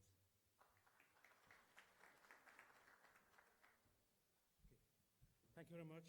Thanks for the introduction. Thanks for having me. So we're going to talk about pelvic fractures, and we're going to talk about the first few hours of managing pelvic fractures. Why are they important? If you arrive to the emergency department with a pelvic fracture, there's a risk of mortality of 5 to 10%. And if you arrive with hemodynamic instability, that risk goes up to 40%. And if it is an open pelvic fracture, it's up to 70%. The risk is mainly due to hemorrhage in the first 24 hours. And if it is after the first 24 hours, it will be mainly due to multi-organ failure, which is also due to hemorrhage in the first 24 hours. So as an example, this case is a 25-year-old male who arrives after an accident, motorbike versus a car.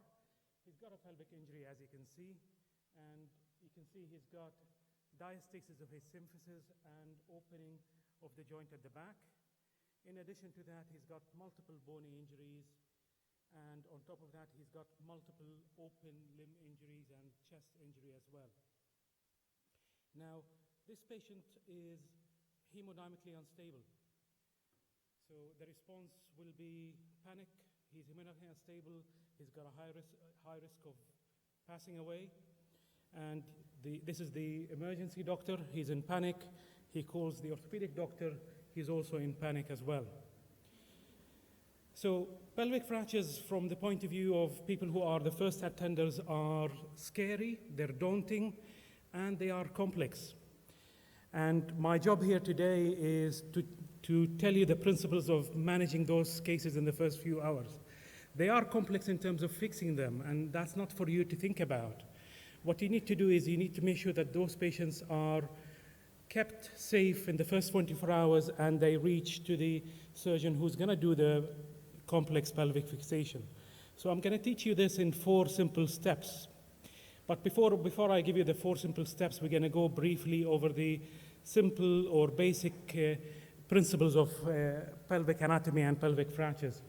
So this is the anatomy of the pelvis. Simply, it is a sacrum which is joined by 2 wings of iliac bones, and those 2 wings of iliac bones are joined at the front by the symphysis. At the floor of the pelvis, there are ligaments. We're going to name them the pelvic floor for now. And at the back, there is the sacroiliac joint, which is the most important structure in the pelvis. And it is actually the strongest ligament in the body. If it wasn't for the sacroiliac joint, the sacrum will immediately fall into the pelvic cavity as you stand up. Therefore, it works as the suspension bridge that holds your body up in the pelvis. The front part of the pelvis acts only as a tension band. It's a tension band that prevents your pelvis from opening up as you stand. So it is less important biomechanically. And the content of the pelvis are very important structures, starting with the urogenital structures at the front of the pelvis. And at the back of the pelvis is more important clockwork, including the nerves and the vessels. So if the injury involves a posterior pelvic disruption, the patient is at high risk of vascular injury and neurological deficit in the lower limb. That's why the posterior part of the pelvis is the most important in terms of life saving. So in summary, if you think about it, the front of the pelvis, if there's an injury at the front, there's a high incidence of urogenital injury. If the injury involves the pelvic floor, this involves the volume of the pelvis. And if there's disruption of the volume of the pelvis, the patient can continue to bleed without any tamponade, regardless whether you put an X-fix or a pelvic binder, the volume is not controlled. So injuries that involve injury to the pelvic floor are the injuries that are at high risk of bleeding. And injuries to the back are the injuries that have a high risk of vascular injury and neurological injury. So from this, we go to the mechanisms of the injury, and the injury can be an opening injury, which is classically called the open book injury, which has a force of anterior-posterior compression. Or it can be an injury that involves closing of the pelvis or lateral compression, and in those injuries, the pelvic floor is intact, and those are the injuries which are unlikely to bleed. Vertical shear is the injury that can happen as you get a shear of the pelvis or half of the pelvis, or a combined mechanism which can be a combination of those vectors or double mechanisms that involve a combined injury. So going to them in a little bit more details, this is the anterior-posterior compression, which involves opening of the pelvis, as you can see in the diagram. And classically, it happens in a motorbike where the person hits the fuel tank, and it involves opening of the pelvis. And it has multiple degrees, starting with the slight opening of the symphysis or rupture of the floor and the posterior part of the joint. And if this happens, and if you see these findings, this is when the patient is at risk of bleeding. Lateral compression is an implosion of the pelvis, so the pelvic floor is still intact, and which means the pelvic volume is also intact. And this is a patient who's unlikely to bleed. They're more likely to have associated injuries in the abdomen or chest or head. Lateral compression type 2 is also an injury that involves the back, but still the pelvic volume is in control, so they're less likely to bleed. But in the extreme range of those injuries, we have the windswept pelvis, where one side pushes the other side to open up and damages the floor of the pelvis, and this is where the patient is at risk of bleeding. Vertical shear is an injury that you commonly see in severe road traffic accident, or more commonly in high jumpers or suicide jumpers, and this is more commonly seen in cities rather than on motor or road traffic accidents. When this happens, you get a tear of the whole structures in the pelvis, and those patients are at a higher risk of bleeding. So to know how to target those injuries, we need to know which pelvic injury bleeds, the sources of the bleeding, and how to control it. So which pelvic injury bleeds? We know from evidence that the mechanically unstable pelvis is more likely to bleed, while the mechanically stable pelvis, such as the lateral compression fracture, they are less likely to bleed. But not all pelvic fractures or not all unstable pelvic fractures do bleed. We need to differentiate between the mechanically unstable and the hemodynamically unstable, and what's important in the first 24 hours is which one is hemodynamically unstable. Where do they bleed from? They bleed from the arteries at the back of the pelvis, most importantly superior gluteal artery, from the fracture or from the veins, but which one is contributing more? Anatomical studies have shown that most of the bleeding, 70 to 80%, comes from the venous plexus at the back of the pelvis and from the cancellous bone that is broken in the pelvis. Those are highly vascular, so the bleeding is more likely to occur from those. Only 10 to 20% are arterial bleeders, and most of them are medium-sized arteries, which can be controlled by mechanically stabilizing the pelvis. So most of these are actually venous and bony, coming from the fracture.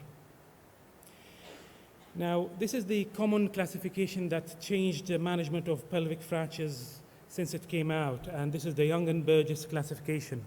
And in their classification, they looked at the amount of blood transfusion that is received for every single patient. And they found that the injuries that involve posterior ring injuries are the ones who are more likely to bleed and more likely to receive blood transfusion. While if you look at the other injuries which did not involve the pelvic floor or the posterior part, those ones did not bleed, but those ones are more associated with head and chest injuries. So this is our patient, and he's got a posterior injury, so he has a risk of bleeding. So how do we manage this patient? What do we do to stop him from bleeding? How can we get him safely to the right hands? What we need to do first step is to stop the bleeding. You need to close the tap, and it's a very simple step. Apply a binder. Every patient with a suspected pelvic injury should arrive to the emergency department with a binder on. If there's no binder, a binder should be applied until a pelvic injury is excluded. And the binder does not work by reducing the pelvic volume. That's a common misunderstanding. The binder works by mechanically stabilizing the pelvis so the pelvis can form a clot. If the body cannot form a clot, then the binder is not going to work, which brings us to the other point, the triad of death. So to stop the bleeding, you need you need to have a coagulation process. If there is a coagulopathy, this will lead to metabolic acidosis, and this will lead also to hypothermia if the patient is not warmed enough. And to break this cycle of death, the triad of death, you need to replace blood with blood. Resuscitation with crystalline or clisteroids are not acceptable. You can use this only temporarily until you get the blood products available. The resuscitation is replacing blood with blood products. Every hospital has its own ratio, 1 to 1 to 1, or 1 to 2 to 1.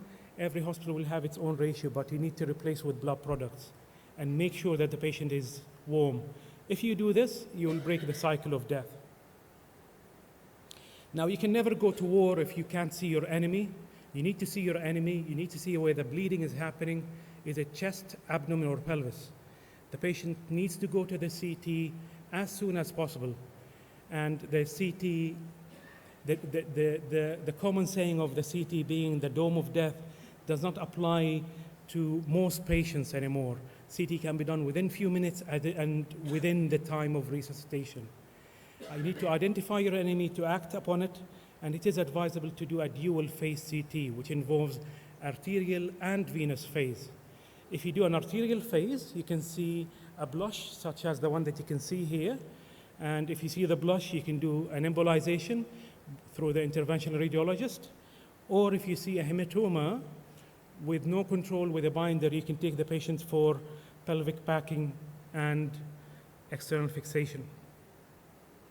However, those are rare events, and most of the time, even if you have those, if you apply the binder in time and you do hemostatic resuscitation, you're unlikely to reach to this stage. Step number 4, call someone who knows how to manage this patient. Those cases should go to the center that is appropriate to manage those cases as early as possible. Do not wait long for those patients. The earlier their transfer, their safe transfer, the better for their final outcome. This is Mr. X, who we saw earlier. He was hemodynamically stable. We did not do any interventional resuscitation. He had a binder. The next day he went to theater and had fixation of all his injuries. He did not require any embolization or pelvic packing, although he was hemodynamically stable. He had the 4 simple steps, and he was stable all through the night. So if you have a pelvic fracture, it's not scary. Back to the 4 simple steps. It's not scary. Approach it and apply a binder to it. And it's not complex. It's a very easy equation. It's 1 to 1 to 1, replacing with blood. Take him to the CT, identify your enemy, and call someone who knows how to manage these. Now, just a couple of points, common questions. If the binder doesn't work, do we apply an external fixator? Very simple answer, no. The external fixator does not work as good as the binder. The binder applies forces 360 degrees around the pelvis, while if you apply an anterior fixator, this can open the back of the pelvis, which results in more distraction and more bleeding. So if the binder is not working with hemostatic resuscitation, then you need an intervention, which is embolization or packing. These are the binders, different types. Ideally, it should be applied at the level of the greater trochanter. However, even if it is applied slightly higher or slightly lower, it will still work. You may have a wound that prevents you from applying it at the right level, but still you need to apply it. Some cases, it's not enough to control the back, and those are, such as this case. And for those cases, you need to take them to theater and do a posterior pelvic stabilization internally or externally. And the common question, do we do packing or do we do angio? They both work. It depends on which hospital you're at. If you have an interventional radiologist who's available within short period of time, then go for that. You go for the best experience you have in the hospital and the quickest available experience you have. Some studies have shown that they both work, but there is some delay in the embolization. It depends on your facilities. It depends on where you work. If you need to remember that if you do packing, there's a 30% chance that you will still need embolization, and it is the reverse. If you do embolization, 30% of those will need packing as well. So in summary, pelvic injury, if you suspect it, apply the binder early, do hemostatic resuscitation, early CT scan, early call to the referring center, and choose the interventional hemostasis according to your own personal setup. Thank you very much.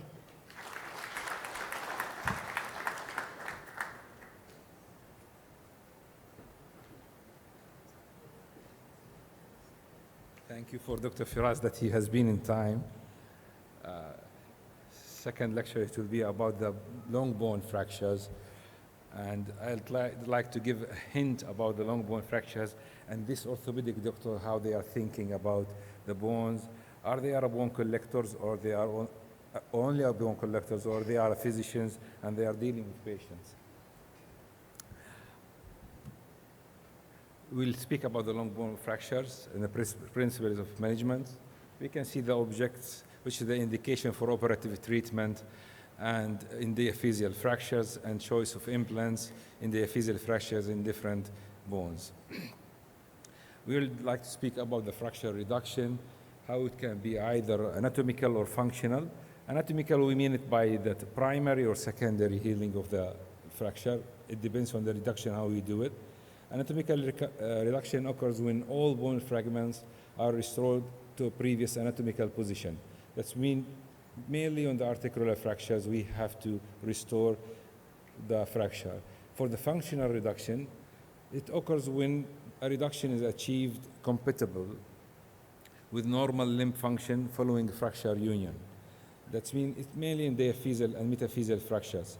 What does it mean? What is in between doesn't matter. We mean that in the joints and the function, just to maintain it. Articular fractures, we have to go for direct reduction, open reduction, anatomic reduction, and absolute stability. For the diaphyseal, metaphyseal reduction, fractures, we can go for indirect reduction, close reduction, functional reduction, and relative stability. The function of diaphysis. It has a muscle attachment, maintains the relationship between proximal and distal joints, and the anatomical reduction of every fracture fragment is not necessary for normal limb function. This we have to keep it in mind. For all the other physicians, when they see that there is the bone, it's nasty, how it's healing in between, we are looking for function, not only for the shape of the bone. In long bones, as you can see here, you can see that to achieve a normal lower limb function, you must achieve correct length, axis, and rotation. If you maintain these things, the two joints, proximal and distal, will have a good function, and patient will have functioning well. For that, we are looking for the length, axis, and rotation. In long bone of lower limbs, to obtain a correct mechanical axis and relation between proximal and distal joints, what happens in the middle, it's not very important. If we go for the choice that you will go for operative or non-operative treatment. Of displaced diaphyseal fracture usually produces better functional outcomes than non-operative methods apart from the humerus. We have to go for, there is an absolute indications for surgery and there is a relative indications for surgery. The absolute indications, as you can see, there is a life saving, there is a limb saving, and there is a function saving. For the life saving, femoral shafts and polytraumatized patients, it's crucial that we have to fix. Regardless what is the method, we have, as we know from the ATLS, that for long shaft bones like femur, patient can bleed up to 1.5 liters from such a bone. Limb saving, part of an emergency procedure, example vascular injury, compartment syndrome, or open fractures. And there's the function saving, displaced forearm fractures in adults. This is an absolute indication we have to fix these long bones. The relative indications for fracture fixation can be a failure in the conservative treatment of any bone. We have to fail, that means we have to fix it. If there is a femur in tibia, if there is a socio-economic and time or failure to control reduction, ability to mobilize limb and patient early, and in polytrauma patients. In the humerus, it's a special indications. In case of open fractures, in neurovascular lesion, in floating elbow, and in polytrauma patients. For the forearm and displaced fracture in adults. Advantages and disadvantages of non-operative treatment. It's less heterogenic complications. You have no wound, no nothing, it's less heterogenic. Higher rates of malunion and non-union and joint stiffness, because we have to go for a long period of putting a splints, cast, or whatever. This can lead to higher rates of the stiffness of the joints, and difficult to control femoral shaft fractures in conservative management. The role of non-operative treatment, it's a temporary fixation or stabilization, definitive for undisplaced or minimally displaced tibia and humerus shaft fractures, inadequate equipment or training. The reduction techniques can be direct or indirect, as we said in the operative. Direct reduction is usually indicated if anatomical reduction is needed. As we say, as it's in the displaced forearm fractures or in the joints or intra-articular fractures. Indirect reduction is less traumatic to the soft tissue. Fixation techniques, we have the nailing, we have the plating, and we have the external fixator. For the nailing, it's a load sharing, and it's an idea for most diaphyseal fractures of tibia and femur. Plating, it's a load bearing, and diaphyseal fracture with metaphyseal and articular extensions, and in the forearm fractures. Fixation techniques, we have the external fixator, which is mainly our task in the trauma cases. We have to think first that we are dealing with a patient. We are not dealing with a bone. The patient, he is fit to go for a long procedure, not long procedure. He will have a reaming, he have an intramedullary nerve. We have to compromise and go for a temporal, like an external fixation. It's a gold standard in severe soft tissue problems. As a temporary device, damage control orthopedics, usually not a choice of definitive treatment, but can be in case of highly sick patients. Functional reduction of the diaphyseal fractures. Normal function can be anticipated if correct relationship of adjacent joints is restored. As we said, what is it in the middle? It doesn't matter. We are looking to the two adjacent joints. Fixation is stable enough to allow early use of the attached muscles and joints. In humeral shaft fractures, large rotational and angular deformity are well tolerated if shoulder joint is normal. Up to 2 centimeter shortening gives a little function disability. The treatment options can be conservative, operative, in polytrauma patients we have either to go for operative, in segmental fractures we have to go for operative, and in very obese patients with a nerve injury. And it can be either plating or nailing. It depends on the physician and what is comfort for him and what is the use in that facility. Part of a complex articulation in proximal and distal radio-ulnar joints. The radio-ulnar joint, the foramen fracture, it's a joint. We have to reduce it anatomically. In the femur and tibia, alignment of proximal and distal fragments, maintenance of length, axis, and rotation. That's what we are looking for. Anatomical reduction is not necessary. Intramedullary nailing is the best choice for such fractures. Plating, in special cases, we can use plating. In the nailing, it has a mechanics of it. It's a function of internal splints, indirect reduction, allow movements of bony fragments, early union with callus formation, can withstand heavy loads. Anatomical reduction are rare, but restoration of length, axis, and rotation is usual. As you can see here in the intramedullary nailing, we can see that there is a shaft fracture of the femur. As you can see in the middle, there is a big mess there. Don't deal with it. We are looking for the length and the axis and what we said about. The advantages of nailing, it's a load sharing and load bearing. It has a less damage to the preosteal circulation, less damage to the surrounding soft tissue, indirect reduction, and more tissue friendly. Relative stability favors early callus formation, less problematic in osteopenic and osteoporotic patients. Early weight bearing promotes fracture healing, prevents disused osteopenia or osteoporosis, easier removal of implants, and less problems of refracture than on implant removal. The disadvantages of nailing.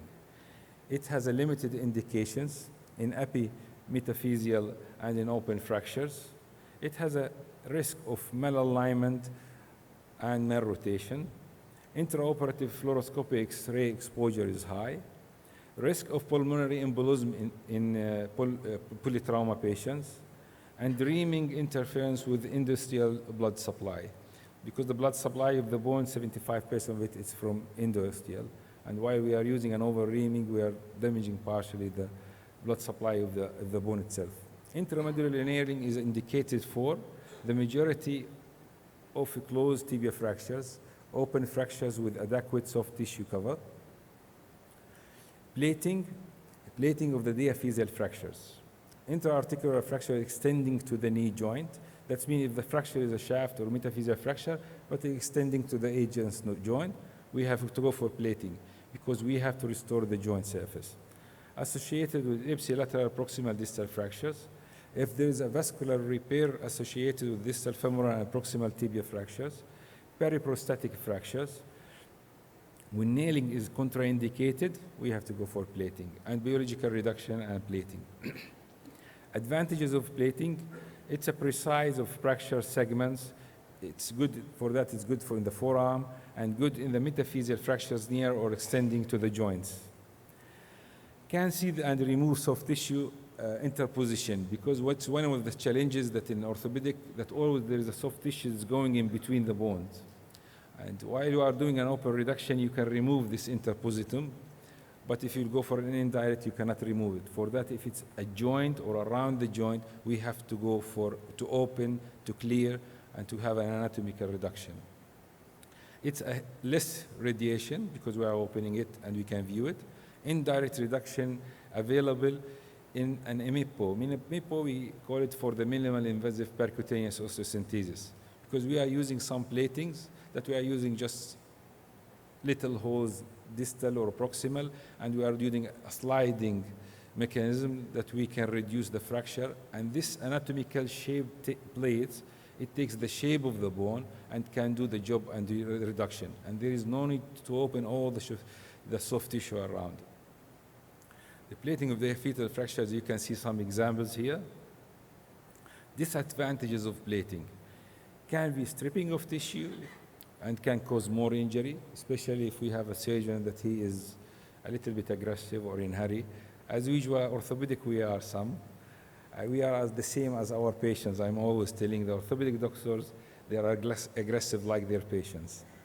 Reduction of blood supply to the bone and increased in the bleeding it can cause. In summary, at the end, what I'd like to have to take that a home message, that we are working on a patient. The patient condition is dictating what it might be the method that I have to choose to fix. Either a binder, it's a mandate that I have to use it because the patient condition is dictating that. If a femoral fracture, that the patient is a stable patient, and even if it's a trauma patient, anesthesia, it's a team work, and the ICUs allow you to go for nailing, you will go for definitive. If you cannot, you have to go for external fixator. If you cannot, you can go only for splinting. If cannot, you can only go for traction. For that, the condition is dictating what we have to do. For that, please never forget, keep in mind that orthopedic doctors, they are not only bone collectors. We are working on what is dictating to us about the condition, recent condition of the patient, is dictating what we have to choose and how we can help the patient. As a summary, functional reduction of and relative stability is the choice in the most diaphyseal fractures, anatomic reduction in forearms, and choice of implants intra or extramedullary. Femur and tibia intramedullary nailing is the best of choice, and it's higher than the plates. Forearm, it's absolute the plates. Humerus, special indications for surgery. And never forget minimal harm to the tissue. And thank you very much.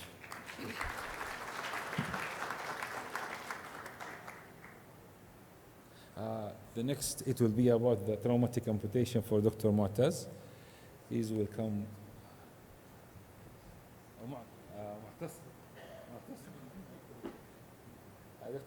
Dr. Mu'tasim. It's Mu'tasim Bukhari rather than Mu'taz. Mr. Chairman, Professor Bajunaid, ladies and gentlemen, major traumatic amputation, yeah.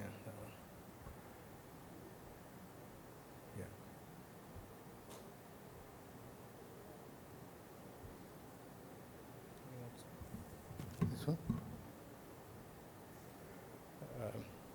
So I know it's late and you are tired, I'm sure you are, been listening to all this trauma and seeing all this blood going all around the place. So the only difference when you talk about major traumatic amputation is that the patient is never ever prepared for this. It's not like other amputation that you have been counseling and talking to the patient trying to convince them to have the amputation for a few days before you do it, so he will be psychologically prepared for major traumatic amputation. The patient who's going by his daily activities all of a sudden find himself without a limb, and it is a very devastating thing. So the learning objectives of this presentation is to discuss the most common causes in UAE, to provide an overview of patient management, to discuss the surgical options available, and to explain how to optimize the outcome following primary and secondary amputations in trauma patients. The common cause for amputation, traumatic amputation in this country, as you'd imagine, the road traffic accident. People don't wear the seat belt, they drive recklessly, and many times they don't follow the rules and regulations of the road. Industrial injuries is part of that, falling from height, and obviously recently we have been experiencing some amputation that happen in the compact zone for patients who are coming from Yemen, and also the upper limb industrial injuries are not uncommon. When you receive the patient, you will see sometimes the decision has been made before the patient arrived to the hospital that the limb has been amputated beyond repair, and that would be very obvious from the outset, and you have to make a decision now and then how to optimize the level of the amputation when you receive that patient after you have done all the ABCs. So in introduction, the common causes in UAE, road traffic accidents, industrial and blast injuries, as we have seen recently. We call this mangled extremity. Is defined as injury to 3 of the 4 systems, that the soft tissue, the bone, nerves, and the blood vessels. And mangled extremities have historically been associated with very high amputation rate. As Dr. Ali Jawas has indicated today, some of these major vessel injuries can cause to a catastrophic outcome. And the advances in the evacuation, resuscitation, wound care, free tissue transfer, and internal fixation made it nowadays possible to salvage limbs that would have been amputated in the past. And from our experience, not my experience, the experience from First to Second World War, Vietnam War, and the Operation Enduring Freedom and Operation Iraqi Freedom, we have seen huge reduction in the amputation rate from 72% overall to 13 to 20%, then to less than 10% recently. And this is all due to technical improvement in technicalities, management, and early evacuation. There is no test in the mangled extremities severity scoring system, so all what you need to know is that there is a system to actually help you. This gives you just a help to decide whether to amputate primarily or to revascularize and then fixate and then do some more complex work to salvage the limb. And anybody who scores 7 and more of the severity score that favor primary amputation, anything less than that will be treated differently. This patient has bilateral lower limb trauma.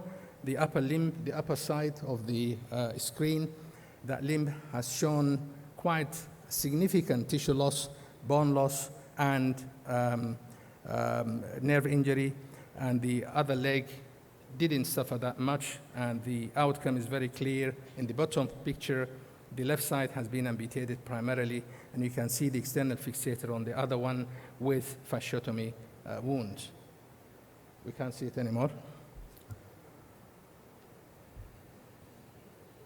That's the price you pay when you are presenting with the orthopedic surgeons session.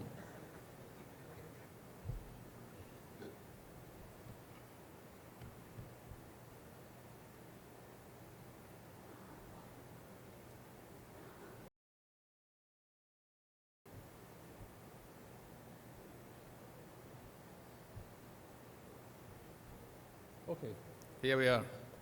So we'll skip this one now. We know what happened. So when the patient go for salvage, you can see there always very extensive meta work with the guys from orthopedic. They have a lot of stuff. This is a patient we received from Dubai in Al Mafraq Hospital. I don't know why they brought it to Mafraq from Dubai. I tried very intensively to find out the person who decided to bring her to Mafraq. So this is a young lady who has been involved in road traffic accident. She put her left arm outside the car to throw the cigarette, and the car flipped over. It hit her arm. This arm arrived first, and then the rest of the patient. And we thought, it's clean cut, possible reconstruction. Then we saw the rest of the patient when she arrived, that the proximal part, which obviously there's no chance of reconstruction here, is scored more than 15 in the trauma scale, in the severity score, and that led to a primary amputation.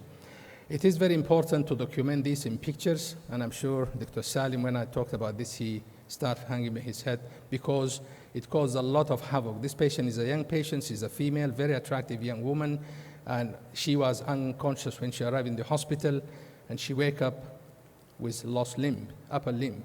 So she panicked and she didn't accept it. She went into denial, then anger, and then accusation, and she sent her case to her friends and family in USA, and people said implant, implant.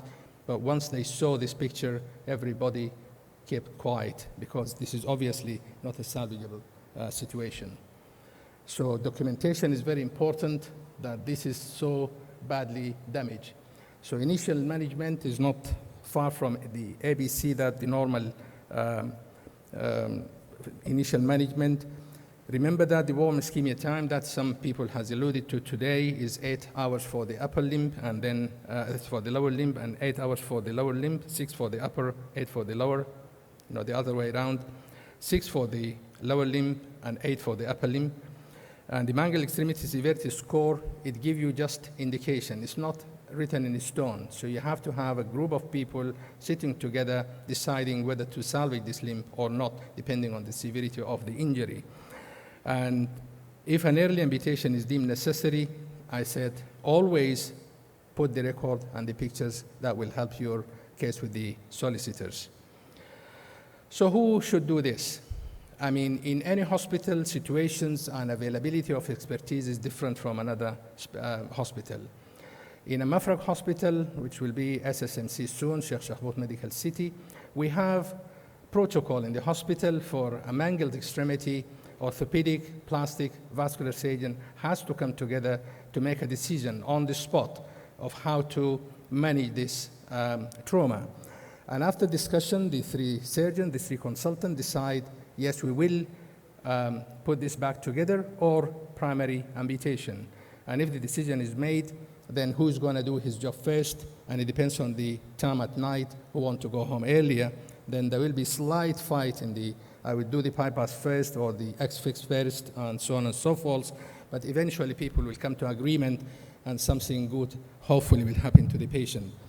So the life-threatening condition has to take priority. If somebody is bleeding from his liver, then obviously that has to take priority on resalvaging a limb. And referral to a high volume is always advantageous because there will be a setup of expertise that people know how to deal with the situation. And single most important variable is the availability and willingness of the trauma reconstructive surgeon or surgeons willing to accept hardships and turbulent times. These are very difficult cases, difficult in all aspects, from the time they walk in or get into the hospital to the time they leave. It is not just a one shot that you either amputate or reconstruct. It's so many visits to theater for further debridement, another look, a third look, a 10th look, and then eventually it may lead to amputation. Eventually, it may lead to that anyhow. After all the good work you have done, all the many hours you spend in theater trying to save that limb, it may end up in misery. So the willingness of that team is very important and the most valuable thing in an institute. If you work in one, be part of that. So salvage of these injuries depend upon the availability of combination of skilled manpower, appropriate decision-making by the surgeon, and adequate infrastructure. So you need to have infrastructure to help you to do that. This is another patient that we received in Mafraq Hospital. As you can see, very extensive damage to his leg. He lost his blood supply to the lower limb with a lot of soft tissue injury, in addition to bony injuries as well. Decision among the three consultants, the plastic surgeon said, yeah, that's very viable skin, we can put it together. Blood supply is always easy for vascular surgeon to put tubes or bypass, that's not a big deal. And also the orthopedic surgeons can always fix the bone. So the decision was made to actually salvage the limb, and a bypass has been done. This is an anatomical bypass. It doesn't show here, but trust me, there is a bypass. And this is another picture. This is subsequent to the X-fixation. You can see it outside, and you can see the muscle look very, very healthy. This is the bypass working, the X-fixation. This is a second look. I think the second day or the day after, and everything look viable with the external fixator in place. And this is a closer look. This is a subsequent. This is a third look. Muscles still look very well. Part of the skin has been closed, and you can see the muscle still look very viable. So the outcome following limb salvage versus amputation, this is something has to be discussed at the outset with the family, among the physicians, and the decision has to be made. Sometimes the patients are unconscious, and they will wake up to this reality, which is very, very grim and very bad. So medical and surgical progress has dramatically improved our ability to salvage severely injured extremities. This might come with a price of years of hospitalization time, multiple surgeries, complications, and for some, an inevitable amputation. After all of that, you need a functional limb, not a cosmetic one, and if it's painful and not functional, it may come to decision to amputate later on. The end result can be physical, psychological, financial, and social cripple with useless salvaged limb. Remember, in this country here, the vast majority of the people I'm looking at, the expat, the young people, working time and working lifetime, and if you lose a limb, upper or lower, that may affect your ability to perform your job, and that is devastating to everybody, apart from the other psychological effect, of course. And in developing countries, and this country is one of them, it is so difficult to come to amputation decision. We find this is difficult to amputate limbs of people in their 70s and 80s with clear gangrene up to above half of the leg. They don't want to have amputation. And if a younger patient in this country, whether an expat or a local person, come and you have to amputate, that's a very, very, very serious issue. It's not easy at all. So as I said, you have to be upfront, talk to the family, talk to the loved one, people who are caring about the person, and make it clear why you're making this decision. Involve your other colleagues in that decision making before you take that decision, because it might come to bite you. So in conclusion, to reduce the risk of limb loss in trauma, we need good planning, early intervention, experience, and good judgment. And that's the most important single thing that nothing can tell you. No book, no score, no anything apart from your judgment and your experience. You look into the patient, you have to take a holistic approach to that, think of the patient as a whole, and come to a very good decision, because that's the most important thing. And a dedicated multidisciplinary team, that is very important. It doesn't matter how many people has to be involved in that. In your hospital, make sure you have enough people to make that decision, because it's not easy in all times. And after the amputation, people need good rehabilitation. That's very important, and good psychological support, and good and long-term follow-up. If you have any questions, keep them for later, and these are the references. Thank you very much.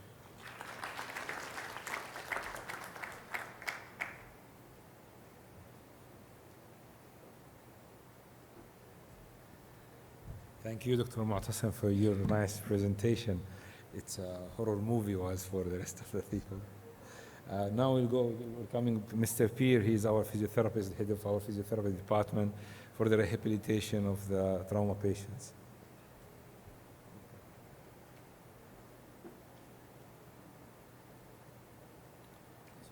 Yes.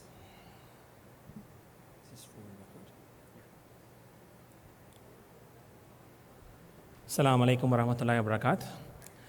I know that there is a logic in Dr. Mohammad's decision to put me in the last, because After trauma, the last thing is rehabilitation. Trauma always ends with rehabilitation, and rehabilitation always ends with smiles. I'm going to ask you a question. Tell me, which is the most job satisfaction giving profession in healthcare? No doubts. It is rehab. It is physiotherapy. The patient, when he is able to walk again, a smile comes on his face. When the pain has gone down, a smile comes on his face. When the patient is able to get back to his work and be productive and be a good member of the society, a smile comes on his face. That is more important than anything else. That gives us immense job satisfaction. With that, let me go into the lecture. I promise you, I'll be very sweet and short. You can go home early today, don't worry. Because I want to see smiles on your face. I'm going to talk about what are the recent advances in trauma rehab. I'm going to talk about robotic human augmentation, how the use of robots has made it easy for handling patients with trauma and make them go home early than what they could before. There are different strategies when it comes to rehab. One is to make the patient get what he lost. That is therapeutic strategy. The next strategy is compensatory strategy, when we know that, okay, this patient is not going to get this moment back or this function back, so we try to compensate. Okay? In this case, we'll try to use robots, external fixations, external orthosis processes, like that. Now, the picture which you see here, there is a patient immediately after the surgery, traumatic surgery. They are able to walk with an external robot. It is called as an exoskeleton robot. The second picture, which you see on the right, is actually a product of a research collaboration between Al Ain Hospital and UAE University College of Information Technology. That is an exoskeleton robot which is being used for mobilizing a traumatized hand. We made this prototype, but we were not happy with this, so we were trying to make a soft glove prototype, which we are currently working on. This is another prototype which we are working with the New York University of Abu Dhabi. Currently, we are waiting for a grant. This is a step-to-assist knee exoskeleton robot. We named it as SACAR. All the exoskeleton robots which were made failed because they were trying to do a step-through movement, like this, you step beyond. Whereas we try to do a step-to movement, wherein you step to the leg. So this is going to save a lot of battery. This is going to bring down the size of the motors required. So we are working on this. If it is successful, then it would be a dream product. We're just waiting for the grant, and inshallah, we'll go ahead with this. So what exactly can robotics do in rehabilitation? We can try to integrate technology and expand the possibilities for healing, adaptation, compensation, and recovery of individuals. Again, this robotics in rehabilitation is not going to replace people. It's not going to replace therapists, but it is going to augment their job. This is a small classification of how the rehabilitation robotic technology can work. If I'm going to talk on this, I can talk for 3 hours. I'm going to quickly skip it. To make it short, robotic technology can provide service robotics. It can unweigh the patient, can provide passive assistance, active assistance, variable and on-demand assistance, and combination of service and assistance. So service robots can help in the indoor and the outdoor environment. They could be either wearable or unwearable. We'll just go into the pictures to understand them better. Previously, a patient with a wheelchair would have a lot of despair when they come across a staircase. But currently, the robotic wheelchairs allow the patient to climb stairs themselves. So this is an example of a wheelchair with an staircase climbing technology. This is a simple stand-up wheelchair. A patient is unable to reach up to his own kitchen cabinet. But with this stand-up wheelchair, which could be an electronic version or a simple mechanical version, they'll be able to stand up to reach out to their normal activities of daily living. These are home service robots, which can help the patient get back home. It can even prepare their meals. But the problem with this robot on the right top is it can make only toasts. So if you want to make pizza, you have to have another robot. And this is a robot which can carry patients at home. It can do a transfer of a patient from a bed to a wheelchair to a commode, and it's a very comfy little design. These are non-wearable robots, which you're seeing on the picture, which can help in gait training. If you're going to have a wearable robot, there are a lot of rules for that, because it can cause injury if not used properly. It should be lightweight, it should be easy to get on and get off, it should be portable, it should be cosmetically acceptable, it should be interfaced to patient ability, sensory, motor, cognitive, brain, and minimally harmful to the skin, and dynamically be adaptable to the performance capabilities. So let us see some wearable robots. So this is a knee exoskeleton robot, which is helping the patient to walk around. We have the recent upper limb exoskeleton robots as well. This is a Honda's design, very simple, which can be used in an outdoor environment. And there are hand function robots which are built to bring about the facilitation of hand function. Now, there are robots which are being made which could be moved by the mind. The patient thinks about it and the movement happens. This happens with the capture of EEG, and when the patient thinks about that movement, a particular pattern of EEG is there.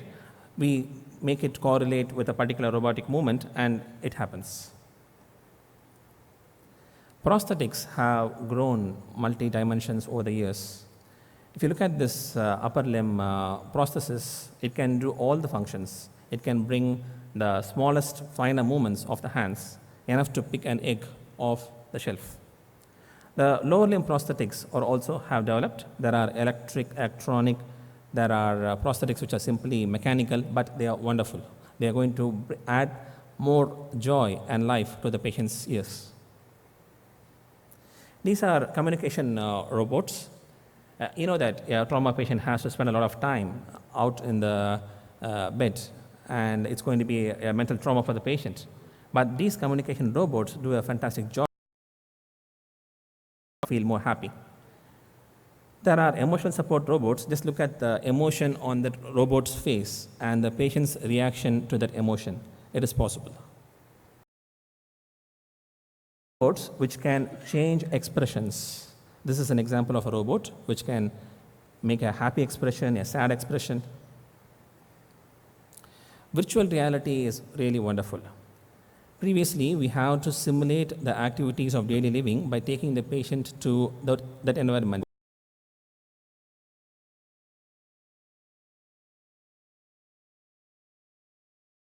In the patient's bedside, we are able to get the patient do the activities which he'll be able to do back at home.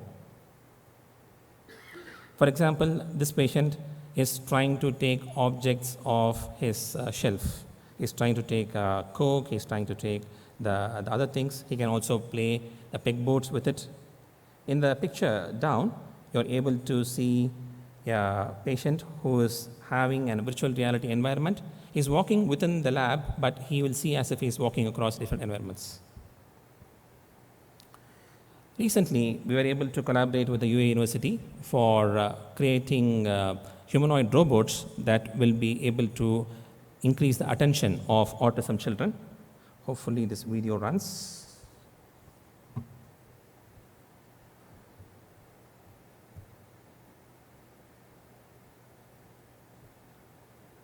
Can you run this video, please?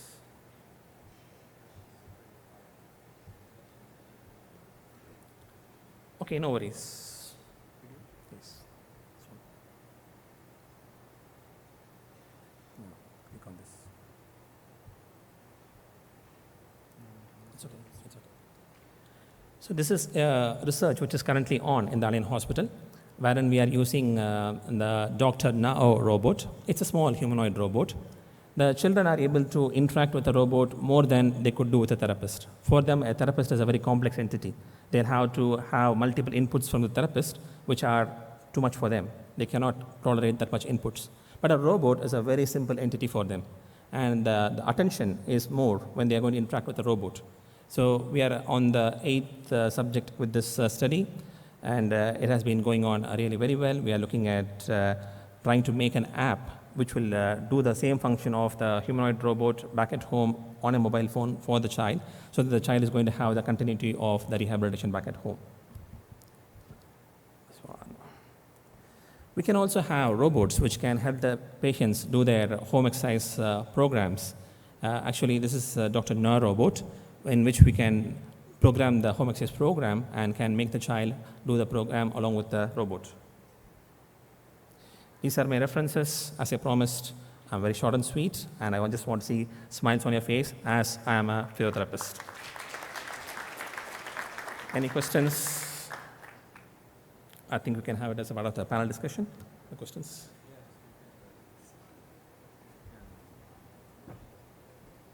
You can open the discussion for any questions from any of the doctors is here. Dr. Mu'tasim, if you will come to join us.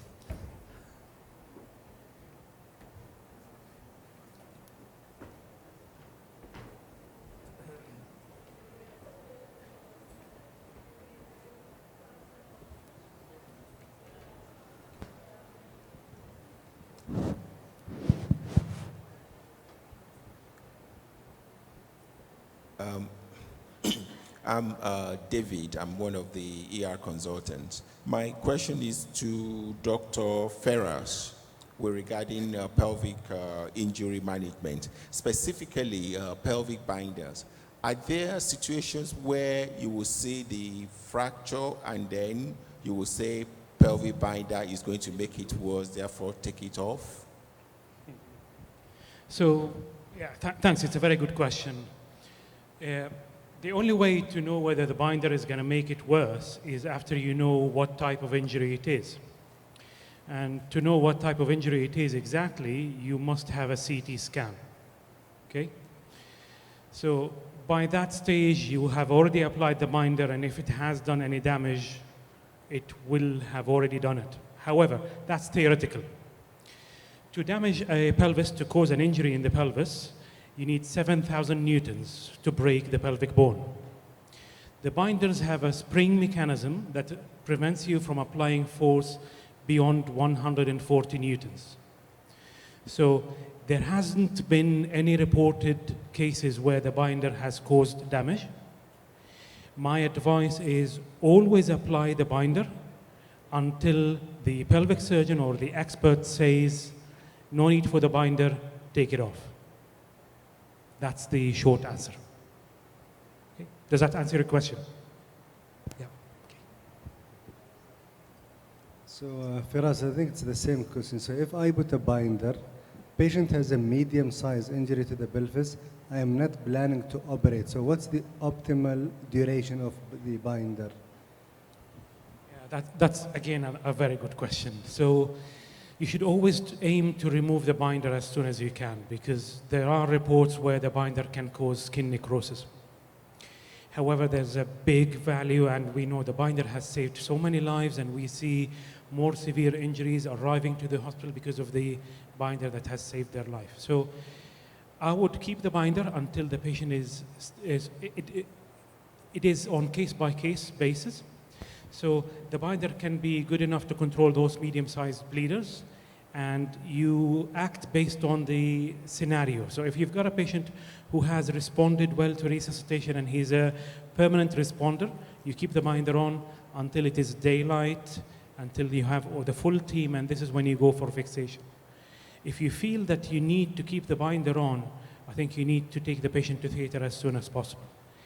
If it is a patient who is transient responder and you can't catch up with his resuscitation, this is a patient that needs to have further interventional hemostasis, which is either angioplasty, embolization, or pelvic backing. Thank you, Dr. Firas as well. My name is Omar Bekdash. I'm a surgeon in Tawam. I know from orthopedic perspective, I don't know if you will have like a highlight on the subject of the place of Reboa in pelvic fracture. That will be unstable to make it to the angio. That will Sorry, need can you just speak up? Reboa, the balloon okay. in the aorta. So unstable patient, he is really dropping. He cannot make it even to the angio suite. That is the best thing. You want to gain time. So I was fortunate to be in a place that they introduced this, and I saw the real great indication in pelvic fracture, unstable, where you go with zone 3, you inflate the balloon, and you have now 60 minutes to have the patient for triple P plus angio in the OR, or sending them to the angio suite. So do you see this in the algorithm of the pelvic fracture that are unstable hemodynamically? Okay, thanks.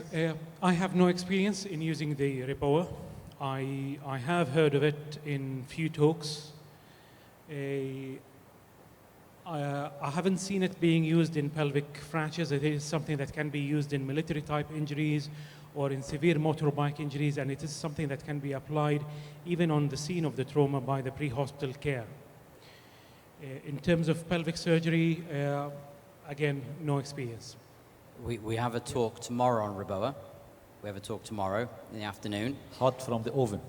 Yeah, but That's I the thought one that this is on really a that good session. platform to raise it for the pelvic Exactly, fracture. and it's not specifically for pelvic, I guess. That's not the area it was used for, but we'll control all bleeding for that period of time.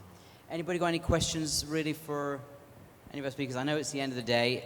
I think if you don't mind, we're going to wrap up and just say thank you very much to our orthopedic team and orthopedic with vascular and rehab together. Thank you very much for an excellent session. To be honest, I think there's quite a few things here to learn from. And Pierre, you were at the end of the program because you are the end part of that journey.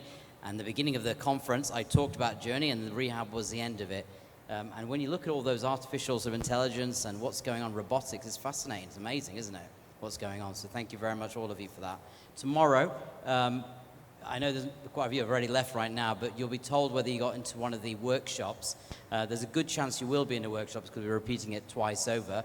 And you'll find out by an email by the end of today. So please just look at your emails just to double check that you've been given that sort of okay for it. And otherwise, thank you very much, everyone. Don't forget to fill the survey, all right? Make sure you fill the survey. They won't give the certificates otherwise to you.